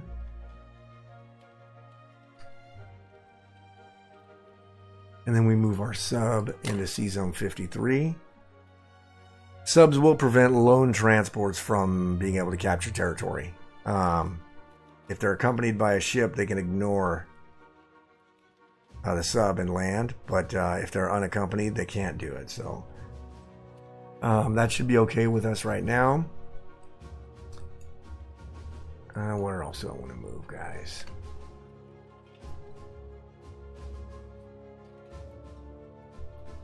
I think that's it. Do I want to move those fighters?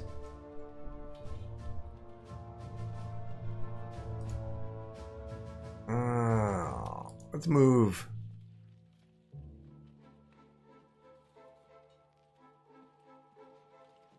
No, we'll move a couple fighters over there.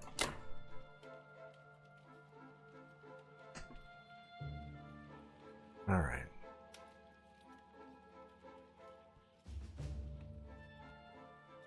All right, those are moving. Those are moving. I think everything is okay.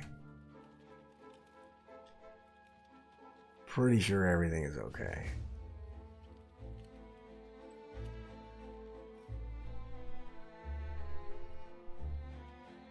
How the heck would they get there? 1, 2, 3, 4. Yeah, that's good. I could do that.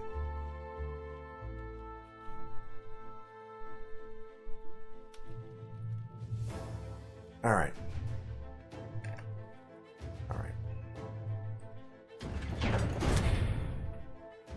Alright, so we are going to put another bomber and an artillery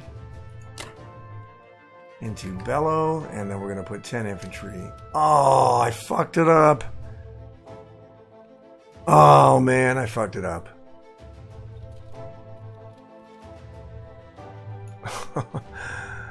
Oh, I hate it when I do that stupid shit. Oh, my God. Well, I just delayed myself by a lot.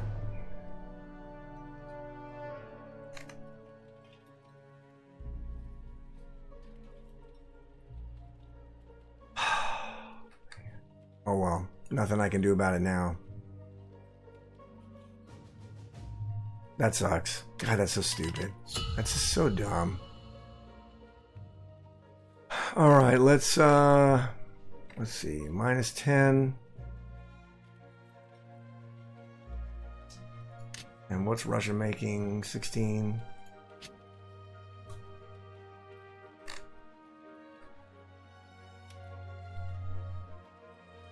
Let's repair it.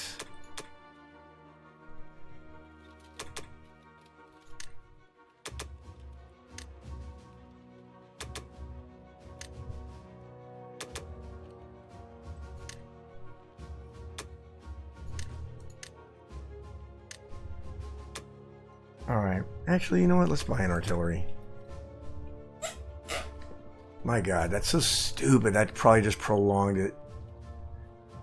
That's just so dumb. So dumb.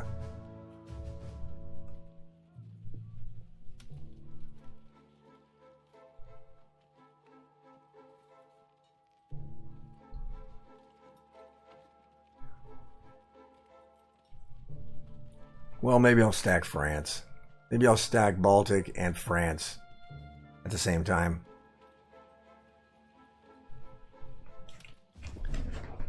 And put 20 guys, 28 guys in France and 40 something in Baltic. Maybe I'll do that. God, that's fucking stupid. Oh well. Alright. That's just fucking stupid. I don't mind... Well, I take it back. I do mind losing, but I hate doing stupid shit. Even worse. Alright. So we are going to go like this and take 17. And our artilleries. We're not going to take the tanks.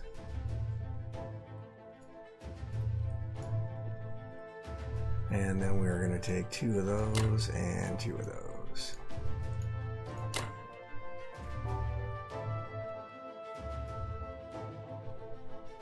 We could have won the game in 2 turns if we wouldn't be stupid, but oh well.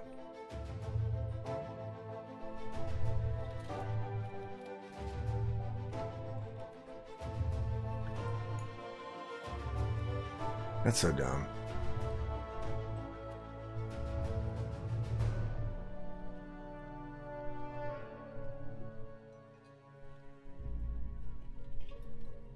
Yeah.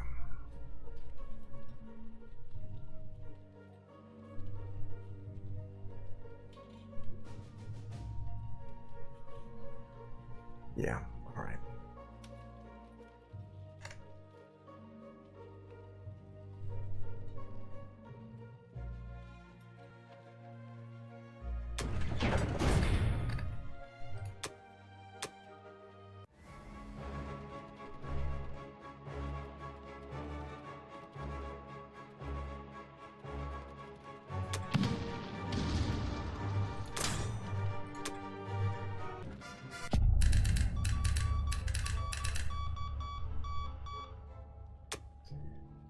All right, combat was good. We didn't lose anybody in either battle, so that was kind of nice. So our fighters will go back to Russia. Our tanks, 3 of them are going to go into Kaz, and then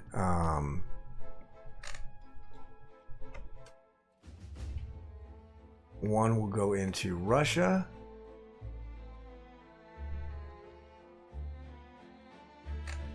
Oh, I got 10 guys. I'm gonna move.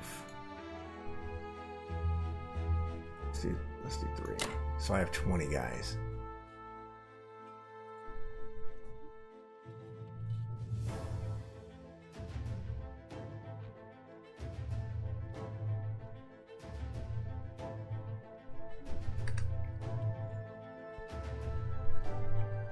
All right.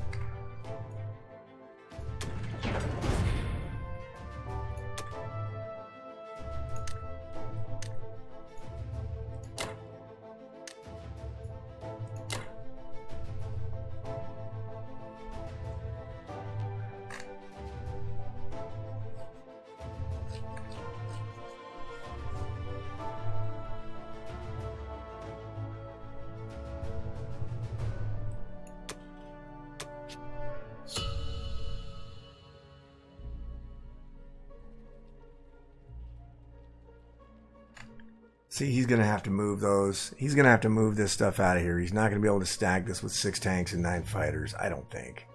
I guess he could. And that's pretty much what he has there. And I have less, even less now that I'm attacking with. So maybe he will.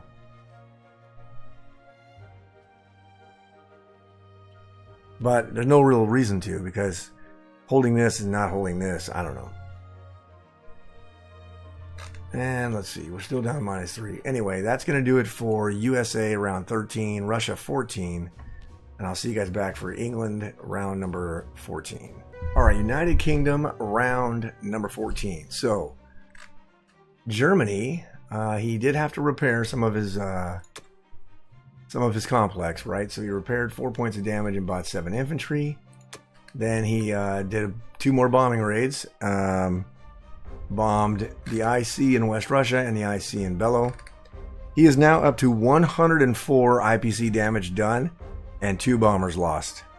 19 bombing raids. 2 casualties, which is pretty damn phenomenal. I have 3 bombing raids and I've lost 1 bomber, so 33% of the time I lost a bomber. But we'll see if that improves because I have more bombers on the board now. And then he retook France and Northwestern. So we are going to try. Let's see, what does Germany have? Still -5, so I can still bomb it again. I'm going to maintain my aggressiveness with United Kingdom. So I went ahead and bought an industrial complex for Ukraine, a tank for West Russia, and then 4 and 4 again for United Kingdom. We're just going to keep the pressure on Germany's back door. And I put a note here to stack this with USA because we're going to take Poland. And then we're going to stack this with USA. And then hopefully we can just keep putting 4 infantry every turn right into this area, which can then go either towards Russia or forward. So, but at least we can put land units in Europe without having to transport them anymore, since all we're going to be doing is shipping guys to Africa and trading France and Northwestern. So the first thing we're going to do is we're going to take this and 1 fighter, and then we are going to go with, well, let's not do that yet. We're going to do, let's see, 1 artillery and 1 infantry, and hit that. We're going to take this transport, go back up here, go 1 artillery and 1 infantry.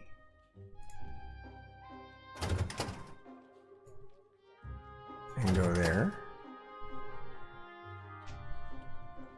We're going to use our battleship to bombard.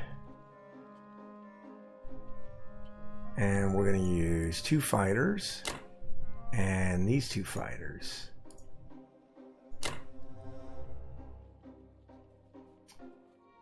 And then we are going to take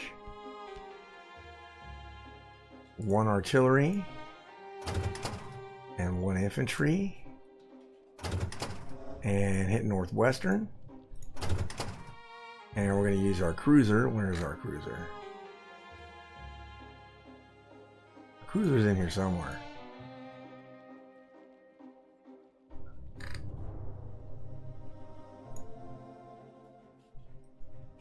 Alright, and we're going to bombard with that. And then we're going to take Poland. So we're going to do 1 infantry from there. 1 infantry from there. 1 artillery. Our fighter.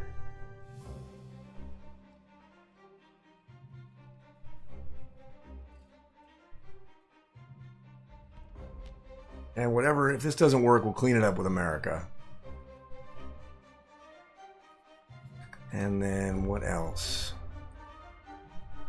Oh yeah, we're going to grab these 2 tanks and put them both over here. If he wants to go ahead and go 2 tanks against 1 tank and take it back, that's fine. That's totally fine. Because then whatever survives, we can mop him up with Russia.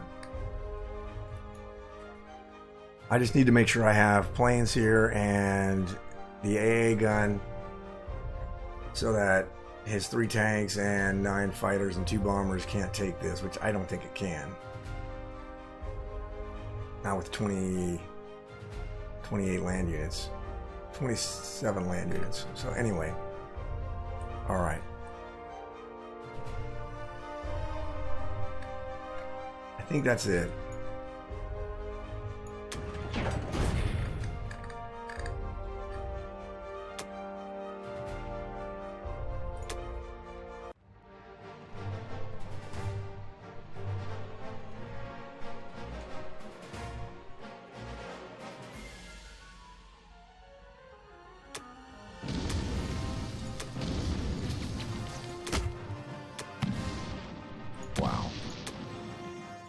That's why you send 4 units.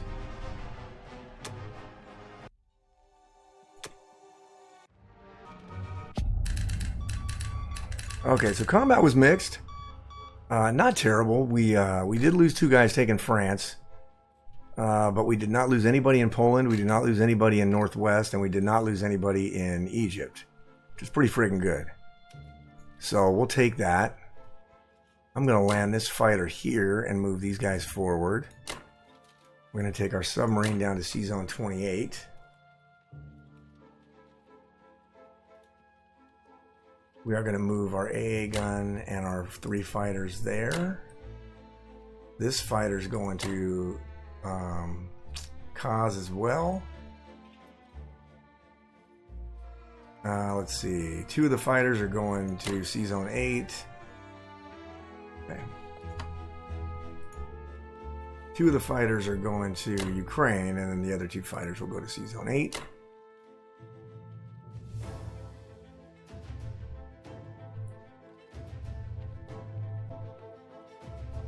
Let's see. Oh yeah, and then we're gonna grab 1 artillery and 1 infantry.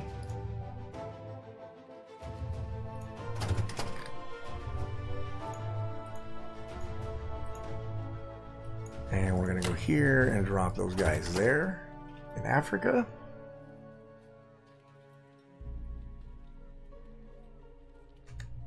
And I think that's it.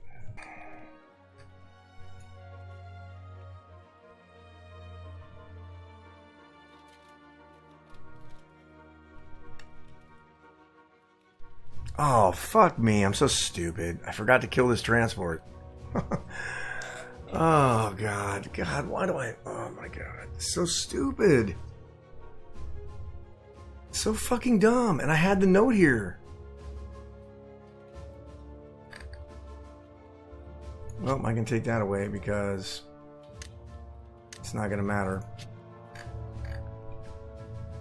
My God, that was fucking dumb.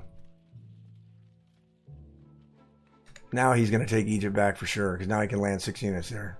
Fuck! God, that was fucking stupid. Man, I'm just doing 2 fucking bonehead moves, back-to-back turns. This game's taking so much longer than it should, seriously. God, this is fucking dumb. It's so fucking dumb.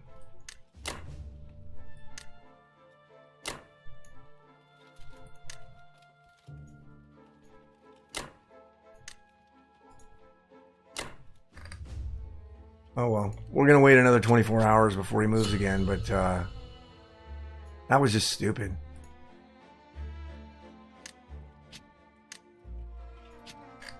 I've just been making so many fucking bonehead moves.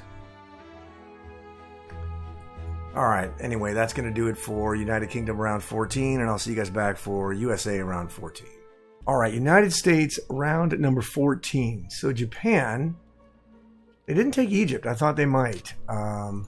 He bought 3 artilleries, 3 tanks, a bomber, and a fighter.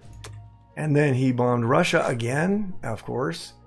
5 more IPC damage. I think he's at 109 IPC damage with 2 bombers lost over the course of the game. And then he's kind of taking Australia now. So he took Australia, then he'll take the other half of Australia. So Japan's making some money, but I think it's too little too late. I really think it's too little too late. And then he took Evenki with the 2 tanks and lost a tank, which is exactly what we wanted. So with Russia, we're going to be able to kill this, take this, and stack Kaz again. We're going to kill Persia with England. And then we're going to move down with England to hopefully capture some of this stuff back. So, we're doing okay. In fact, I might just go here with 6 dudes, because he has 1 transport that can get over here now. Because he went over here. Which, I don't know what for. I guess to pick up guys to go take Madagascar? Maybe?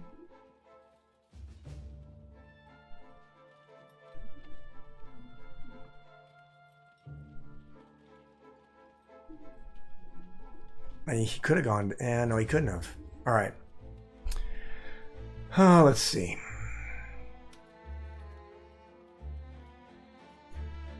All right. Anyway, it's going to be a really short turn with America. So all I did was buy aircraft because my screw up here. I just bought a bomber and 3 planes. Then I calculated I need to stack this with about 10 USA infantry, 3 artillery, and all the fighters I can muster in there. And it'll be a 98 to defend against his 12 tanks and his planes. But we'll be in a good position. And then once we kill this with England, we can branch out even farther with Russia because it's under no threat, really. So all we did was buy 3 fighters and a bomber. And then our only combat is we're going to bomb Germany. We're going to bomb Germany. He's got 27 money. And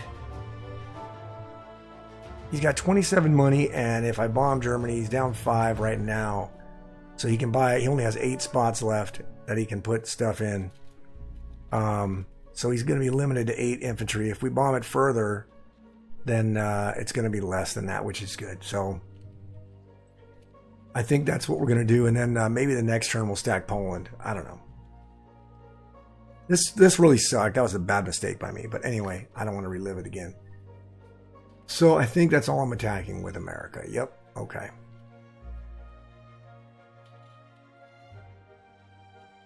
Yeah.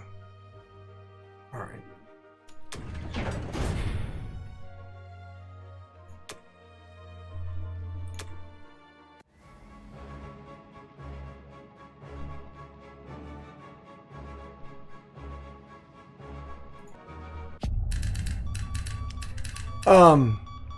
Combat was a joke. He got snake eyes and killed both my bombers. So he's bombed me 20 times and lost 2 bombers. I've bombed him 4 times, 3 times, and lost 3 bombers. That's so fucking stupid. All right, well, this is going to go here. This is going to go here. We're going to grab 10 guys and go here. We're going to move our tank here. We're going to move 3 artillery here. And we're going to move our 6 fighters there. And we don't have any bombers anymore. So let's see what the odds are now.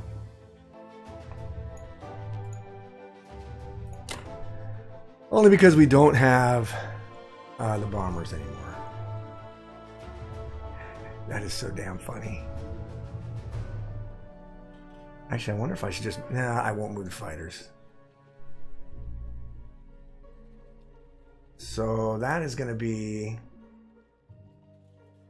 let's see. It's 99 to hold. If he wants to try that, that's fine. We're actually going to move 2 of these guys into Baltic, and then we'll move all this stuff down here. These 10 guys will go into Karelia. These 20 guys will go up here. And our transport will go back to Season 10.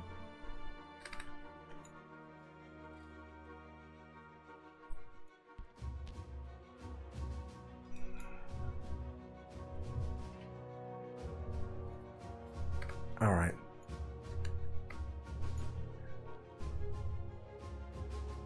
Did I move everything? I think I moved everything. Oh, what are we going to do with the sub?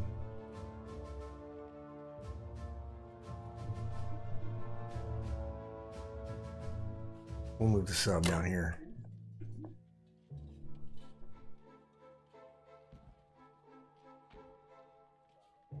All right.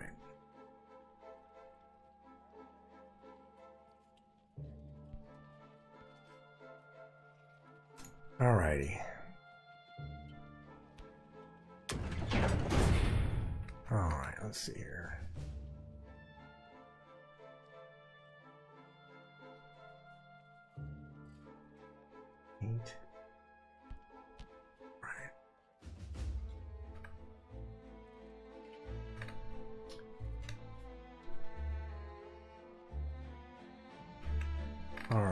we did everything we wanted to do. We put another bomber back in Bellow and a fighter. And then 2 fighters are going into eastern United States.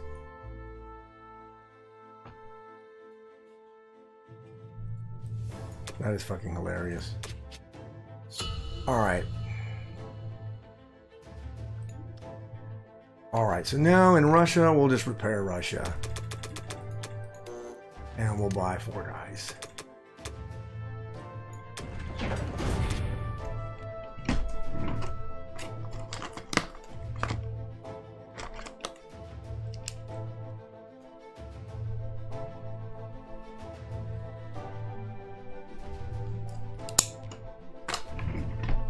Okay.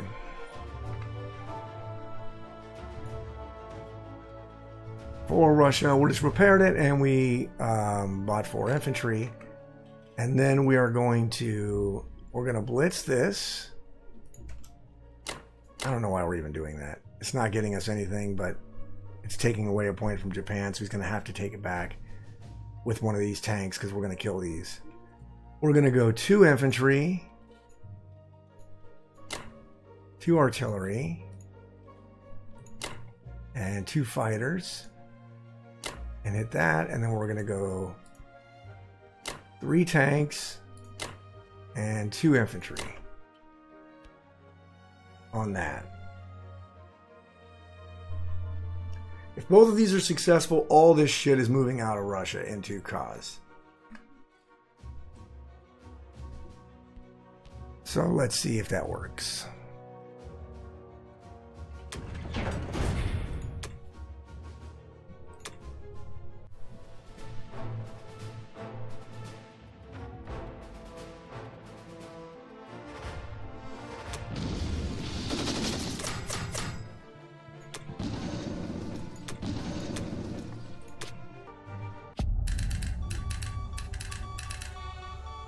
Alright, combat was good. We did lose a guy in Ivanki, but we lost 2 guys in Sinkang, but we killed all the tanks, which is what we wanted to do. So our fighters are going into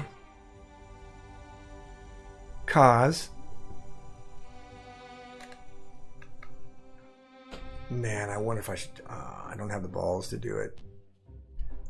All 11 of these guys are going down there and 1 artillery.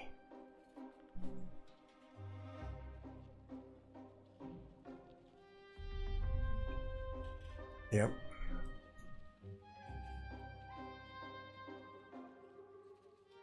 All right.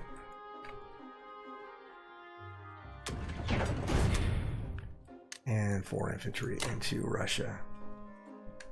Okay.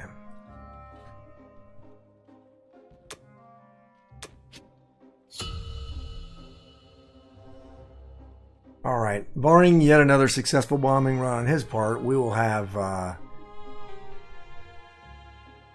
we'll have 7 more infantry in Russia at the end of next turn. And we got a decent stack in Kaz, which should be able to hold. He doesn't have enough land units. And this will be dead, by the way, hopefully. Well,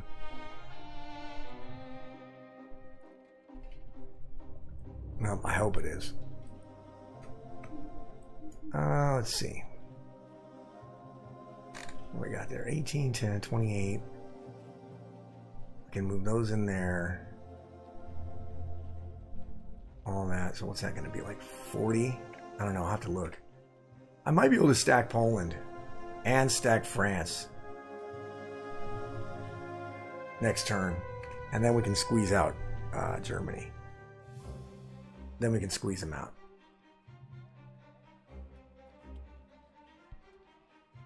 Or we just drop everything in Finland and stack Poland and see if we can't. Well, you know what? I'd like to divide them if I can, but we'll have to see. Anyway, that's going to do it for USA 14 and Russia 15. And I will see you guys back for United Kingdom round number 15. All right, United Kingdom round number 15. So Germany is going to fall in round 16, provided everything goes according to plan this turn, which it should. Let me go over Germany's moves real quick because he did branch out and kill all my stuff surrounding Germany. He bought 6 infantry, 2 artilleries, repaired 1 point of his IC. He also bombed United Kingdom and did 5 IPC of damage again. So I had to repair a little bit. He did take France, tried to take Northwestern, but didn't take it. Then he took Poland, Baltic, and South. Oh, did I do Southern? No, I didn't have Southern Europe. So he took Baltic, Poland, and France back. But now he's really thin to win in Germany. So I'm going to stack Poland this turn, and Germany's going to fall in round 16 because I'm going to have everything set up. So I am not using United Kingdom anymore for Europe, except for this move when I stack Poland, and I only am doing that because I need Poland's land to be able to land the United States planes in. Everything else, all the rest of the United Kingdom is going to be focused on taking India back. And then we're gonna push on to Szechuan with Russia. And just take that and be done. I don't think we'll take India. He's moving, he's kind of stalling now, so when I got on, he got off. But I think it's the 4th today, so we still have like 8 days. He can't stall for 8 days, so we should be okay. So anyway, my response was I bought 4 infantry and 6 artilleries. 4 of the artilleries are going in here, and then we're going to start moving down. We might be able to push in and take India again. I don't know. But we're going to try. We're going to probably split this because we're going to have a lot of stuff moving this way very soon. So we're going to try to do, in order for me to avoid mistakes, I'm going to try to move like left to right. So let me do France first. So we are going to do 3 artilleries, 3 infantry, land them in France. We're going to take the battleship. We're going to take the cruiser.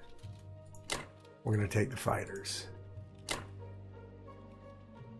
And we're going to take this artillery. If he takes Northwestern back, it doesn't matter because it's just going to be more money when I capture Germany. So actually, that's why I didn't bomb Germany again. I'm kind of hoping he repairs it for me. So I won't have to spend money on it. But we'll see what he does. So there's that. Then we're going to go down here.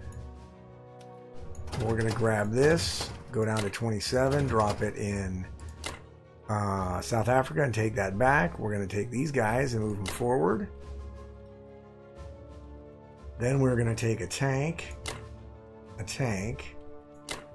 and 4 fighters and hit Persia. And we will sacrifice a plane if we have to take Persia. Because we have plenty now. And then for this, we're going to take 3 artilleries and 3 infantry. And take that, and we're going to take 2 infantry and 2 fighters.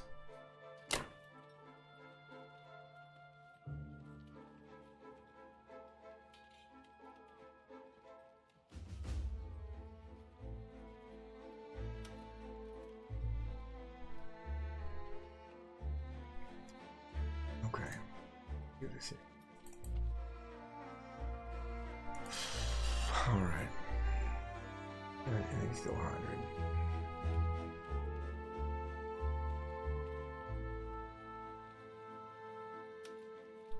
Yeah, that would be silly if you did that.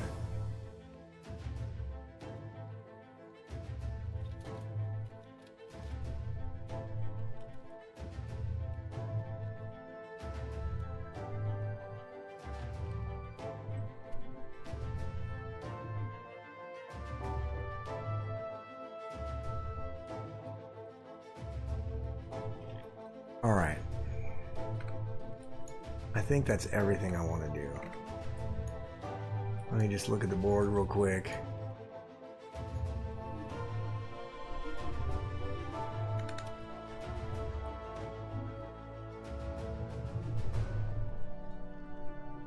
Let's see here. These guys here in Baltic are going to be killed by this 10 infantry from America.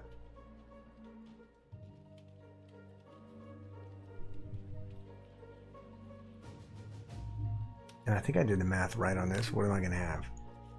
30, 40. I got 31 Americans plus 15 artillery. And I'll have 3 artillery there, so I'll have 18. Alright, so that's if I lose a guy, it's going to be 99. If I don't lose a guy,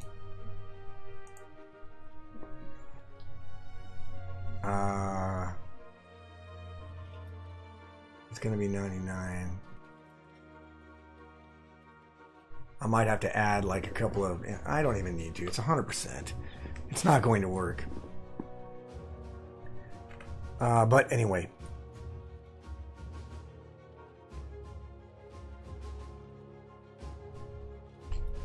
And then hopefully we're going to bombard this to take the AA gun out of the equation too before we hit it with Germany in round 16. I think that's everything that I want to do. Pretty sure that's everything.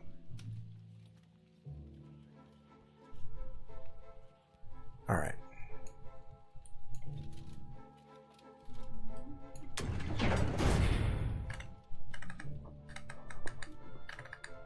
All right.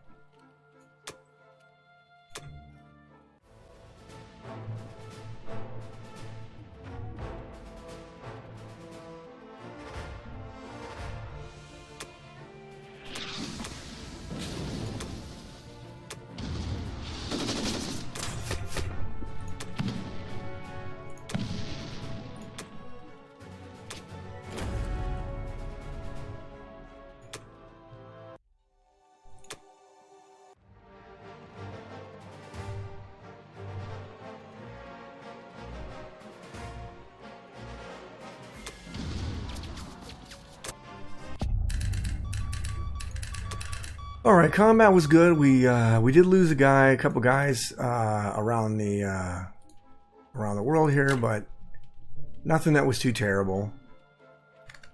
So we are going to move the plane back to Africa to keep guarding. We're going to move these fighters back to Kaz, and then these fighters are going...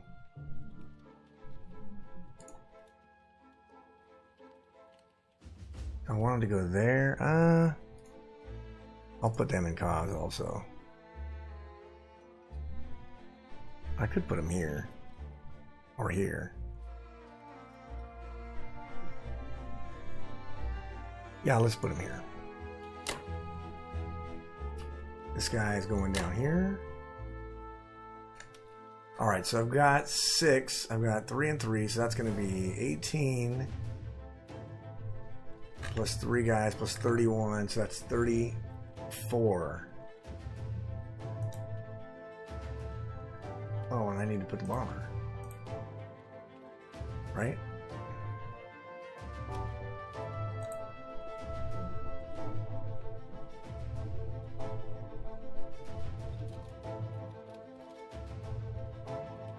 Alright.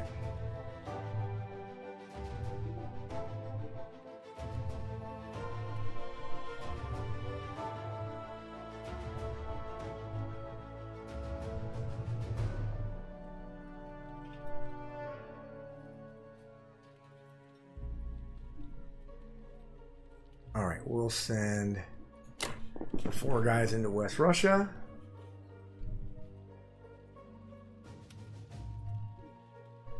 Oh, I didn't even think of that. We actually had extra units here, which I didn't need.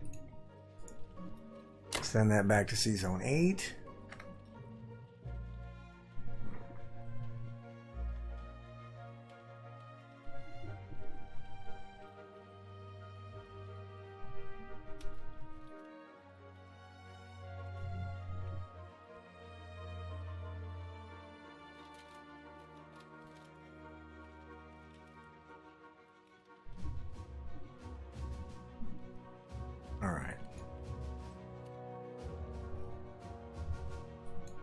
Sub's gonna stay there. I think that's it.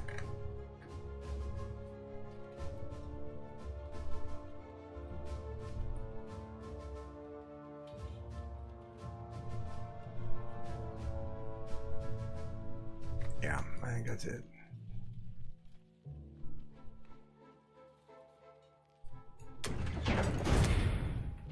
All right. We're putting 2 artillery, 2 artillery, and 2 artillery, and then we're going to put 4 infantry.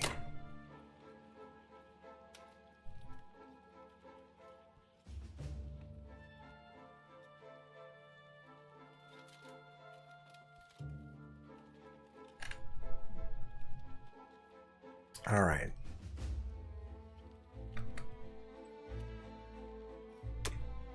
All right, that is going to do it. That's kind of a long-winded United Kingdom turn.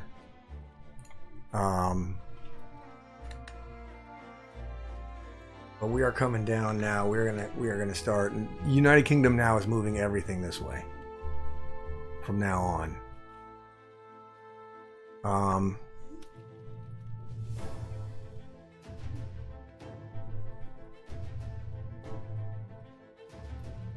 We are gonna try to take out his AA gun with with England after we stack this. Let's see. Yeah, the American tank is going over here also.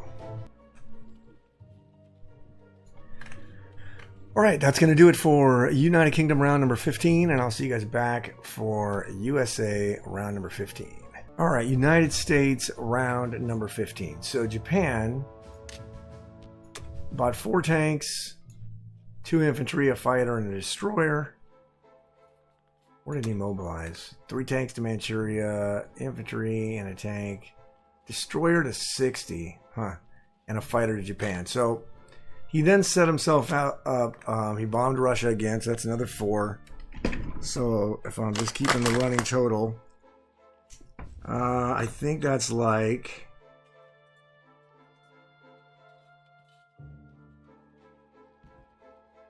I want to say that's like 113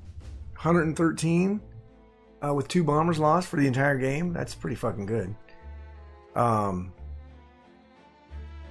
then he took Australia, which he needed to do. Let's see, Madagascar, which I'll kill this transport next turn with England. And then took Persia. All right. And then he tried to take Xingkang, but he lost 2 tanks trying it, and I lost both the artilleries, but they both got hit back, so that's pretty good. And then he set up, so he's in 59, so he can attack Alaska with 2 2s against 3 2s. What more likely he's going to do is take Hawaii, which will make me waste another turn, which I'm going to do it, but in response to that, I went ahead and just bought 2 subs, a destroyer, and then a bunch of land units. 4 land units for Western United States, and then 2 tanks for Bello. And then we're going to hit Germany. We're taking Germany next turn, so then United States focus can be all in the Pacific. And we got 10 days till the season expires, and I don't think he can hold out that long, but we're going to find out. We also are going to send this tank into a position where in 2 turns, so by round 17 we might have a chance to snipe Szechuan or Shanghai if he doesn't guard it back. So we'll see how that goes. But anyway, so for the combat, we are going to grab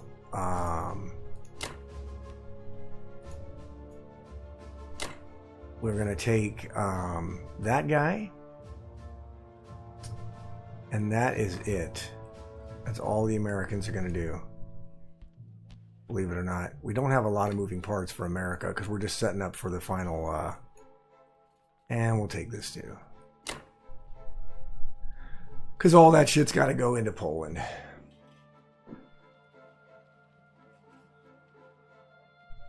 So let's see.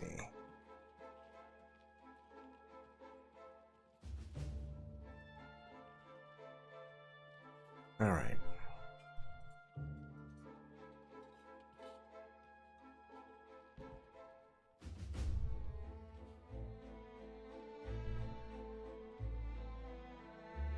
All righty.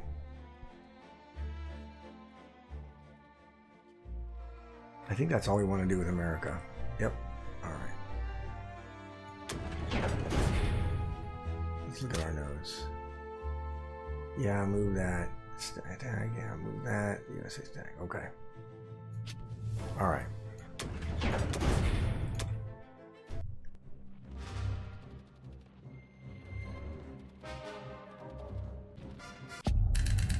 All right. For the non-com. Let's see here. Where is our Ukraine stack? Here we go.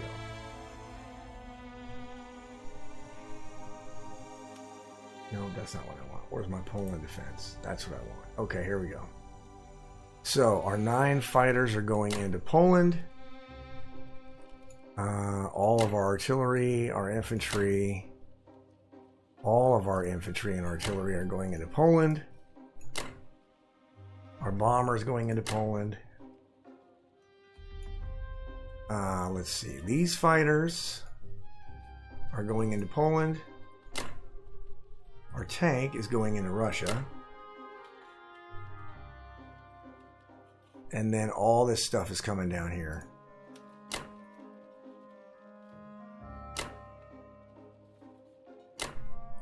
And then these guys are going over here. And then all this stuff here is going into England.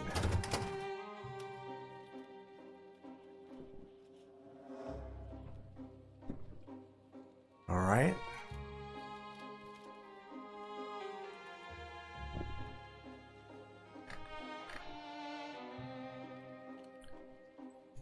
And our AA gun will move that way.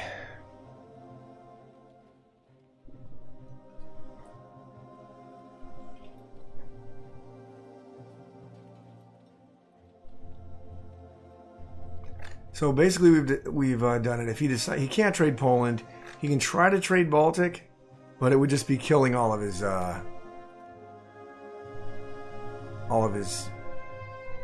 He would just be separating his German units, and that's not going to work. So he might trade France again, but if he trades France again, it's just money that I'm going to have. And if he doesn't trade it, I'll just run into Italy with United Kingdom. So that's going to do it for Russia. I'm sorry, not for Russia, for USA. And then we're going to put our 2 tanks in Bello. And then we're going to put our destroyer and our submarines. Oh, fuck me. I did it again. God dang it. Oh, well, it's in range. At least it's in range at 53. I needed to move this. I still didn't look at my stupid notes. And we're going to put our 2 infantry and 2 artillery in Western United States. I don't know why I don't look at my stupid notes. I don't know why I leave them, since I don't look at them. Alright.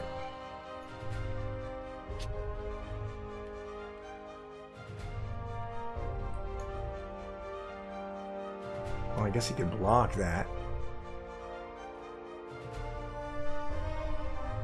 Well, that would be dumb. That would be dumb. Anyway. Let's see. So Russia, what we're going to do is we're finally going to repair the Caucasus. Alright. And then we're going to buy an artillery and 4 guys.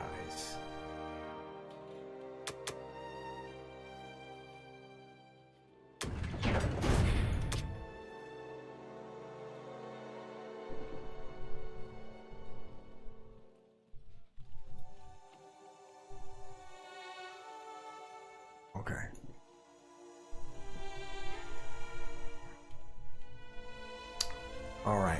to send one tank over there, and one there, and one there. And then we are going to send 18 and 2 artilleries into Szechuan. And then we're going to send 2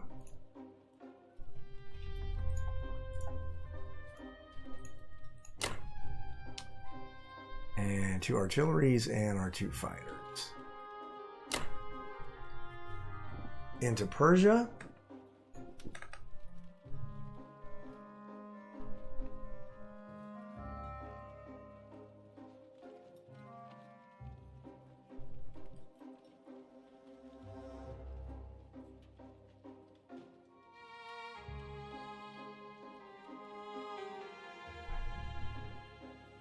And let me make a note that hopefully I read.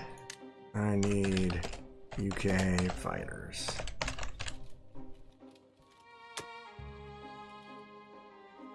I literally don't know why I'm not even looking, but oh well. All right. I think that's it.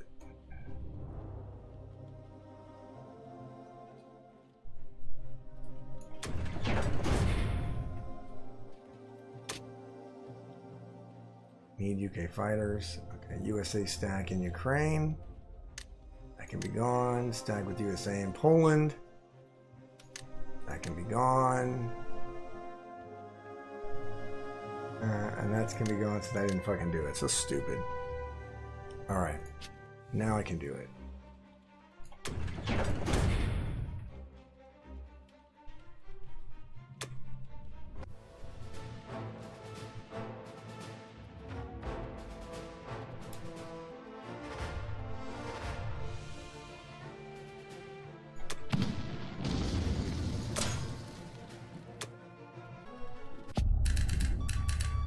Alrighty. Our fighters will go back there. Our 4 infantry will come down there. And this guy will come down here.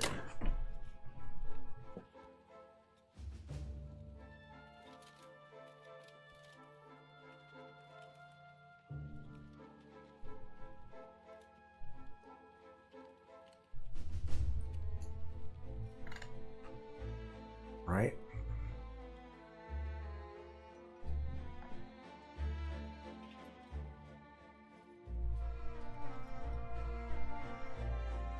All right.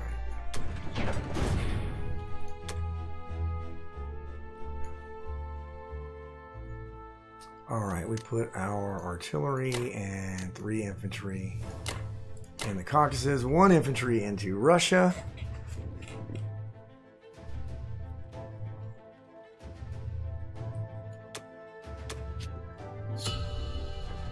And that is it. Now, obviously we got to keep repairing.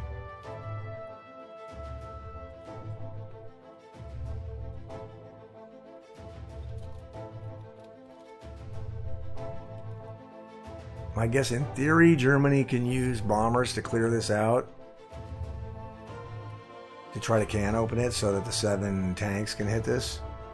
But I'll just move the English artillery down there to block. So that will not work.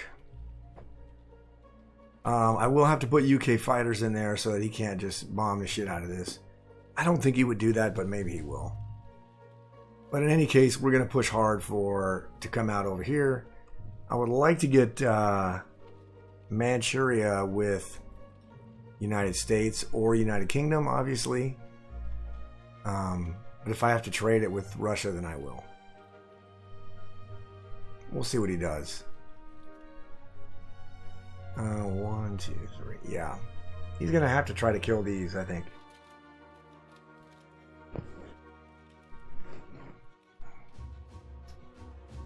Alright. Alright, that is going to do it for USA 15 and Russia 16. And I will see you guys back for United Kingdom, round number 16, which is the last round that Germany will be alive. I will see you then. All right, United Kingdom, round number 16. So Germany, let's see, he bought 7 infantry and an artillery, repaired a couple of damage from the German industrial complex. He decided to take France and Northwestern, which is fine, because USA is going to get that money this turn. This is a 100% loss. So I don't need to do any more United Kingdom to attack Germany. What else did he do? I think that's all he did.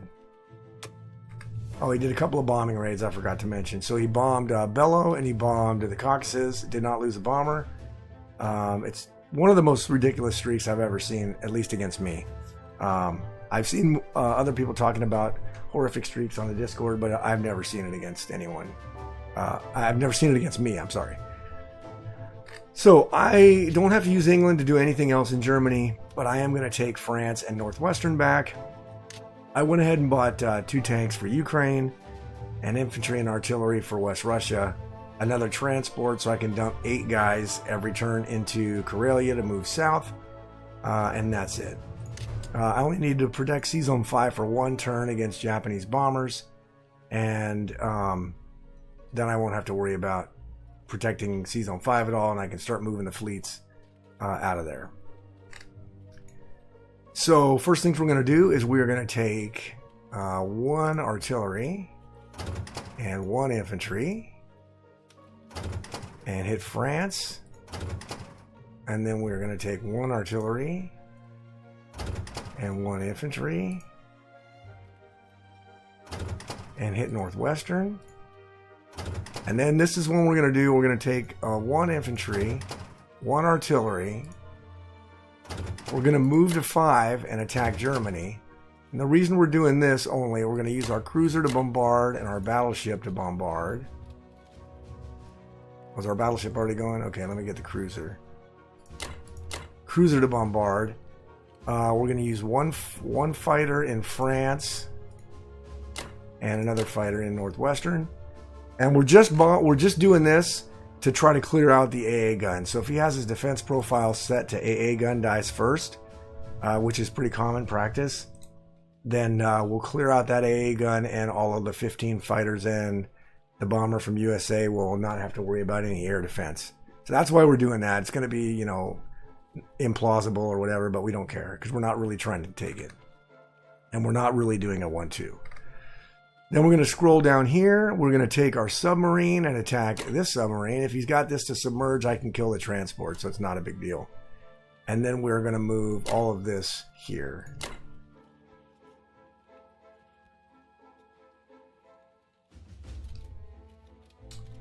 I will have to, unfortunately, move my transport away from this sub, though.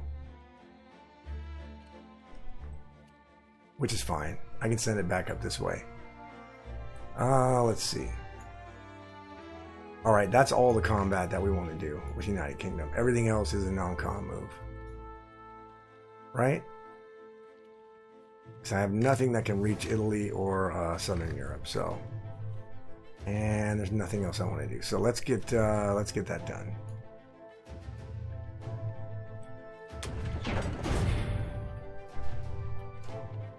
What am I missing? Yeah, I need UK fighters. Those are for USA. That's attacking this. And okay. Alright, let's do it.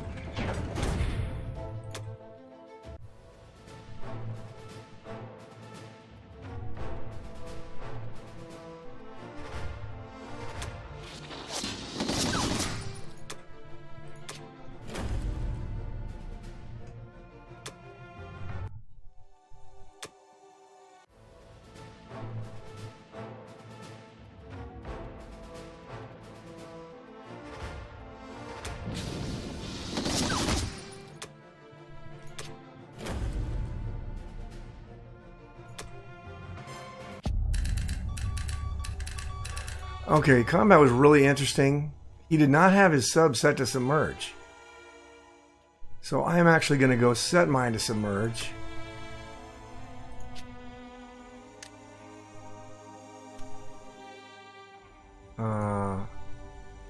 Oh, he does have a destroyer, so it ain't gonna matter anyway. But at least my transport can stay here and then go here and take Madagascar back next turn. And then I will fly this fighter over to the Caucasus. I am going to bring down all this stuff. All this stuff is moving this way. These fighters are going to Ukraine. Actually, they're not going to go to Ukraine. Hold on. They're going to go to Sea Zone 5.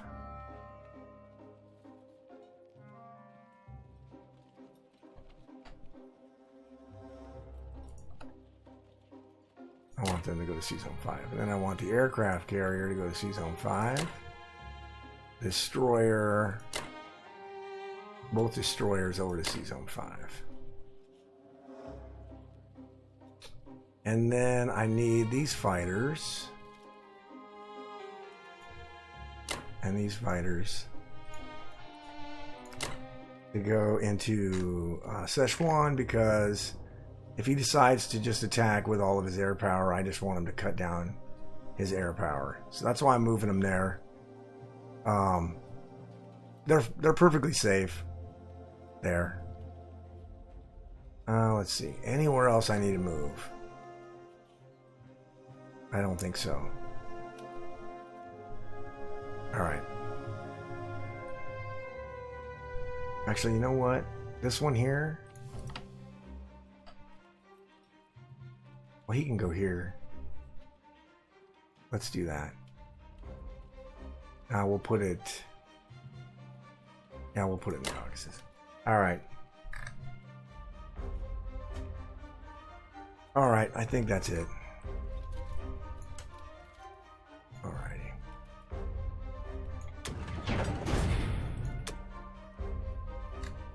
So the transport is going here.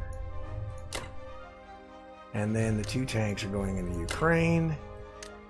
1 artillery and 1 infantry. And then 5 infantry over there. Alright. Alright, so that's going to do it for United Kingdom. He's probably going to take Hawaii with Japan. And we'll have to counter him.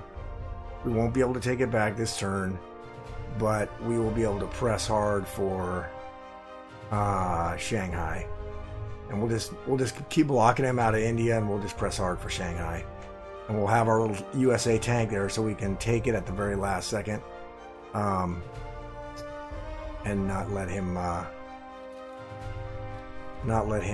be able to defend it. So.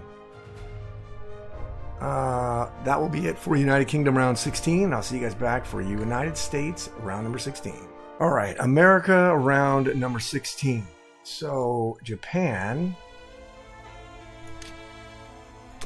bought 5 tanks, an infantry, a fighter, and an artillery.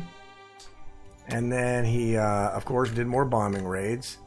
Bombed Ukraine, bombed the Caucasus, and bombed West Russia. So he did 8 more damage, and without losing another bomber. This is literally the most ridiculous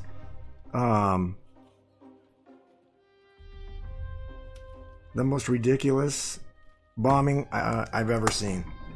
But he's doing it. But it's not gonna.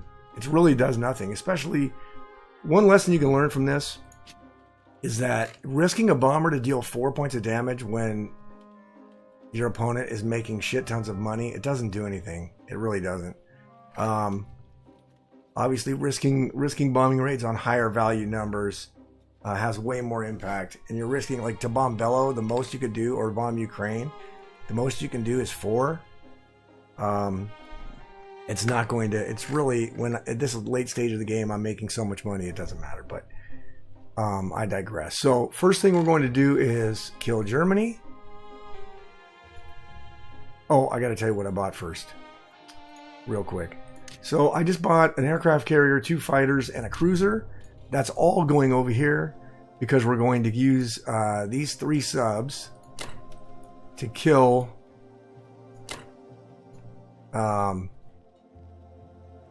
this stuff here, and then we'll put our new fleet down there. We're going to have to take this back in another turn, but that's okay. And then we're going to take Germany. So let us go with 31, 41, 15, our tanks, our bomber, our fighters,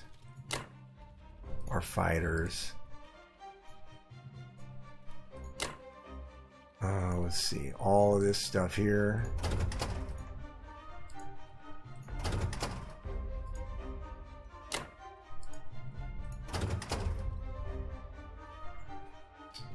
And we're of course going to bombard.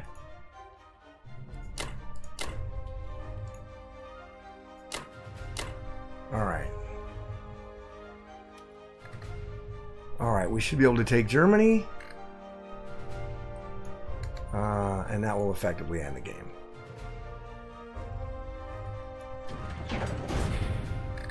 Alright.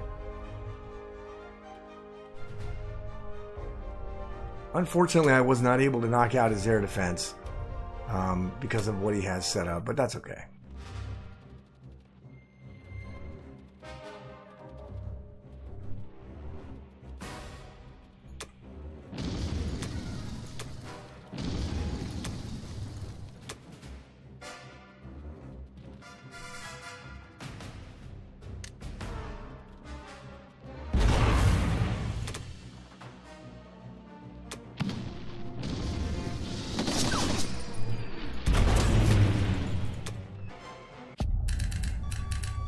Alright. So we took Germany. So now this fleet here is going to go down to 13. And 4 of these fighters are going to go there. The remainder of the fighters are going to go to the Caucasus. Let's see. How many can I get there? We'll put some in Ukraine. Whatever I can get them. The bomber is going to go...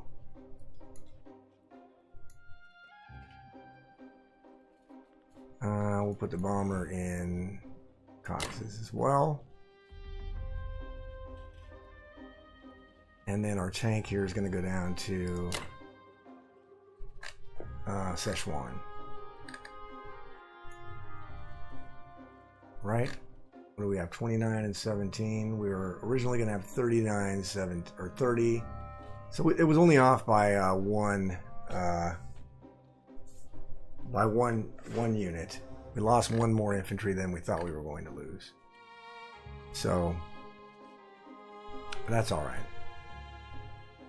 right. He's got no transports anymore, so we can move these two guys back here. All right. All right.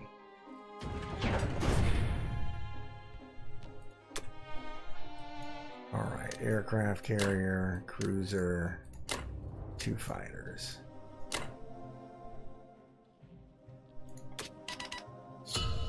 Alrighty. And a whopping 80 IPC, which will all be spent right here in the Pacific now. Because I don't need to buy anything from here. So with Russia, let's see. We're going to repair the Caucasus. I only have 24 though. I don't really need to... I got to repair something. So let's repair the Caucasus. And then... what do we got here? -4. So we don't even have to repair that. And we can just buy 7 infantry. Let's buy 1 artillery and 6 infantry. Alright. And now we are going to take that. Let's see here.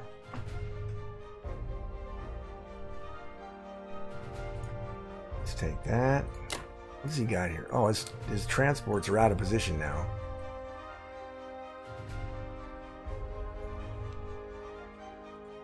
They are out of position.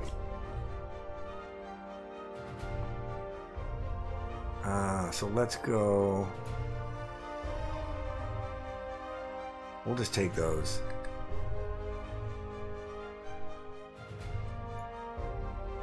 And then what else?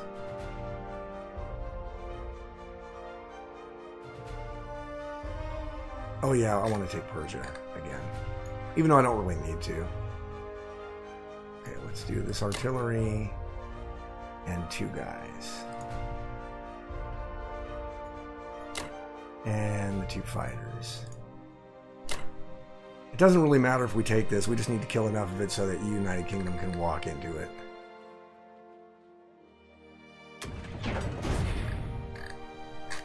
Alright, what am I looking at here? Yeah, I know that. And oh no. Oh yeah, it's for UK anyway. Alright.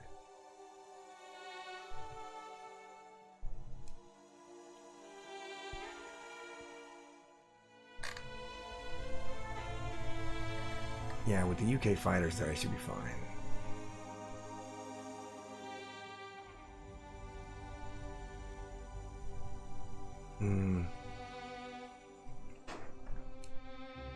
I'm just gonna leave it.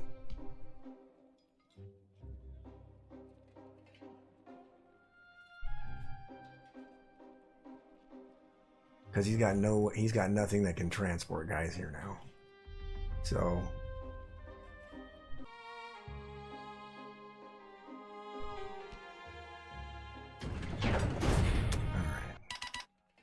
oh, he left.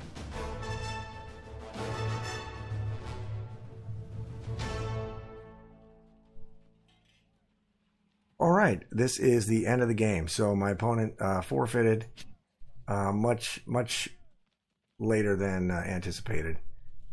He didn't have a path to victory, probably in earlier rounds, which I think the game was far gone many turns ago. But he hung on. I think he was going to try to stall till the end of the season, but the season was just too many days away. We wrapped up on the 6th, and the season doesn't end until the 15th. So, just a few thoughts on my first attempt at the West Russia Jam. It's not really my first attempt. It's my first victory with the West Russia Jam strategy. Now, Space Cowboy turned out to be a gold level player. I have to give props to Emre for basically describing the strategy to me. And in a nutshell, it is a ultra defensive Russia with a pretty aggressive United States and United Kingdom. And in this case, I was able to get the fleet down in the Atlantic in round 1, which enabled heavy trading with Germany on their west coast, which ultimately paid off. And Japan, they didn't actually, both Japan and Germany tried tank rushes, and the tank rush simply does not work if your opponent masses infantry and planes. You can't get enough tanks to get over the hump. You have to have infantry defense, and he wasn't able to manage that. And then in the later rounds, the tanks just started to be left isolated by themselves. And a stack of tanks by itself, as ominous as it looks, is not really that effective a strategy. So he waited way too long to take India. He could have taken India probably 3 turns or 4 turns before that, especially if he would have committed all the tanks. And instead of sending them towards Russia, he should have sent them towards India, and I probably would have had to abandon it. I would have had to abandon it a lot earlier than round 11. But by that time, once I abandoned India, Russia was strong enough to hold its own. And the other thing I've kind of noticed about this strategy is that Africa is really important. So you got to keep the money flowing with United Kingdom in order for them to remain aggressive. So you got to keep Africa. And then, like, in round 1, I took New Guinea, and he didn't take it back for like, I don't know. Let me look at his. I want to say it was only like in round 14, maybe. Let's see. Was it round 13? Yeah. so 13, he was able to recapture New Guinea. And actually, round 12, he tried to take it and failed. Yeah, he lost an infantry and an artillery, and I lost an infantry, and he wasn't able to take it.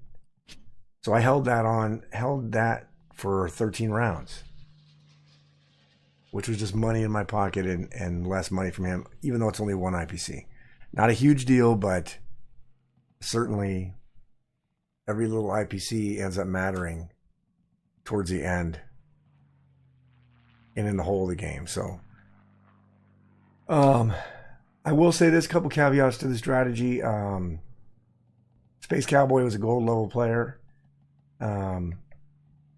I did try the strategy against a top 10 platinum level player, and I got my butt kicked in probably 5 turns. India fell in Japan 3. I put up absolutely 0 defense, and I didn't make any headway. And I think I ended up surrendering. It had to be like round 5 or 6. So obviously, I'm still learning how to run the strategy. But the one true thing I really enjoy about the West Russia Jam strategy is that you cannot lose the game in round 1. So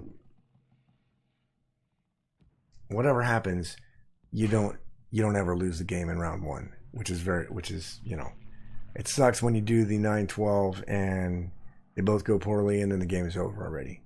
So I'd much rather take my chances with a longer, more drawn out game, at least keep Russia alive for a few turns and see what I can do, instead of that opening round leaving everything up to the dice in round 1. So I think with the start of the new season, I am going to try a lot more West Russia Jams and see how well it works. But anyway, that is going to do it for this game, and that'll be the end of this video. I appreciate you guys watching again, and I'll see you back for another video.